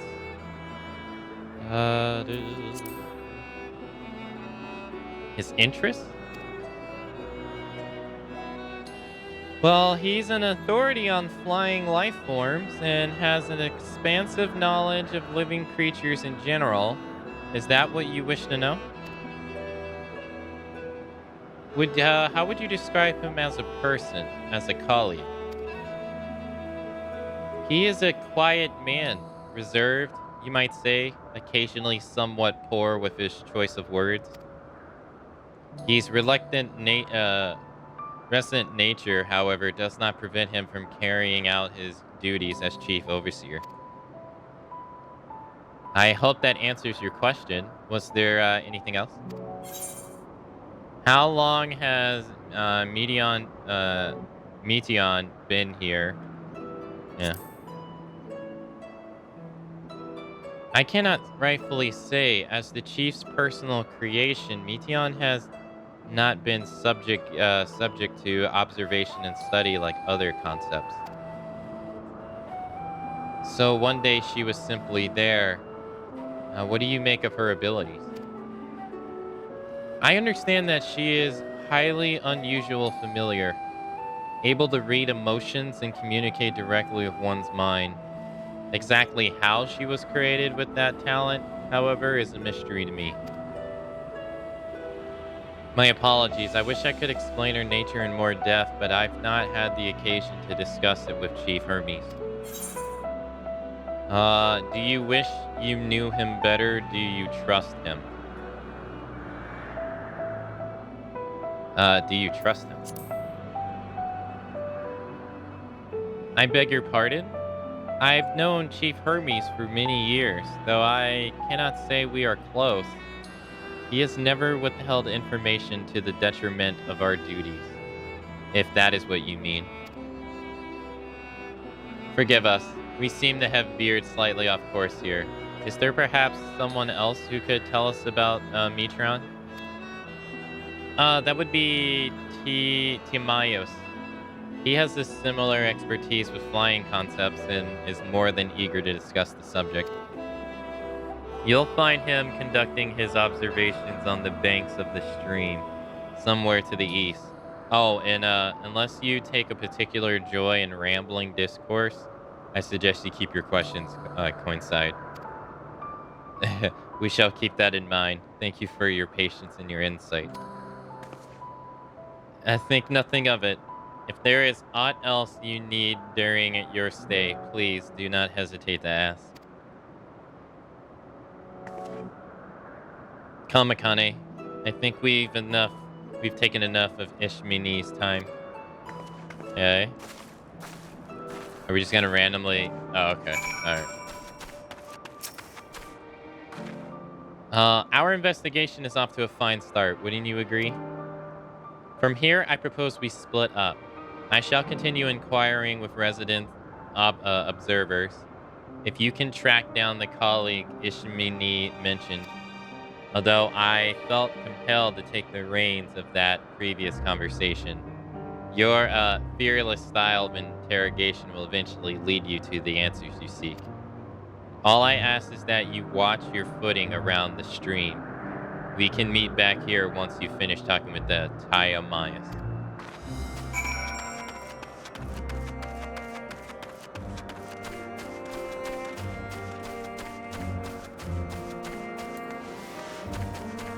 Okay. That is a big Marlboro. Let me jump.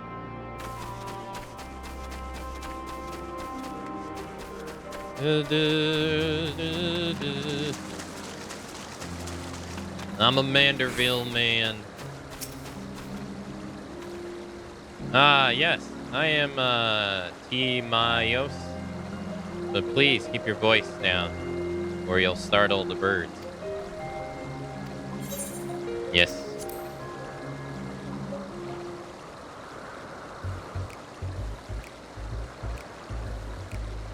So what is it you wish to speak about? Is it true that you're an expert on flying creations? What do you think of Chief Hermes' flying creation? Chief Hermes' work? A worthy subject indeed. Chief Hermes' work, which soars through the clouds,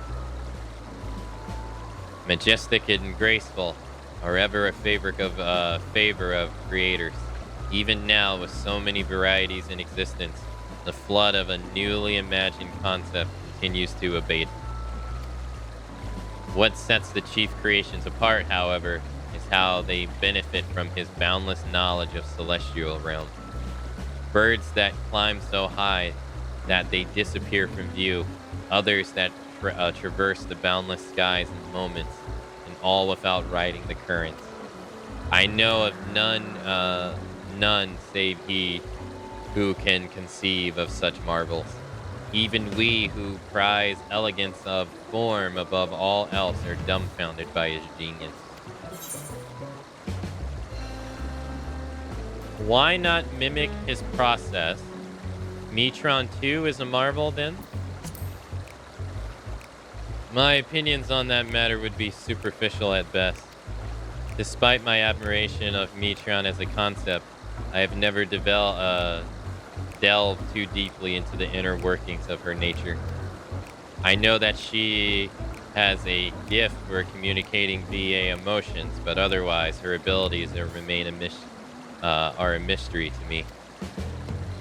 If Chief Hermes should submit Metron's concept to the Bureau of Architects, then will the design be registered to the public scrutiny.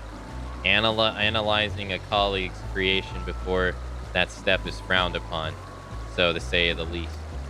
Of course, if he came to me, a fellow artisan, looking for advice, that would be an entirely different story. Do you know of Dynamis and Intellichis? Could you tell me more on... No, that would be a waste. Dynamis and Intellichis? Those terms do sound vaguely familiar. Was there not a flower made here in Elpis which exhibit properties of one or the other? It must have been centuries since I have last heard anyone speak on such things. Has there been a resurgence in interest? Then why bring up the subject? I'm flattered that you sought my insight, but I cannot afford to neglect my duties for the sake of idle chatter. Now, I really must return to my observations. Surely you have your own tasks to attend to? Okay.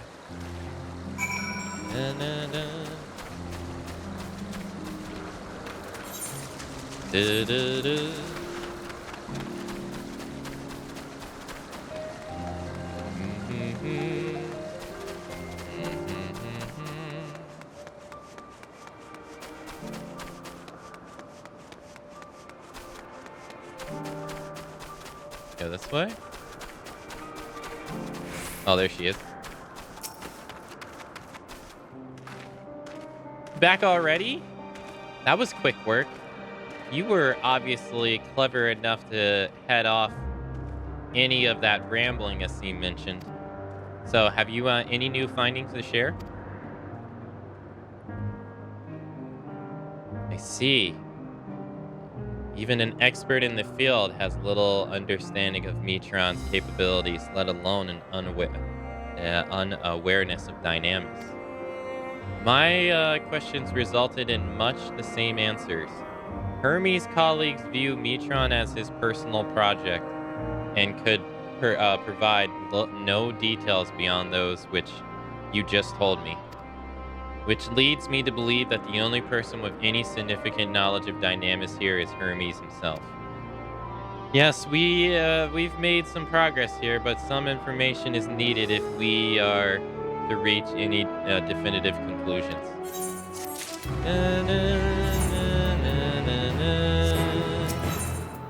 Vanette is musing over your recent findings. At present, the strongest link we have to the final days is the power of dynamics.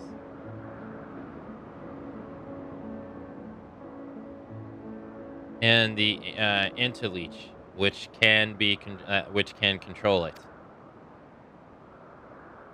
Yet some scholars are only vaguely aware of these terms, let alone study them in any depth, except for Hermes, it seems.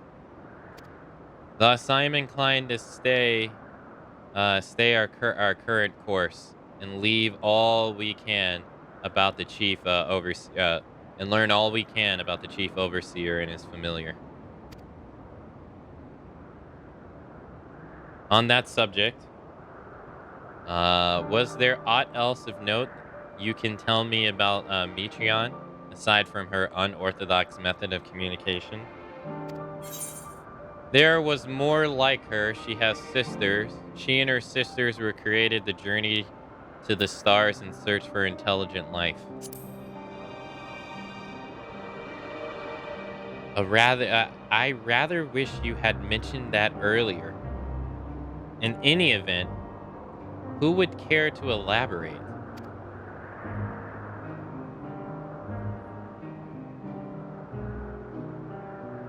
So these siblings of hers now travel the great expanse in search of deeper meaning. Thank you. Though the mystery at hand remains unsolved, I feel you've touched upon a vital clue, one we should keep in mind as we continue. Next, I propose we take ourselves to the Peritia crystalline. Not far from here, just follow the path west. Okay.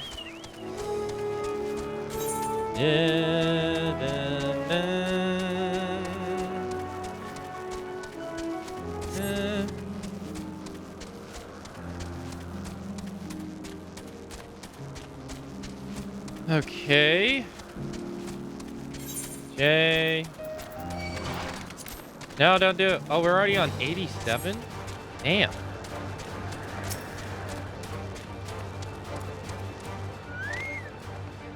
This tower and the others and the one further along are both parts of the Petria crystalline.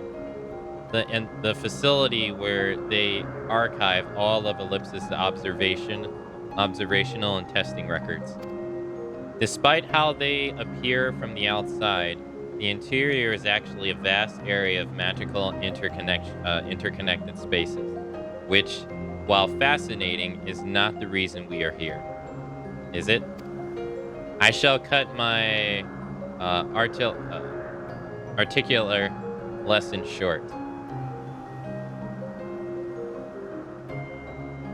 Architectural lesson short, and see what those two archivists have to share.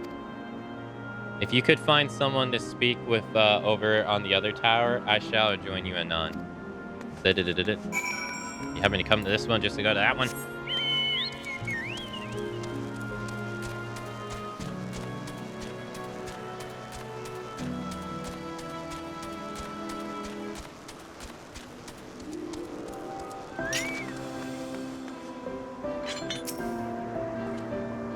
You have questions for me? Certainly. Just a moment while I conduct my current appointment. Okay.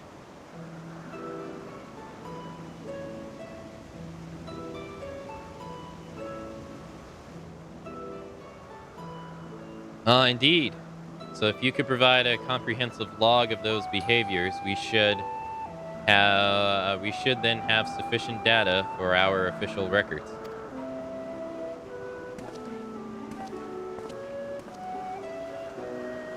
Now, what was it you wished to speak with me about?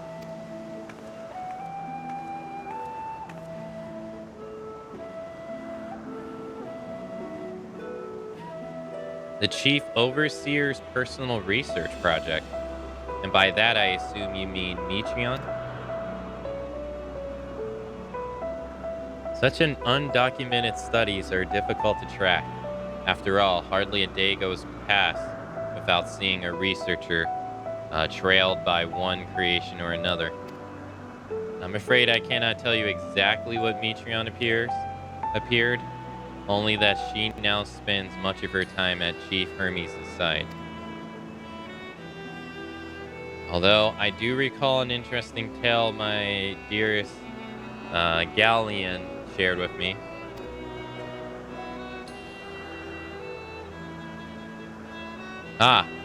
Galleon is my partner and fellow researcher here in Elpis. She was returning late one night when she caught the sight of Chief Hermes sending Metron heavensward, a host of them.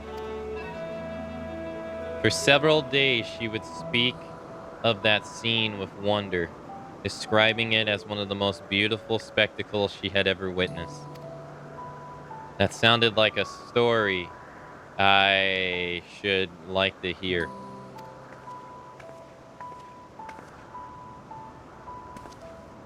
Mistress Vanette, I thought you had already returned to the surface.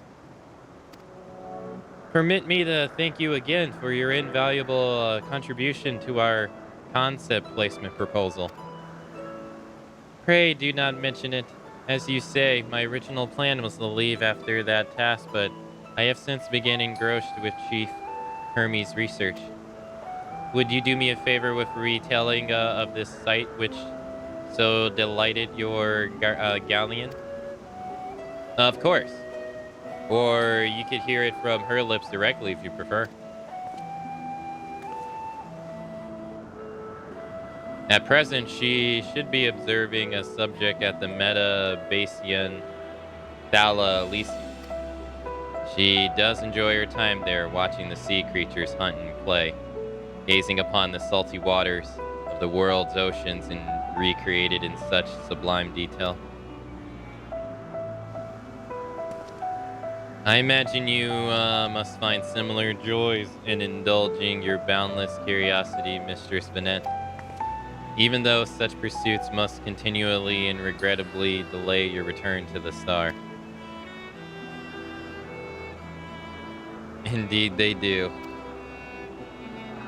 'Tis a rest well-deserved and long overdue, I should think. How greatly have we prospered for the wisdom you accumulated during your travels as Azine. And what would Ellipsis be without your earlier economic work? The theories you developed served as the basis for many techniques still in use today. Man is a creature of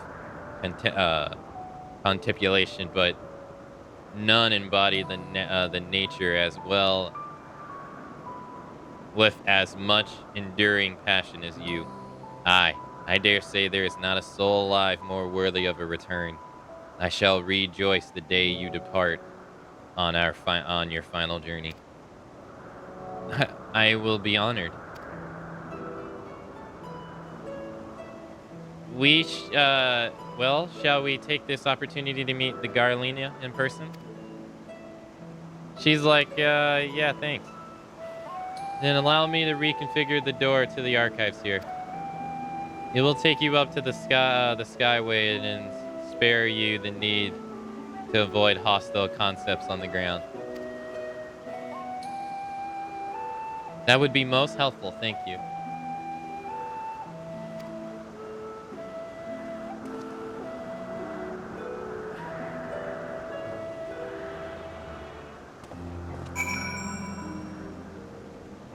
Okay. I've opened the path to the skyway. Once you pass through the door, simply walk straight across to the next tower and ask the admittance to the upper tier.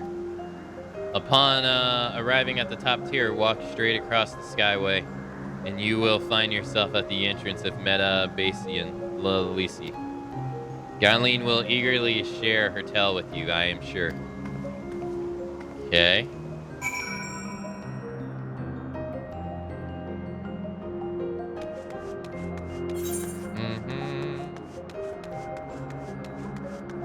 Oh, okay. I thought we were going, like, up here.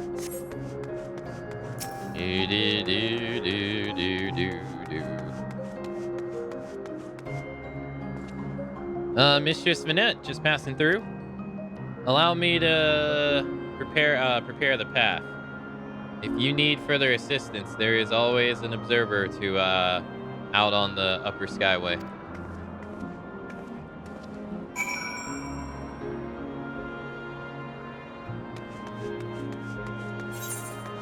Okay.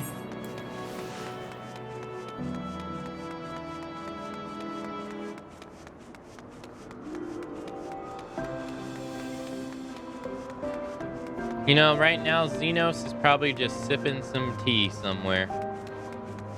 Just chilling.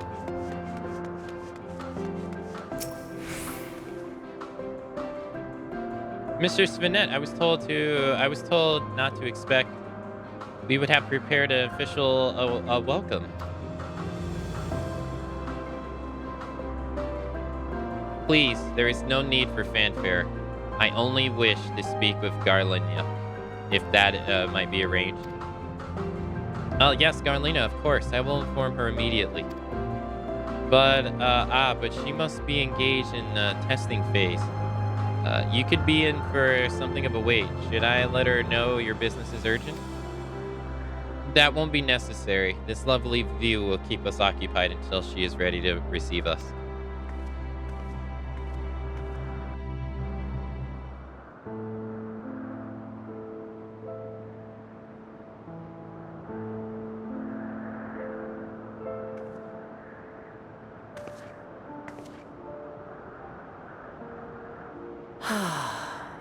A delightful breeze and a breathtaking view.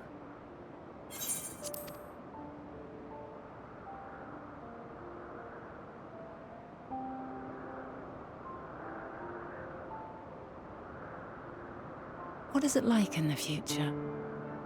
Is the world still a beautiful place?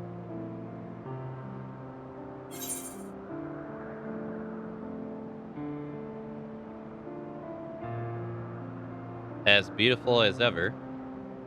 Some parts, yes, others not so much. It's more beautiful here. Some parts, yes, some, not so much.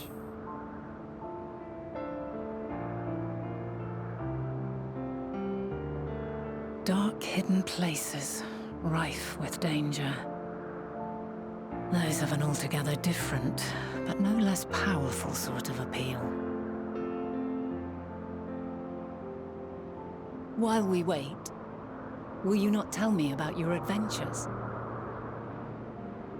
Well, not the portentous events which led you here, but the simple delights all your own. By learning about the future world, I may gain insight into future me's plans.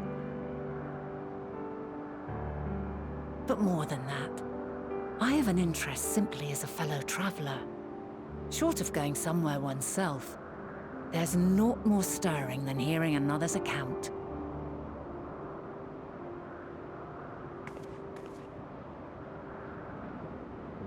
Well, I had to eat these frog legs one time so that I could get permission to go to the sand area.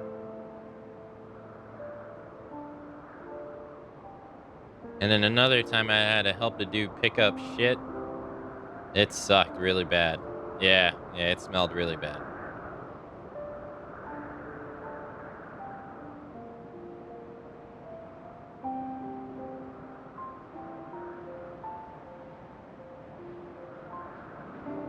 Incredible.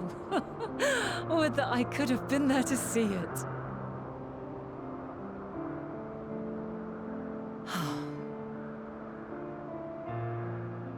Yours is a harsh and unforgiving world. Yet in spite of this, your brethren hold fast to their virtue. To know that the light of mankind's potential still shines, even in that faraway place, it gives me heart.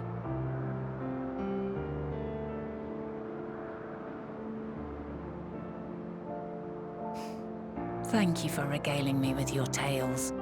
I will treasure every word.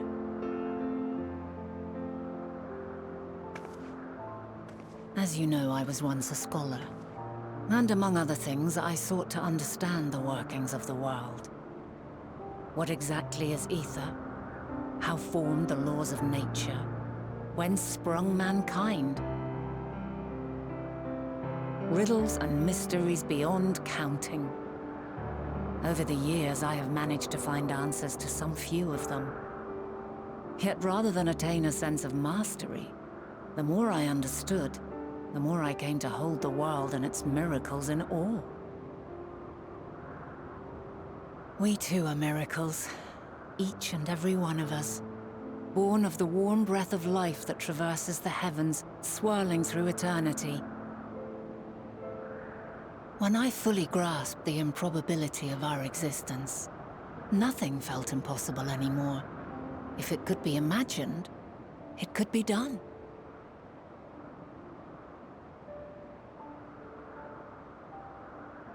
A passion swelled within me, an epiphany dispelling all preconceptions of what was natural and true.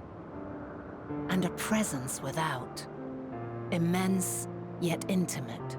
Fate, perhaps, holding us in its tender embrace. As reassuring as it was intimidating, how keenly aware I became of creation's fragility, built as it is upon precarious happenstance. I was overcome with an irrepressible urge to know the world more intimately, to hear its voice, feel its breath.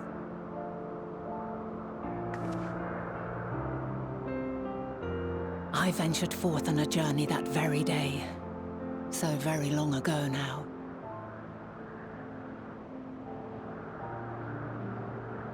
Freed from presumption and prejudice, I saw the world through a newborn's eyes. Everything fresh and new, and so beautiful. Lands that stretched on forever. Skies one could drown in, the heartbeat of nature, silent yet strong. And amidst it all a people, beacons of light and life, laughter that warmed my heart like naught else before. They are my meaning, and my purpose, my love. And so long as they need help, I cannot return to the star. Perhaps my future self is still waiting for it. The moment she can let go and walk unto the end. Safe in the knowledge that man will find his own way.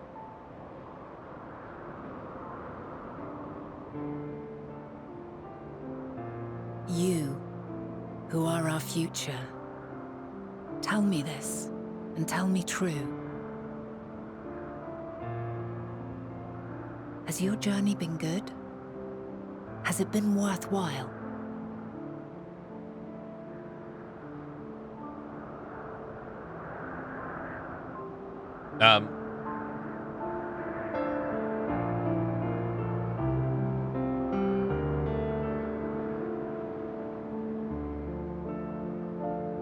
Pray forgive my lateness. My observation subject was rather irritable, and it took a while to settle it down. No need to apologize. Your work takes precedence. Besides, we had a pleasant conversation in the meantime. You're too kind. Now then, I'm told you wished to ask me some questions. Indeed. I've an interest in one of Hermes' creations. Meteon. You witnessed a host of them take flight, yes? Oh, that! Yes, yes, I did. It was in the dark of the morn. I'd left the Thalassai after nocturnal observation. As I walked along, I spied a bright light climbing high into the southeastern skies. Then, in an instant, it was gone. Like a shooting star, only rising rather than falling. But then another shot up. Then another, and another. Intrigued, I made my way to the edge to investigate. And who should I spy on an isle to the south but Hermes and Meteon, the Matea, rather.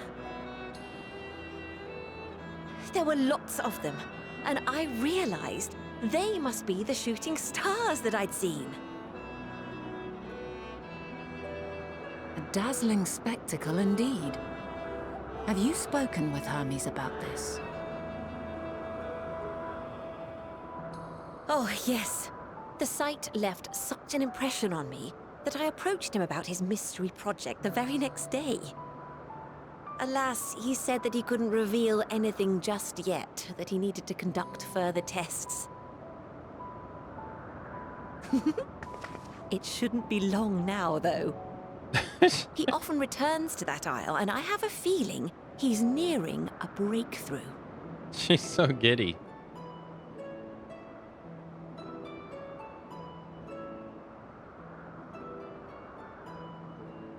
Splendid. We are likewise eager for the details. Well, that is all we wish to ask. Thank you for taking the time to indulge our curiosity. You're very welcome. It's always a pleasure to speak with other inquisitive souls. Oh, and will you be descending now? If so, I shall link the doors for you. Please.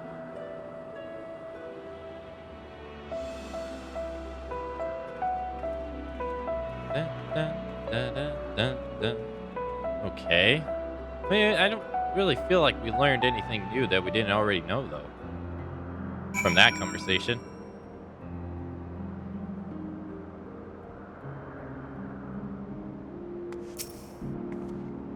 So another piece of the puzzle falls into place. From what we've learned thus far, I think we can safely conclude that Hermes hasn't been revealing the details of his research to others, which suggests that either someone will appropriate his discoveries and make use of them, or that Hermes himself will have a hand in causing the final days.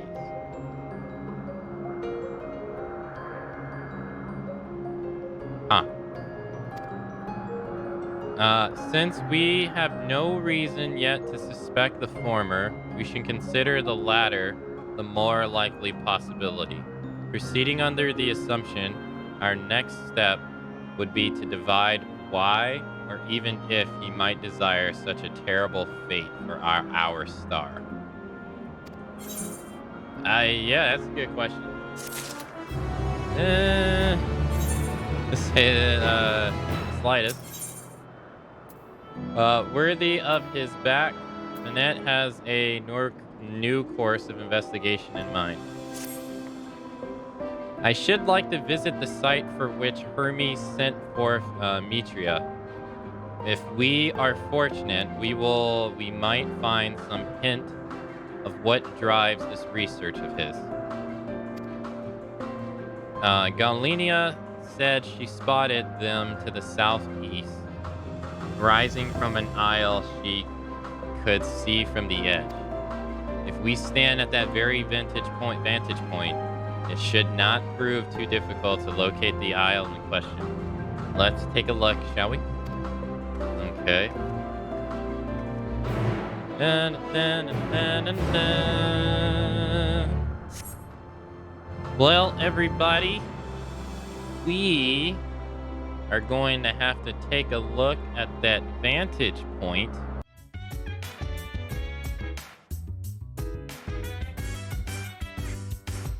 So dance, while I put you